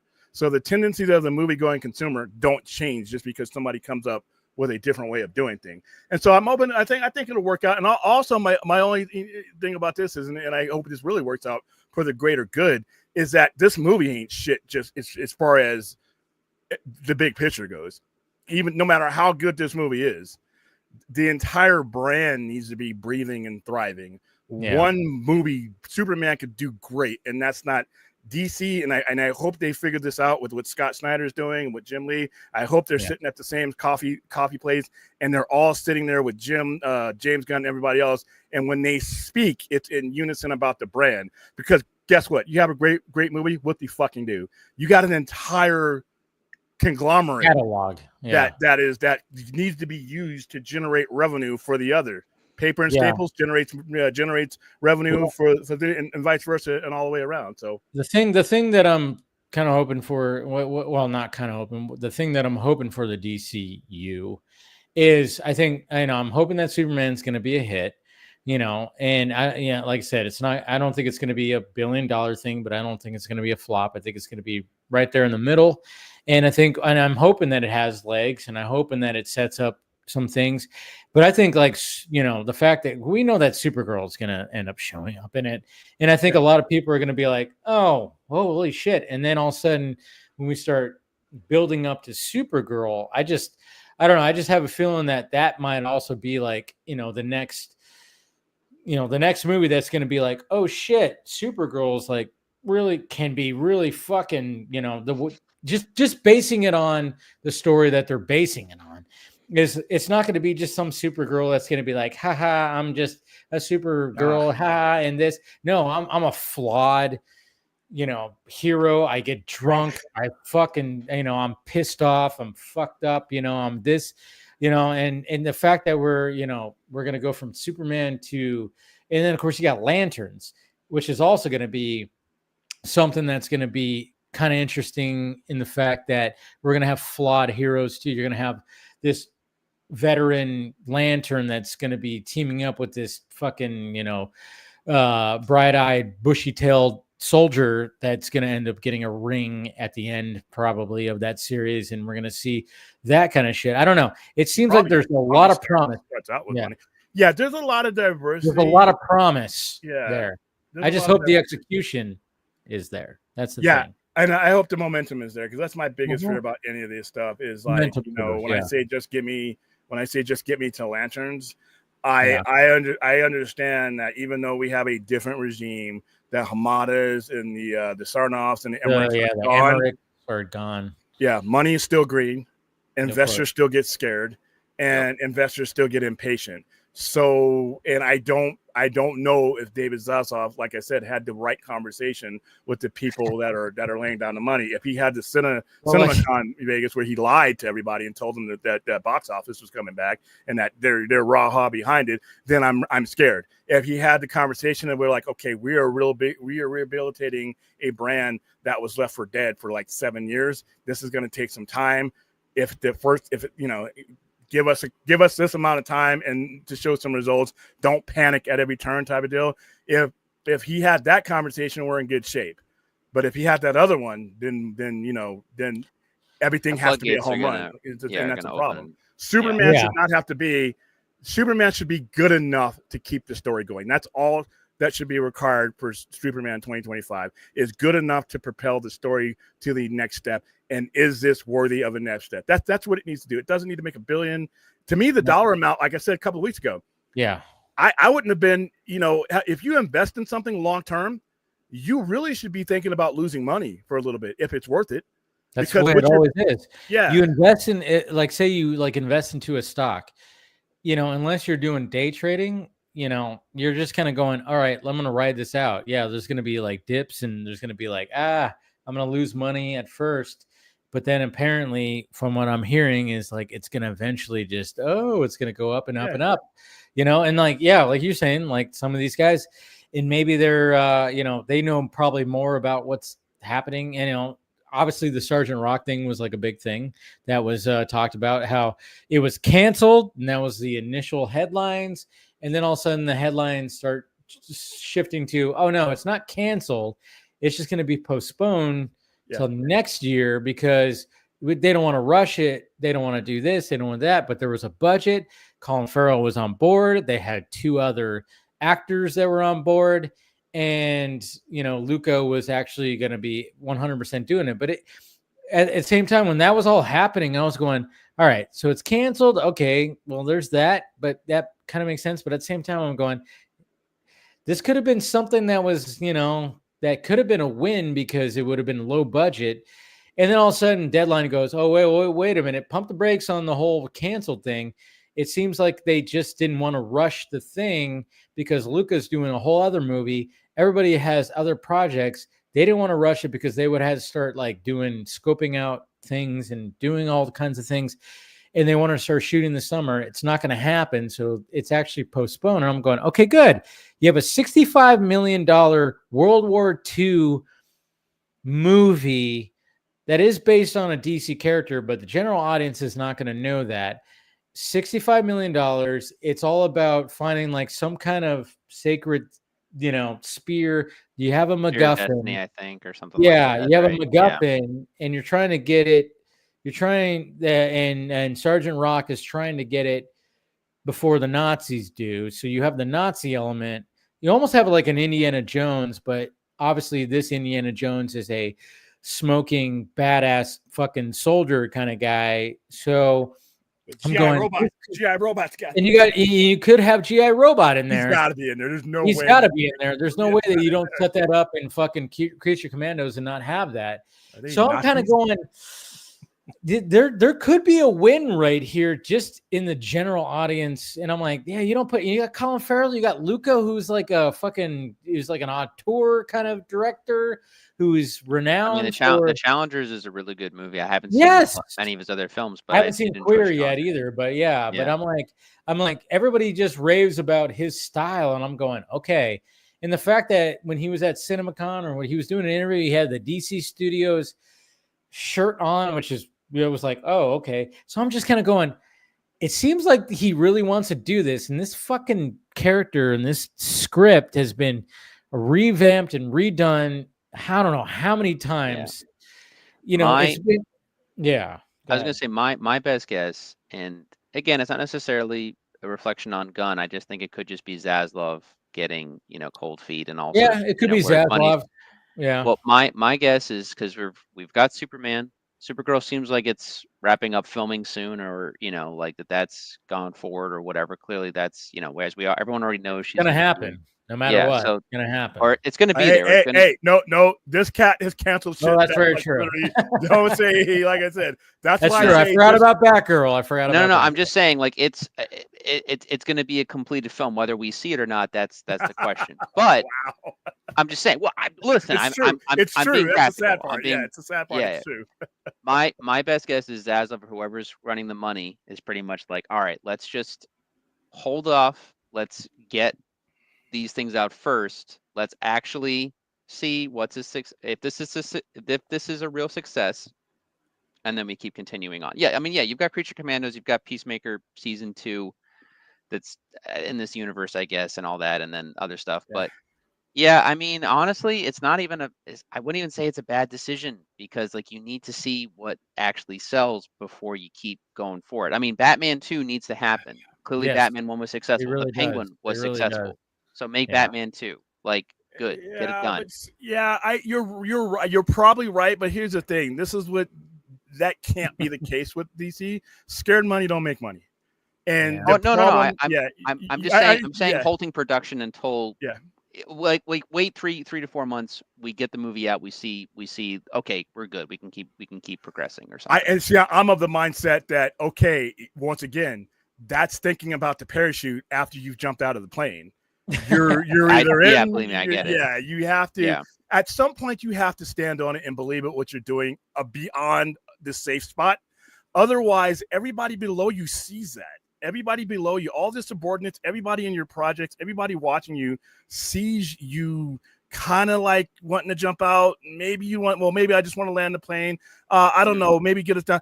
That when you run an organization like that, it goes from the head down, and that's what really killed them last time.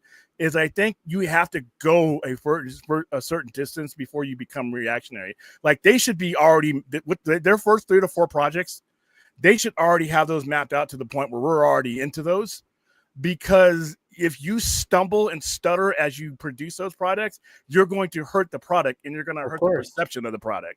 I understand what you're saying. What you're saying is more than likely right. Unfortunately, I just think I would have hoped that they examined what they went through from 2013 to 2017 when you don't believe in your product. How you want me to reach into my wallet and pull out my card and swipe it for your shit when you don't believe in your shit. You outwardly don't, I never have that problem with Feige stuff. It may not be the greatest stuff all the time, Captain Marvel, all Thor movies. It may not be, but you know what? At no point during this ride from 2008 up to whenever did I get the sense that they didn't believe in what they were doing. No, there's only been a few course corrections that they've done.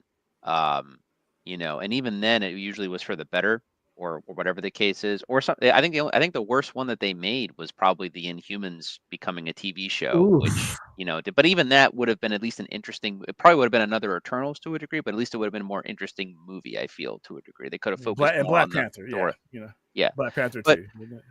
But yeah, I mean, it is what it is. They definitely have confidence, even if it doesn't always come out great. They at least are like, no, we're gonna go forward with this. We'll do this, and then they'll get the backlash, and then they have to reassess after. But you know what's a brilliant thing about Marvel Studios is even when they have a shit sandwich that they give you, they're like, yeah, well, we got dessert, and that's a post-credit scene.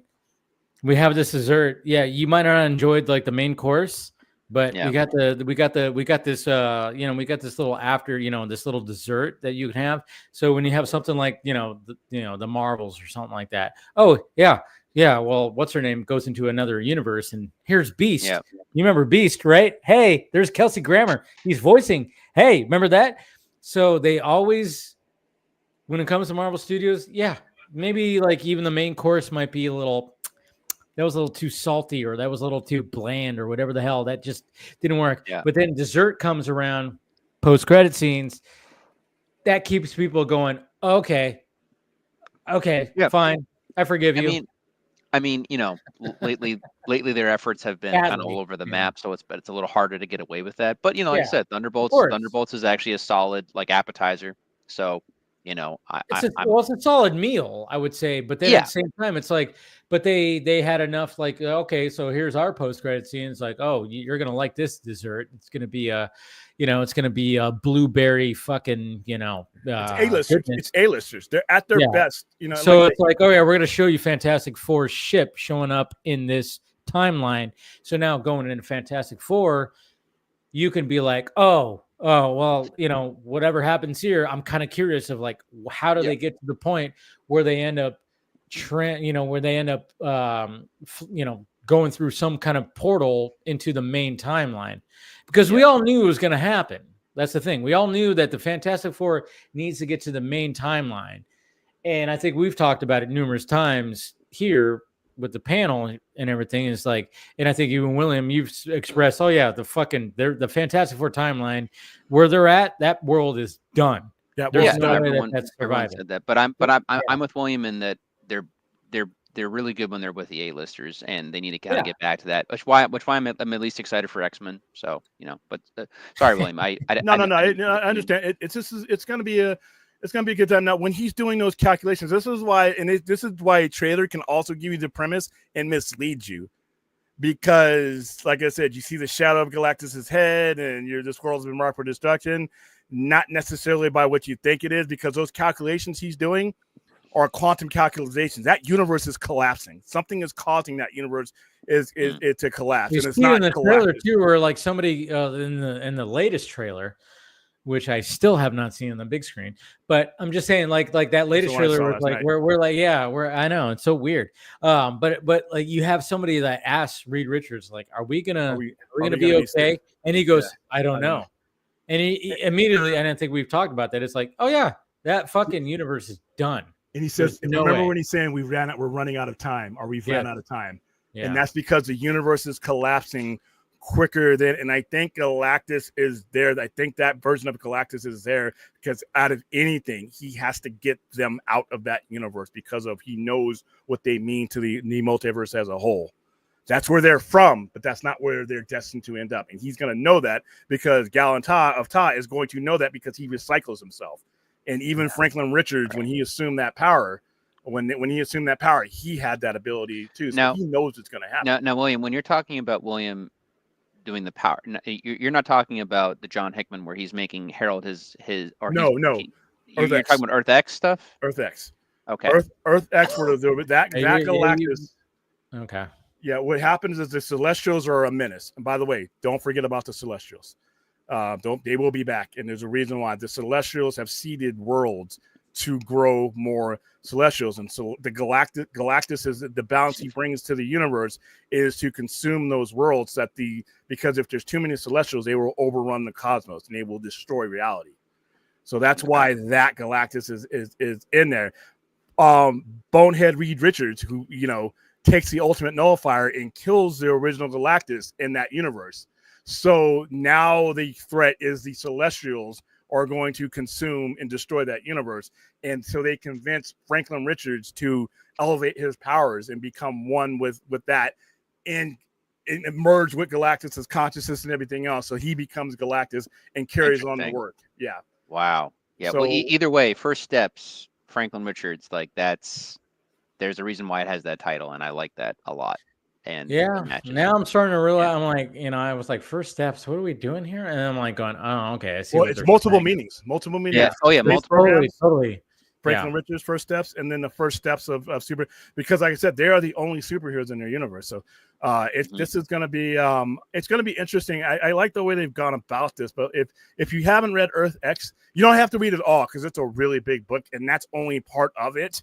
But that's the part that they've chosen to use. They've chosen because there will be a Norrin Rad, there will be a Galactus on the main the sacred universe. But that's not the one I don't believe that's the one you're going to see coming. I think their universe is collapsing, and I think this version of Doctor Doom that we saw at Comic-Con comes from their universe, or he comes from a universe outside where he's done this before, and that's why Reed Richards is calculating what he's doing, as he knows there's something wrong, but he doesn't know who it is, and somehow that Doctor Doom he's either from that reality, or he's destroyed other realities like this, and Reed Richards figures it out, and that's how they have to leave. And I think Galactus may assist them because he knows they have to exist. They have to make it out. That's what I was kind of thinking too. I was like, like, that's why he's looking for him in that trailer. Remember, he's looking. Galactus is peeking his head. The one we saw at Comic-Con. Yeah, you actually see his full face in the window. Why is Galactus looking for anybody? He's looking for them. Looking for his parents. He's looking for the people he knows. So it is Franklin. It's the that's going to be Yeah, he's gonna absorb that universe, and he's gonna absorb that universe and hold off the collapse of that universe as they get into that ship and get into the quantum zone or somewhere else where he knows they'll be safe. That's my theory. The fact that we're discussing it at this length and we're not just saying like, I think they're gonna fight the mole man or something like that. Well, the mole man will probably be in there. Yeah. Oh yeah, no, he's gonna be around. I feel like there's definitely gonna be a montage of them fighting like classic Fantastic Four villains within their universe. I think that'd be really cool if they do that. But yeah, the fact that not only am I really anticipating this movie, but the fact that everything I've been seeing from this film makes me more and more excited for it. The fact that it feels like it truly is. It's like its own identity. It's not necessarily have to be attached to the MCU, though it's going into the MCU.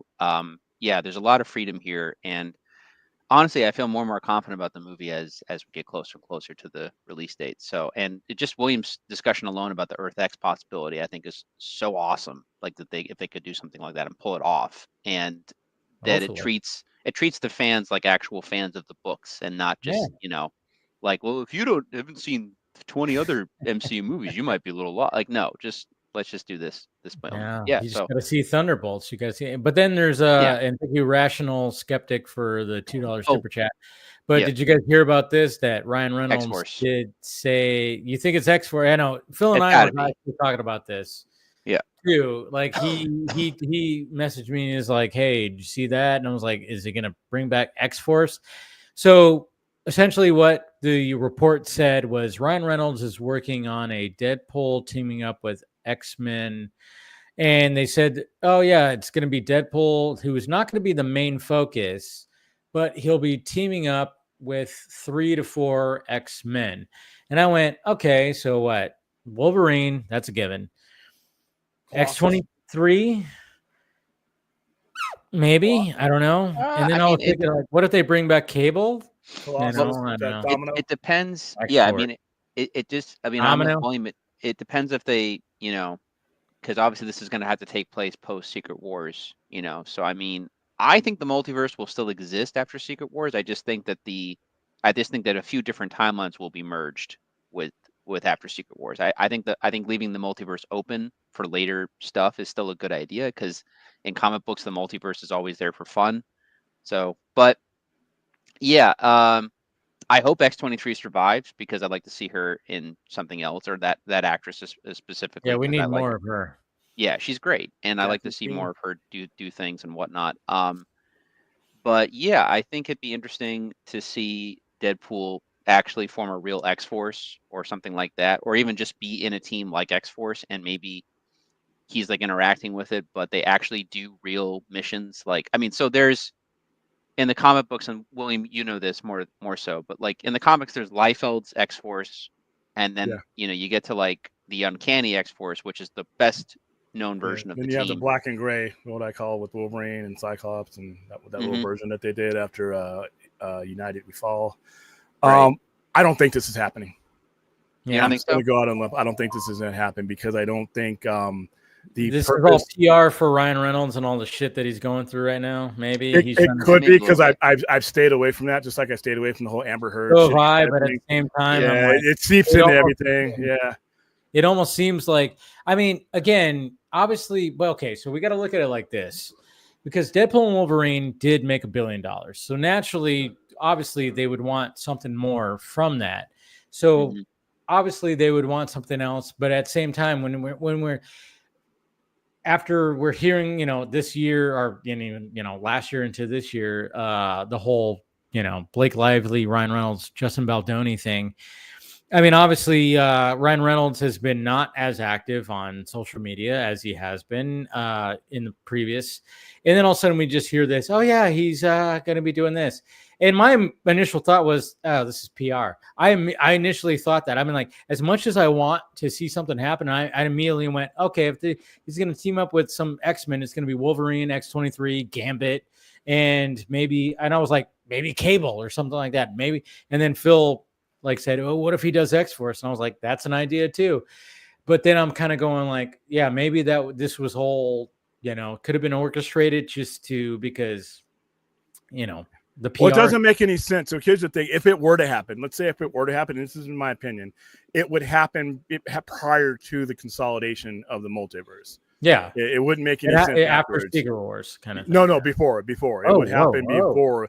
I don't believe we're going to be dealing with a lot of these things. I think the purpose of these next two Avengers movies is to reasonably pare down and resolve everything that the MCU now has at its disposal and go forward with the things that they want to.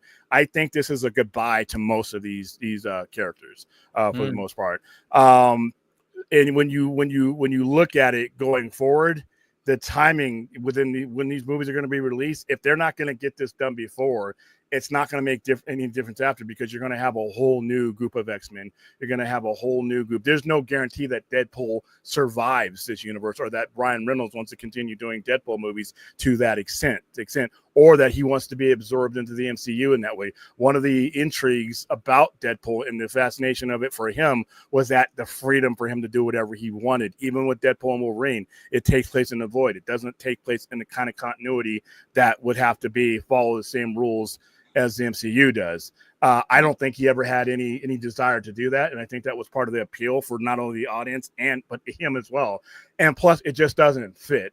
I think that they're trying to shift their gears to where they're not so reliant on because after 2019 they had no gear to shift in, and that's where you had the Bs and the C-listers and the Ant-Mans and things like that.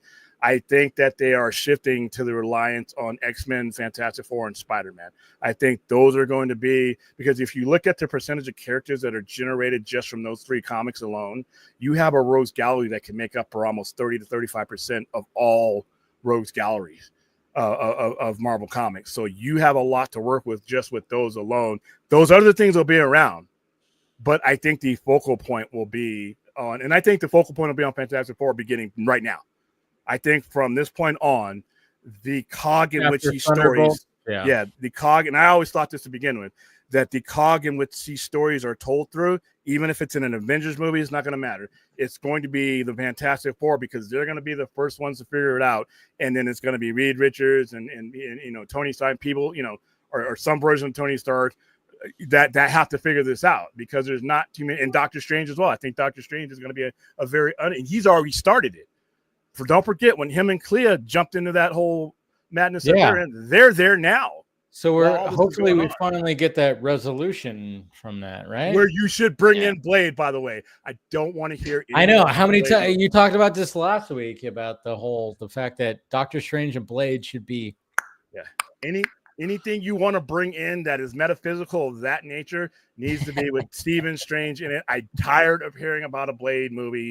I don't want to hear about a Blade movie. Stephen Strange. No, without it coming through that way and give him the best chance to succeed. And like I was saying before, have the old man in there. Have the old man. Have Wesley Snipes, because he's not like he's busy right now.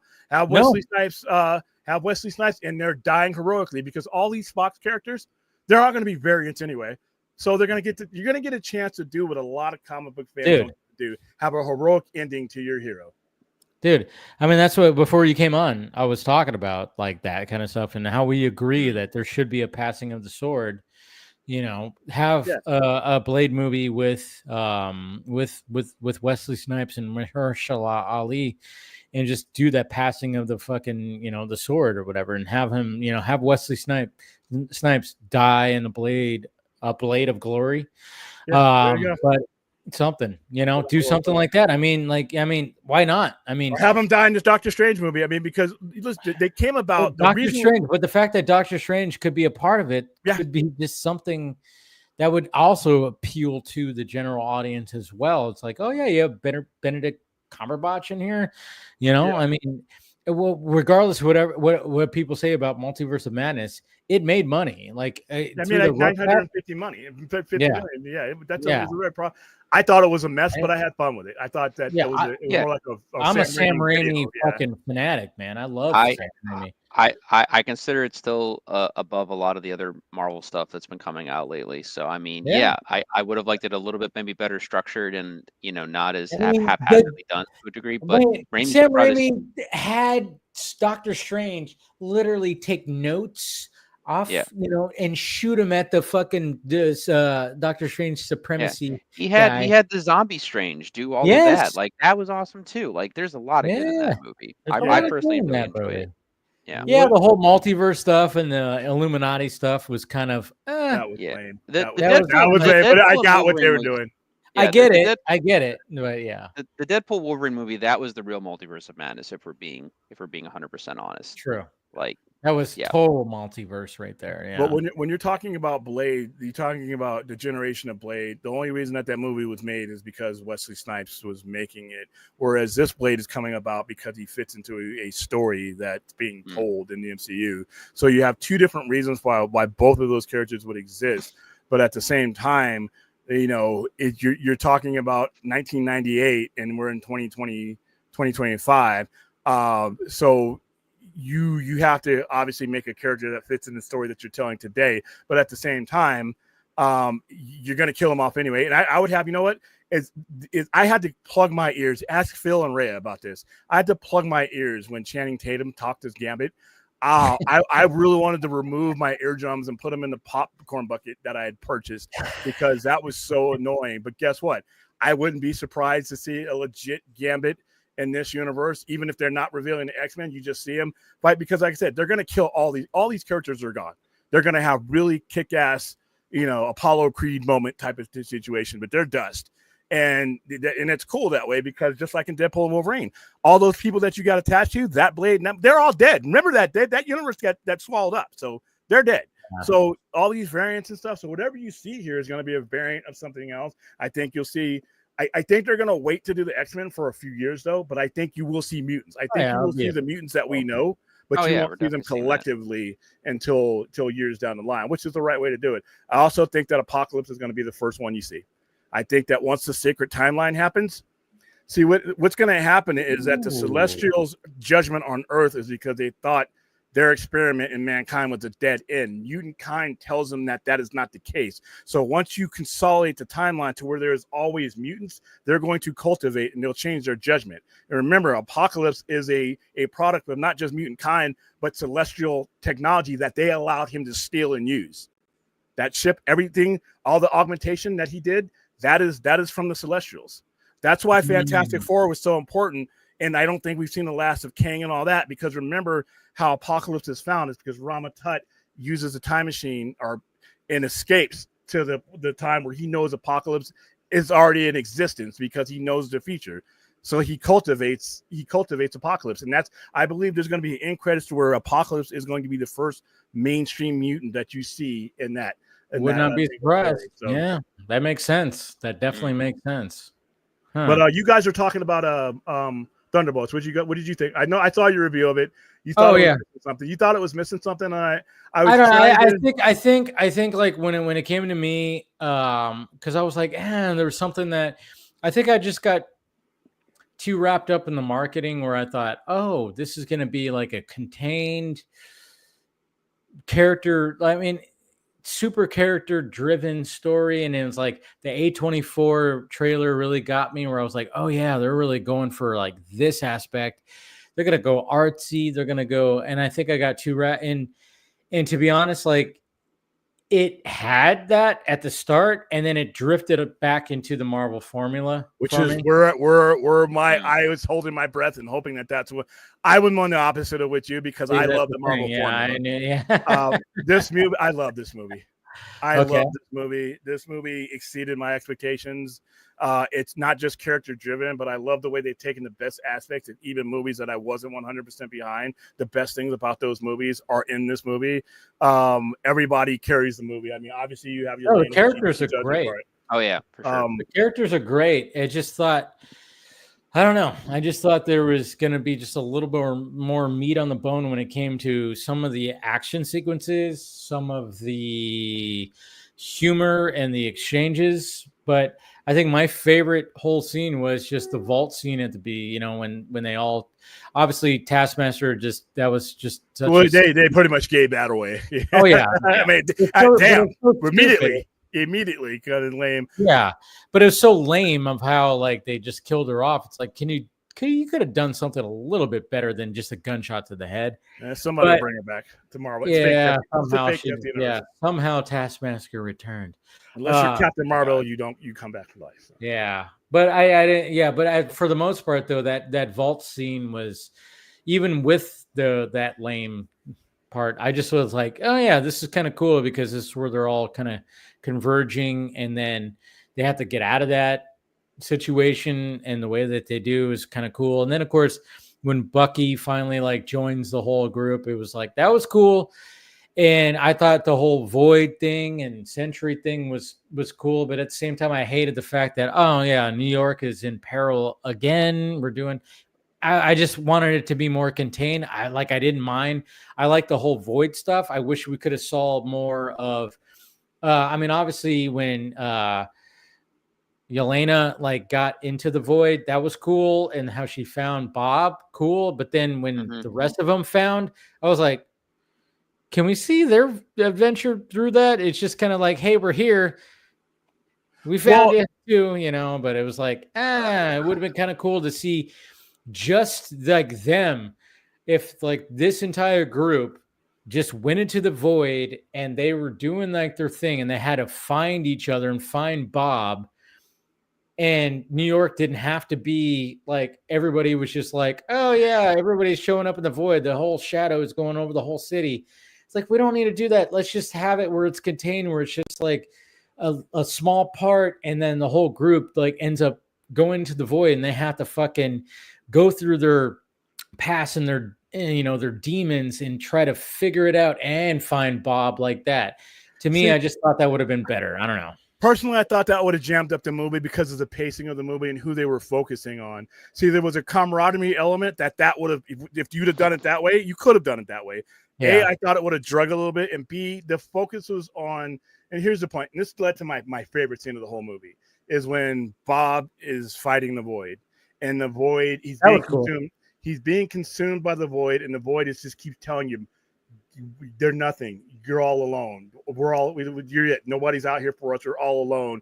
And you see him being consumed because that's what he's believing. That's what reinforces the Void. And when she breaks out of her constraints and goes and puts his arm around him, to let him know that she's there, and then they all break loose, and then they all of a sudden you see the Thunderbolts reinforcing that this guy is not alone, and that's what pulls him back.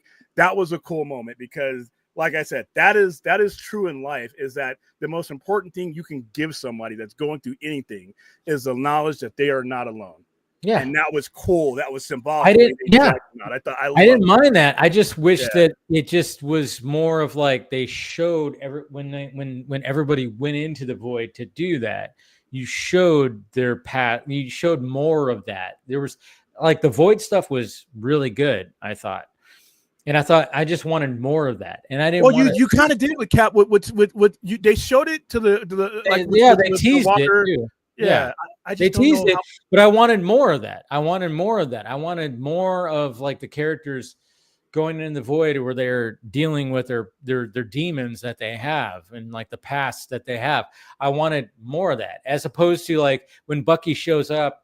Like, how did you deal with that? He's like, and he goes, unfortunately, I had a good past or something like that. No, he said, I know I had a horrible past. It was fun. Well, because we've seen his, we know. I know. I understand. But at the same time, I'm just saying, we didn't, they didn't need to focus on Bucky because we've seen it. Sure, they could have kind of brushed past that, but we could have saw a little bit more with like the, with Walker, with Red Guardian. I just felt like. I just didn't like the fact that, oh man, New York is again, that's always going to be the case. Of course, I get it. Metropolis. But I just wish it was just like a little, like, hey, it was just a small part. It wasn't like the whole city getting consumed again. And it was like, okay, can you just like contain it to like this block? we don't need to like have it too crazy. Wow. I don't know. Yeah. I don't know. I mean, that's kind of tough, Yeah. but you're in Lower Manhattan. I understand what you're saying. Yeah. You kind of went into it looking for the thing A towards little I more was like, contained of a story. Yes. yeah, I think they made the decision to use her as a focal point, the emotional focal point, because she was the one out of all of them that expressed her emotions better than anybody. So she was the avatar that the audience would live through, whereas everybody else, which I appreciate. they had their issues, but they were a little bit harder and tougher to get into. Her acting and the way she did it, her regret, that kid being shot, and they kept showing that over and over again. Oh, that's yeah. like, wow. That I was mean, good. you That was know, good. and No, then- and like, don't get me wrong. I really enjoyed the movie. It was just like there was something that was like, why is this not like giving me to the point where I'm like, going, this is great. And I think it was just the fact that I think I just got too consumed with like, oh, this is going to be contained. This is going to have some crazy fucking artsy kind of shit. And they did have some of that stuff, but then there was still the Marvel formula, which I know is always going to be there. But at the same time, I just didn't want as much of it that was injected into this as there was. And I think but for the most part, like I said, I just enjoyed it. And David Harbour, oh my God, I did not like him in fucking Black Widow. I didn't like the Black Widow movie altogether. The only thing I really liked about it was Florence Pugh. And of course, she is amplified in this one because she's leading the whole bunch. And I thought she's great. when he comes through in the limo, dude, my crowd. Oh, yeah, that was fun. When he comes through in the limo and the whole, and here's the thing. Every time I see Wyatt Russell as John Walker, he gets better. Yes. He gets better every time I see him. There's another dimension in this movie that you don't see. You could, all these people, like I said, the same thing that I enjoy about James Gunn's Suicide Squad, Peacemaker, and then this. It's the core thing about these people thought they were doing their duty. They thought they were doing what they were supposed to be doing. And at some point, they get to a point in their life where they take inventory of what they are and they don't like what they see. And then the story becomes, we want to be something better. We want to die as something better. We want to be something better. Whatever it is from this point on, we want to be better than the sum of what we've been. And I think that was one of the strongest parts about this movie. And I think with her being the avatar of it, because hers is a lot more wretched than theirs are. I mean, even though she's being controlled, John Walker, like I said, they said in the movie, he made decisions. Some of these people made horrible decisions, and some of them are doing things just to stay alive. Like Ghost was doing what she was doing to stay alive. And then you have Valentina, who I wanted to choke throughout the entire movie. She did, and that's a good villain right there. The fact that you wanted to choke her, and the fact, it's Julie Louis-Dreyfus, and I thought she did a fantastic job of being like, you just go, oh, I fucking hate you. Just that ending where she switches them into that press conference. Oh my! But at the same time, Elena just goes like, we own you now, and I'm like, oh, when she said that, it was like, and the look on Valentina's face, oh, I was like, hell yeah! I was like, oh, thank you for saying that. But at the same time, what was great about throughout the movie was the fact that her assistant, I forgot her name, but the assistant of Valentina, we're kind of seeing things from her eyes where it's like, this is fucked up. And I'm talking to Bucky and she's trying to be a good person. But she's also trying to, juggle, still being an assistant to this bad person. So I was like, oh, that's a cool little element too. That was with this movie. It was the assistant. I forgot her name. And I think I've seen her in like that TBS show. I forgot what it was called, but she was great in that. But but I, overall, I enjoyed the movie. It's just, I don't know. There was just something I was like, maybe I just got sold on the marketing for it being something a little bit different. And maybe that A24 fucking trailer really fucked me up, or I thought it was going to be a little bit more contained. And, I'm not going to lie. Like when the whole group takes on Sentry, some of the CGI looks a little wonky. But yeah, I have a bad. I will, like I said before, I admittedly have a bad eye when it comes to CGI. As long as you're getting me, if you're getting me to where you're I believe in what you're supposed to be doing, and it's recognizable and it's moving quick enough. Like I said, unless it's like Killmonger versus Black Panther, where it's two Crayola men fighting, and even that didn't hurt the movie for me. I kind of liked this movie. Like I said, I really enjoyed this movie.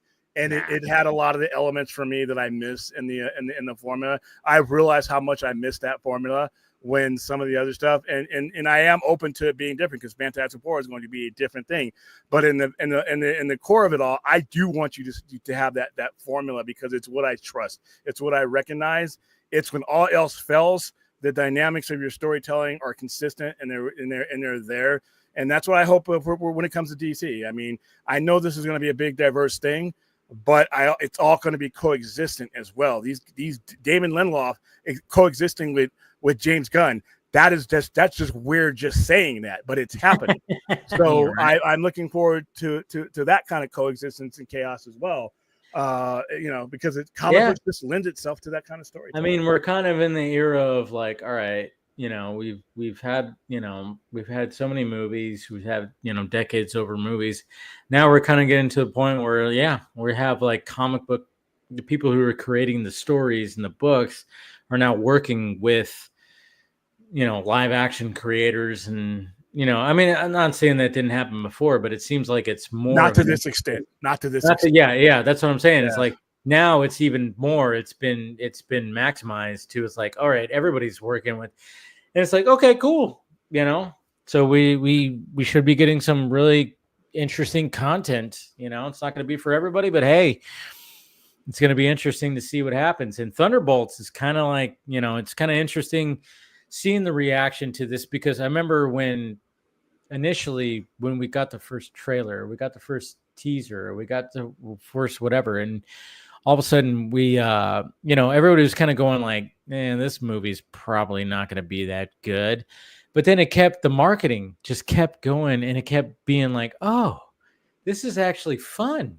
This actually seems like it's fun. And then they just kept on like adding new elements to the marketing, and it was like, oh, and then of course people are seeing it and going, hey, I think the biggest thing was just people just resonated with the characters, the loneliness, the depression, the mental, illness and shit. And that's the thing. There are suicidal. There are elements in there that are microcosms of suicide. The first scene is her talking about the void, and then she jumps off a building. So and I think everybody, whether they want to admit it out loud or not, to a certain extent, is not what they envisioned themselves being. No. And then like when it comes to Yelena, I mean, like what's funny is like, it's just kind of a thought that I had even just like recently when she jumps off that building. Obviously she does that thing where she just closes her eyes and just kind of leaps off of it. She does that too when she thinks she's going to die in that vault when the furnace shit's about to go off. She kind of like tilts her head back and closes her eyes. I think she always just goes, I'm probably going to die, and I don't care. I'm like, she's accepting it. She's accepting it. But at the same time, she doesn't really want to die, And it's, I don't know. Does she go in that same pose when the engine explodes in her face in Black Widow and she gets blown off, or am I that was bad. But like I said, you're right. Talk about that. Yeah, these characters are, like I said, they're easy to root for. Yeah, because they are closer to the audience members than anybody else. We're never going to be Captain America. We're never going to be Tony Stark. We're never going to be Thor. But everybody that's in your audience is closer to the everyman that's fucked up or is fucked up or is going through some shit that they outwardly talk about. This is one of the first movies, or not first movies, that there was the depression element and the loneliness element was the core part of it, and it's embodied in Sentry. Him going through his issue, dude. You had a meth. The chicken thing was a meth. Yeah. That's funny. He's like, I was on meth, and everybody's looking at him. But him going through what he's going through, but the whole the refutingness of the loneliness. That was the enemy. The enemy wasn't the void. The enemy was loneliness and the solitary nature and the giving up, the not giving up on whatever it is, and that you consider. They started out as losers that were basically cast off that she was going to get rid of as fodder, and they end up as Avengers. I mean, how long. Yeah. Okay. One of the best exchanges. It was like when he was talking to Valentina, in the fact that she was like, she was talking him up, saying like, you're the Avengers all wrapped up in one. Yeah. And then of course he was just like, well, I'm a god.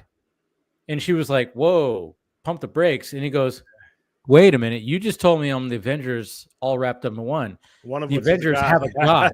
Yeah. And it was like, oh, I was like, oh shit. He fucking, and she was like, oh shit. She flat out went, oops. I fucking told him that oh shit, I did say that. And like, she has the button, she's got the button ready. And yeah, she's like, oh shit, I'm about ready to click this button. But it was just kind of, that was a good exchange because, he was like, I'm a god. And he's like, whoa. And she was like, pump the brakes. I'm like, well, you just said I'm all the Avengers wrapped up in one, and they have a literal god as part of their team. And she went, shit. Yeah, like, she's brilliant in this. Everybody, like I said, everybody in this movie up their game, other than Bob, who I had never seen before, but he's great. I was in Top Gun Maverick as Bob. Yeah, and even though this guy Robert, he's that's his real name. His real name is Bob, but it's funny that Bob, a call sign Bob. I would be hilarious if every role in his career that he plays until he's now to 100 is a guy named Bob. Oh, it's going to be a running joke now. It doesn't even matter if that was the oriral character's name. Literally, the two movies that have been, IP movies, successful, huge successes that Lewis Pullman has been in. He's been named Bob. And when they do a Thunderbolts movie, it's got to be Thunderbolts and Bob. I mean, I know. I like that. I enjoyed the hell out of this movie. I thought it was one of the better ones I've seen in a long time when it comes to Marvel. And even though it wasn't their A-listers, you felt. Here's the thing, and this is when I know that I'm getting to where I want to be with Marvel, is even when there's not the A-listers going on, I feel myself being moved. And like you're on the runway on the plane, you're about to take off. You're taxiing into where you want to be. Feeling the movement of the plane. And here we go. On July 27th, we're going to have my most anticipated movie of the year, of the last 4 or 5 years, to be honest with you. And that's going to be Fantastic Four. And like I said, I have all the faith in the world that movie is going to live up to it for me, from what I've seen. And like I said, from the elements that they're taking. They're taking a story like that and fleshing it out. You're taking the coming of Galactus and you're mixing with it with Earth X. That's brilliant. That's a brilliant story. That coming of Galactus has stood for 50 years, and Earth X is a story that I don't think enough people have read. Enough people. We featured it on our show. Everybody needs to read at least that chapter going forward. It's great. I think because it's not fully drawn by Alex, but it's an Alex Ross story as well. But because it's not fully drawn by him, but that's essentially his kingdom come for Marvel. But he's no more for the Marvels in the Marvel Universe book and stuff like that. But Earth X is.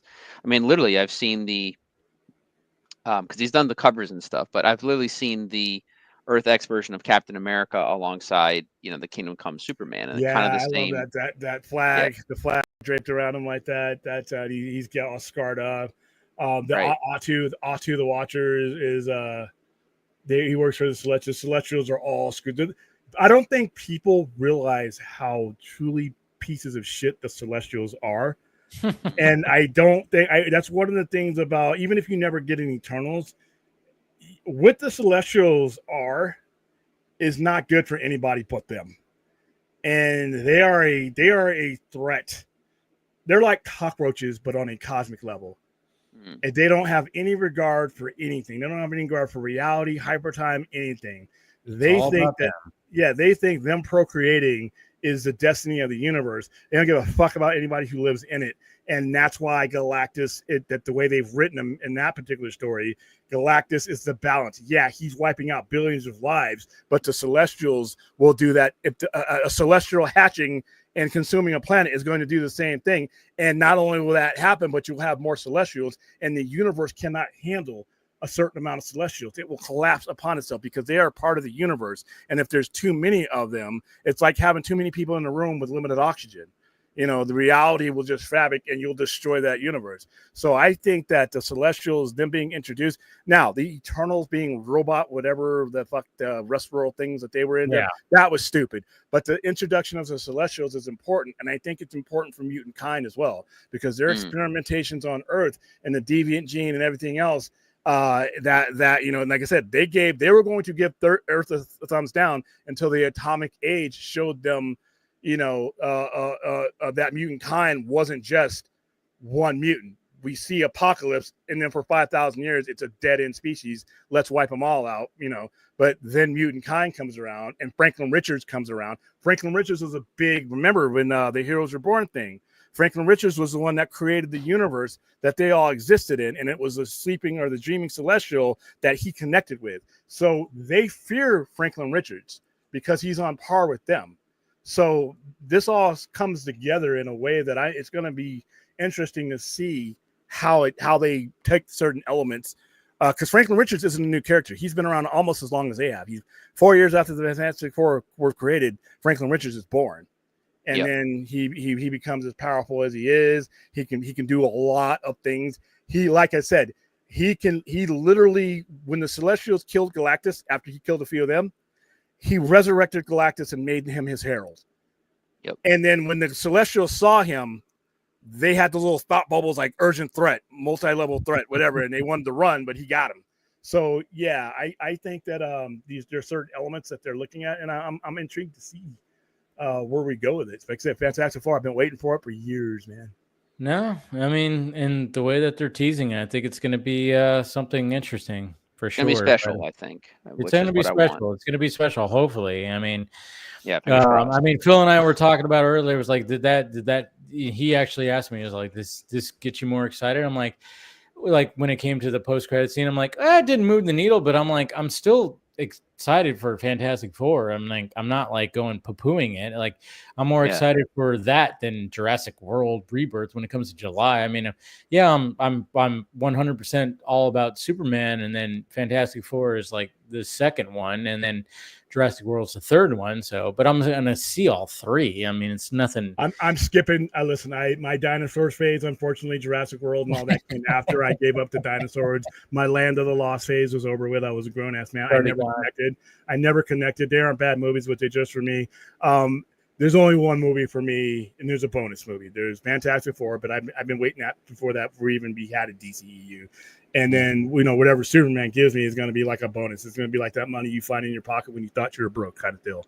But Fantastic Four is going to be the one for me. And when I saw that scene, it reinforces where the priorities, where I think they're putting in priorities. For so long, they were relying on Avengers this, Avengers that. And when you didn't have that, the audience was like, when you switch your dog's food to the dry shit, and they're like, oh, I don't think I'm eating tonight. So now we're getting the prime rib back, but with a different hierarchy that's just as important. Fantastic Four is an immensely important. Spider-Man, not lapdog Iron Boy Spider-Man, but actual Spider-Man is more important to Marvel than people realize, because solo Spider-Man and his Rose Gallery, and then you have the X-Men. Those three elements alone give you the next 10, 15, 20 years of storytelling, and you can just focus on those and keep everything else in the background. And the Fantastic Four is huge a part of that. They were at the beginning of comics.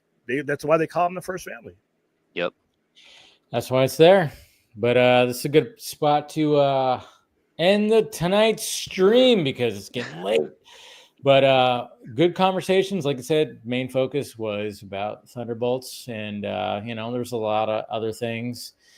Not really. I mean, it was kind of like a slow news week. I mean, it was, when it comes to movie news, at least. It felt like it was a little slow. I mean, we had some trailers. We had Dwayne Johnson's Smashing Machine that came out, and I was like, that looks good, Yeah, that looks good. I mean, and then the Weapons, the movie Weapons from Zach Kleger, or whatever his name is.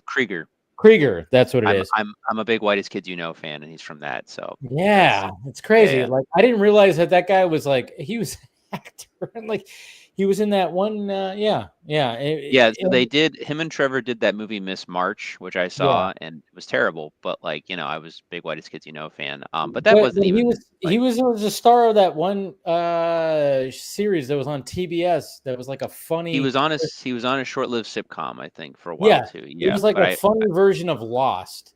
It was like a parody of Lost. Oh, where these guys were like a plane crashed on a remote island, and it was a comedy, and he was the fucking star. I had no idea that guy who fucking made these movies and who's making like the new Resident Evil movies, making this movie, Zach Krager. I was like, oh, it's that guy. Holy shit. So I saw it on my Twitter. I was like, oh yeah, he was the guy in that. I forgot what the fucking series was called. I watched like the first season. I didn't continue. It got canceled after I think season 2. Yeah. It didn't really work out, but it was actually pretty funny because he had one of the funniest lines because they were on a tropical island. He goes like, he said something about like, it's like, we're on this tropical island. We got to find food. And yes, it feels like a hot fart is blowing in our face at all times. And I was like, wow, that was just funny because it was like, he was talking about how humid it was on that island. And just the way that he said, I'm like, oh, that's the guy who's directing these, who did Barbarian? Makes sense. Okay, cool. But so we had a couple of trailers that were like pretty cool. Now You See Me Part 3. I didn't even see the second I didn't watch it. I don't think I saw the second one. So, I saw the first one, but I got to watch the second one. I totally, I'm with you. But I guess I have friends that like those movies, so I guess they're good. I mean, the first one was good. I don't know why I haven't seen the second, so I'll catch the second, and then of course eventually, when the third one comes out. But anyways, we got a lot of good stuff that's coming out. I don't know. It seems like 2025 is it's in my opinion, there's been a lot of winners. The only big loser to me has been Snow White. That's the only one that'll make it back to me. Oh, by the way, I hate to shit on your party here. Ted Sarandos is mostly right. I'm sorry. Oh, we're not going to talk about that. We're wrapping this up. How dare you bring that up right now? I'm sorry. I saw your post. There can be an argument for both, William. Right? There can eventually, but right now, Ted Sarandos is mostly right. He's an asshole. He's an asshole. Don't get me wrong. What? People are flocking to the movie theater, which is a good thing right now. And I get it. People would rather watch things at home 100%. But at the same time, the fact that people are still flocking to the movie theater because they want to get out of their houses and do, something like that. The box office, and that's what I was kind of talking about, is like the box office is, it's doing pretty good this 2025. So yes, I know what you're saying. And he is an asshole, and he's selling his product. And I even said that when I talked about it on Film Junkie Live. I said, I get what he's coming from. He's selling his product. So naturally he's going to say that, releasing it in movie theaters is like an outdated thing or whatever the hell.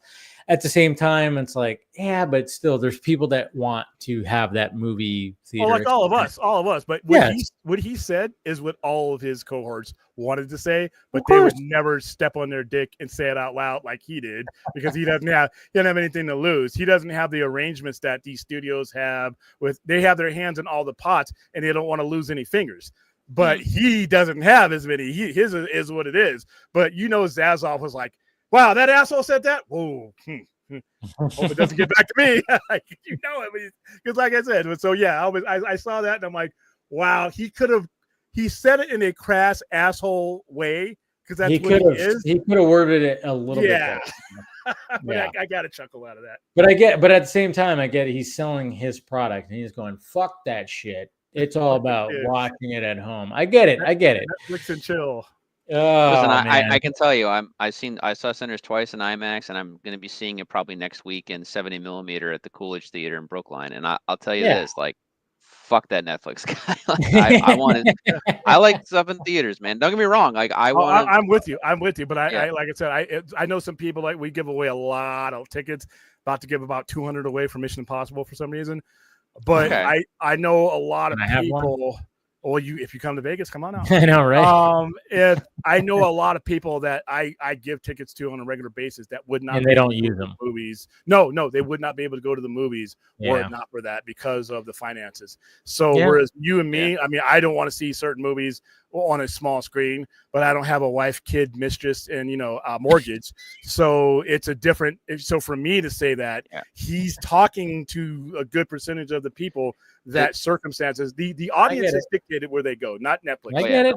No, and with that, William, I will agree on this because Tarantino was even quoted as saying it in like a roundtable like a few years back, even not even just this year. He was saying that the thing with the movies that people forget, at least at this point, is that it was a common man entertainment. Like it was cheap, it was easy to get to. Like if you couldn't afford the opera, you couldn't afford to travel, but you could go and see the movies. And now even the movies are too expensive to go to. And it's true. Like I mean, I have, as you guys know, I'm okay and everything, and I'm able to do these things. But truth is, if you even got two kids and a job, you don't have time. I mean, your experiences are going to be. Thunderbolts last night. I mean, I go through the Fandango app and I buy the ticket. It's a matinee. It's on the biggest screen of the movie theater, laser, all the stuff, luxury. $20. $20. I had 16 for IMAX for Thunderbolts. So yeah. I mean, everything. I mean, that's the thing. But me being a single guy with no kids. Doesn't matter. I'm like, all right, this is just a normal thing. But when I buy tickets, when I have my dad come or my brother or nephew or everything, I'm like, I'm buying for 4. It's like it's pricey. It's pricey. Of course, we do the exchange of like, oh, okay, I bought the tickets, you buy dinner, you buy the beers. We all do the exchange, so it works out. But at the same time, it's like, Jesus Christ, yeah, no. So it totally, I mean, it makes sense. It's like. It's one of those things, but I mean, but at the same time, I still will never give up going to see a new movie in the movie theater. I just like that experience, but but it is a dwindling thing, and I totally, and like I said, I totally get what he was saying. He just said it in an asshole way, but it was just kind of funny that he was saying that in a way. And then all of a sudden, Sinners is like killing it at the box office. So it was just kind of funny how he said that. That's why I even posted on Twitter. I was like, look at that screenshot. Hey, Ryan Coogler would like to have a word with you. So people are flocking to the movie theater. But at the same time, when I talked about it on Film Junkie Live, I'm like, I get what he's saying. He's selling his product. And I get it because people do watch Netflix so much at home. Sure. Well, but at the same time, there's just an experience that you get at the movie theater that a lot of people still want to have, Yeah. Now when you talk about Sinners making money, so when something is on streaming making money and something's in the theater making money, the studio who may have created both of them, right? They want that ladder. They want that streaming because they're that the diminishing returns at 35 to 50% that they have to give to the box office. That bonus, that first dollar bonus, especially if you're doing a Nolan movie. There's so many people sitting at the table that it sounds like a lot of money to us. The 180 million that Sinners has made sounds like a lot of money, but there's a lot of mouths at that table to feed, and the sustainability is the volume. So when you put something on an apparatus like streaming, you're getting the advantage of the volume, the advantage of it's like an insurance program to where dollar for dollar. So I see both sides of it, but at the same time, I also don't want to see certain movies on a screen as big as the one I'm staring at you guys at, or the one I'm looking at that. I want to see Blade Runner 2049 on, if I could see it at the Sphere here in Las Vegas, I would. So let alone here on the screen. But at the same time, I don't have those kind of responsibilities to whereas, okay, do I entertain the family with something on PVOD, or do I bankrupt us so that we're eating bologna and cheese, but we had a great time at the movies last Friday night? It's a tough one. And like I said, they get the percentage, they get a higher yield of the money when as it gets closer to them, the studios get more of the money. And remember, they got to pay back people. The money's borrowed. Like Legendary, when Dune makes that money, Legendary gets paid back plus percentage. So yeah, $600-700 million sounds like a lot to us, but somebody's getting a haul there that's not necessarily the studio. So yeah, it's also a greed factor, not greed, but necessity too. how do these movies get made if they don't make money somewhere? Yeah, it's all crazy. We don't we all want to make believe we know all the logistics of it all, but we don't really know it.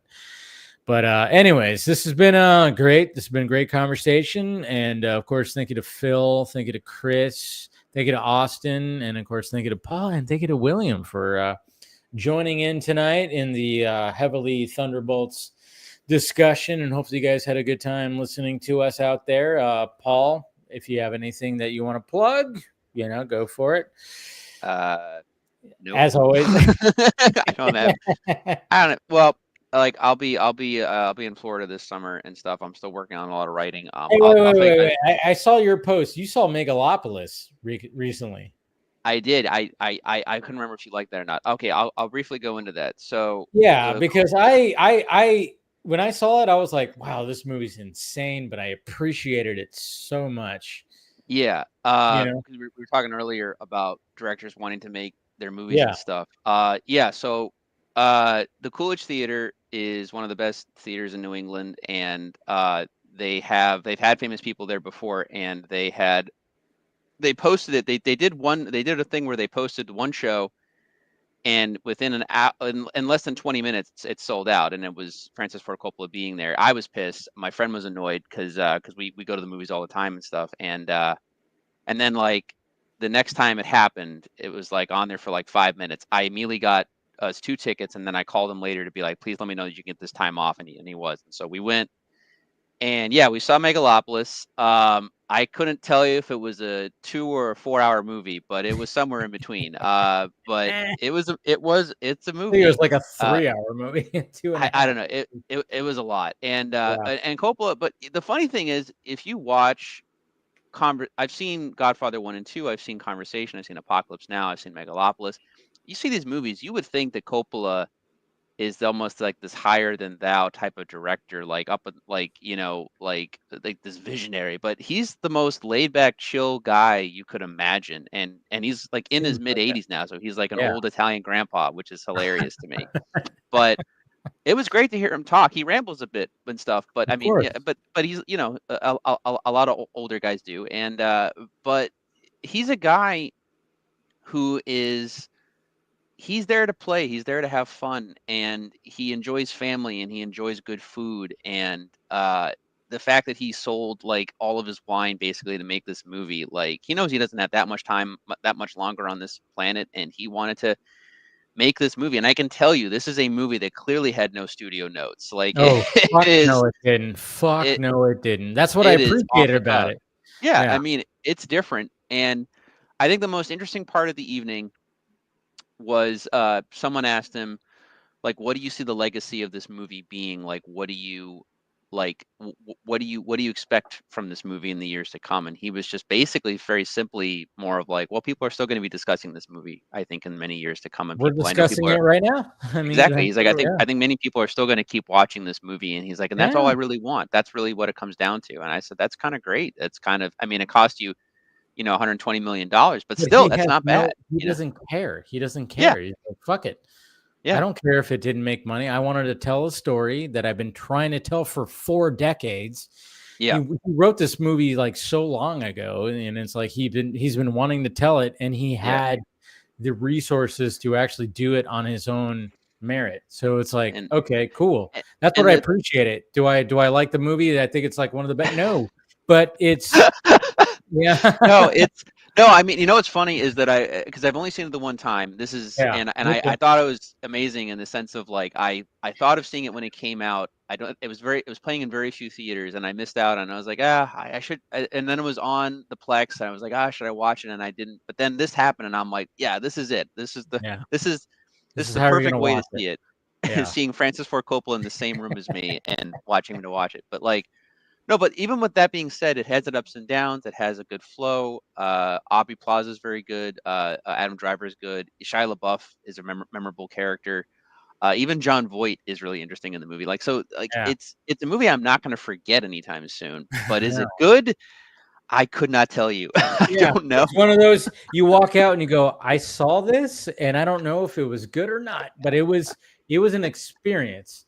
Yeah, you walk it's an out going, experience. that was an experience. And I think that's what he wanted. He was like, yeah, I know this is batshit crazy, but you're going to walk out going, what the fuck? And that's what a lot of people walk out of.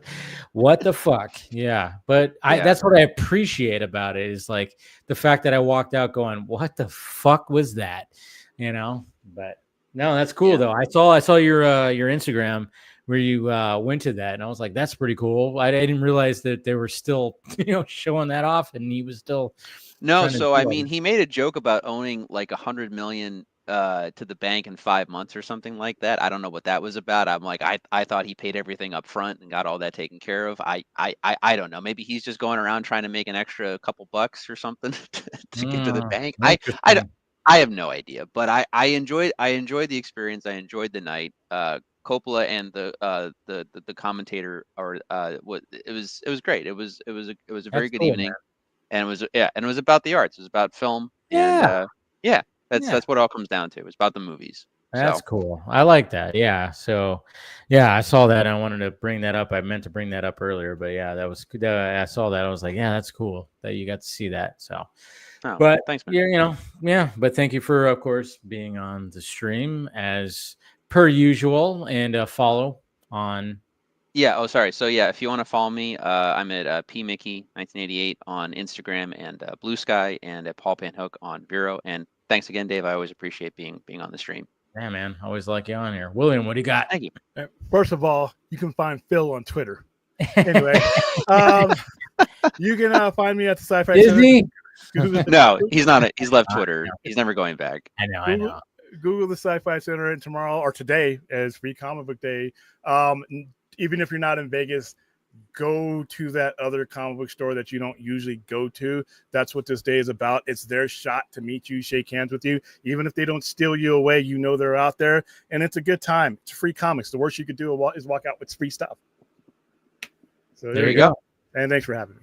Yeah, for sure, man. Now I'm going to try to, I'm probably going to meet up with some friends, but I want to make it to a comic book shop tomorrow just to take part and, not just get free shit. I want to actually support. So maybe I'll go to that one over there, or there's other ones I don't know. We'll see what happens. But yeah, visit your local comic book shop tomorrow, guys. It's free comic book day. And like I said, thank you to Phil, thank you to Chris, thank you to Austin, thank you to Paul, and thank you to William, and thank you guys for spending some time with us. It's been fun.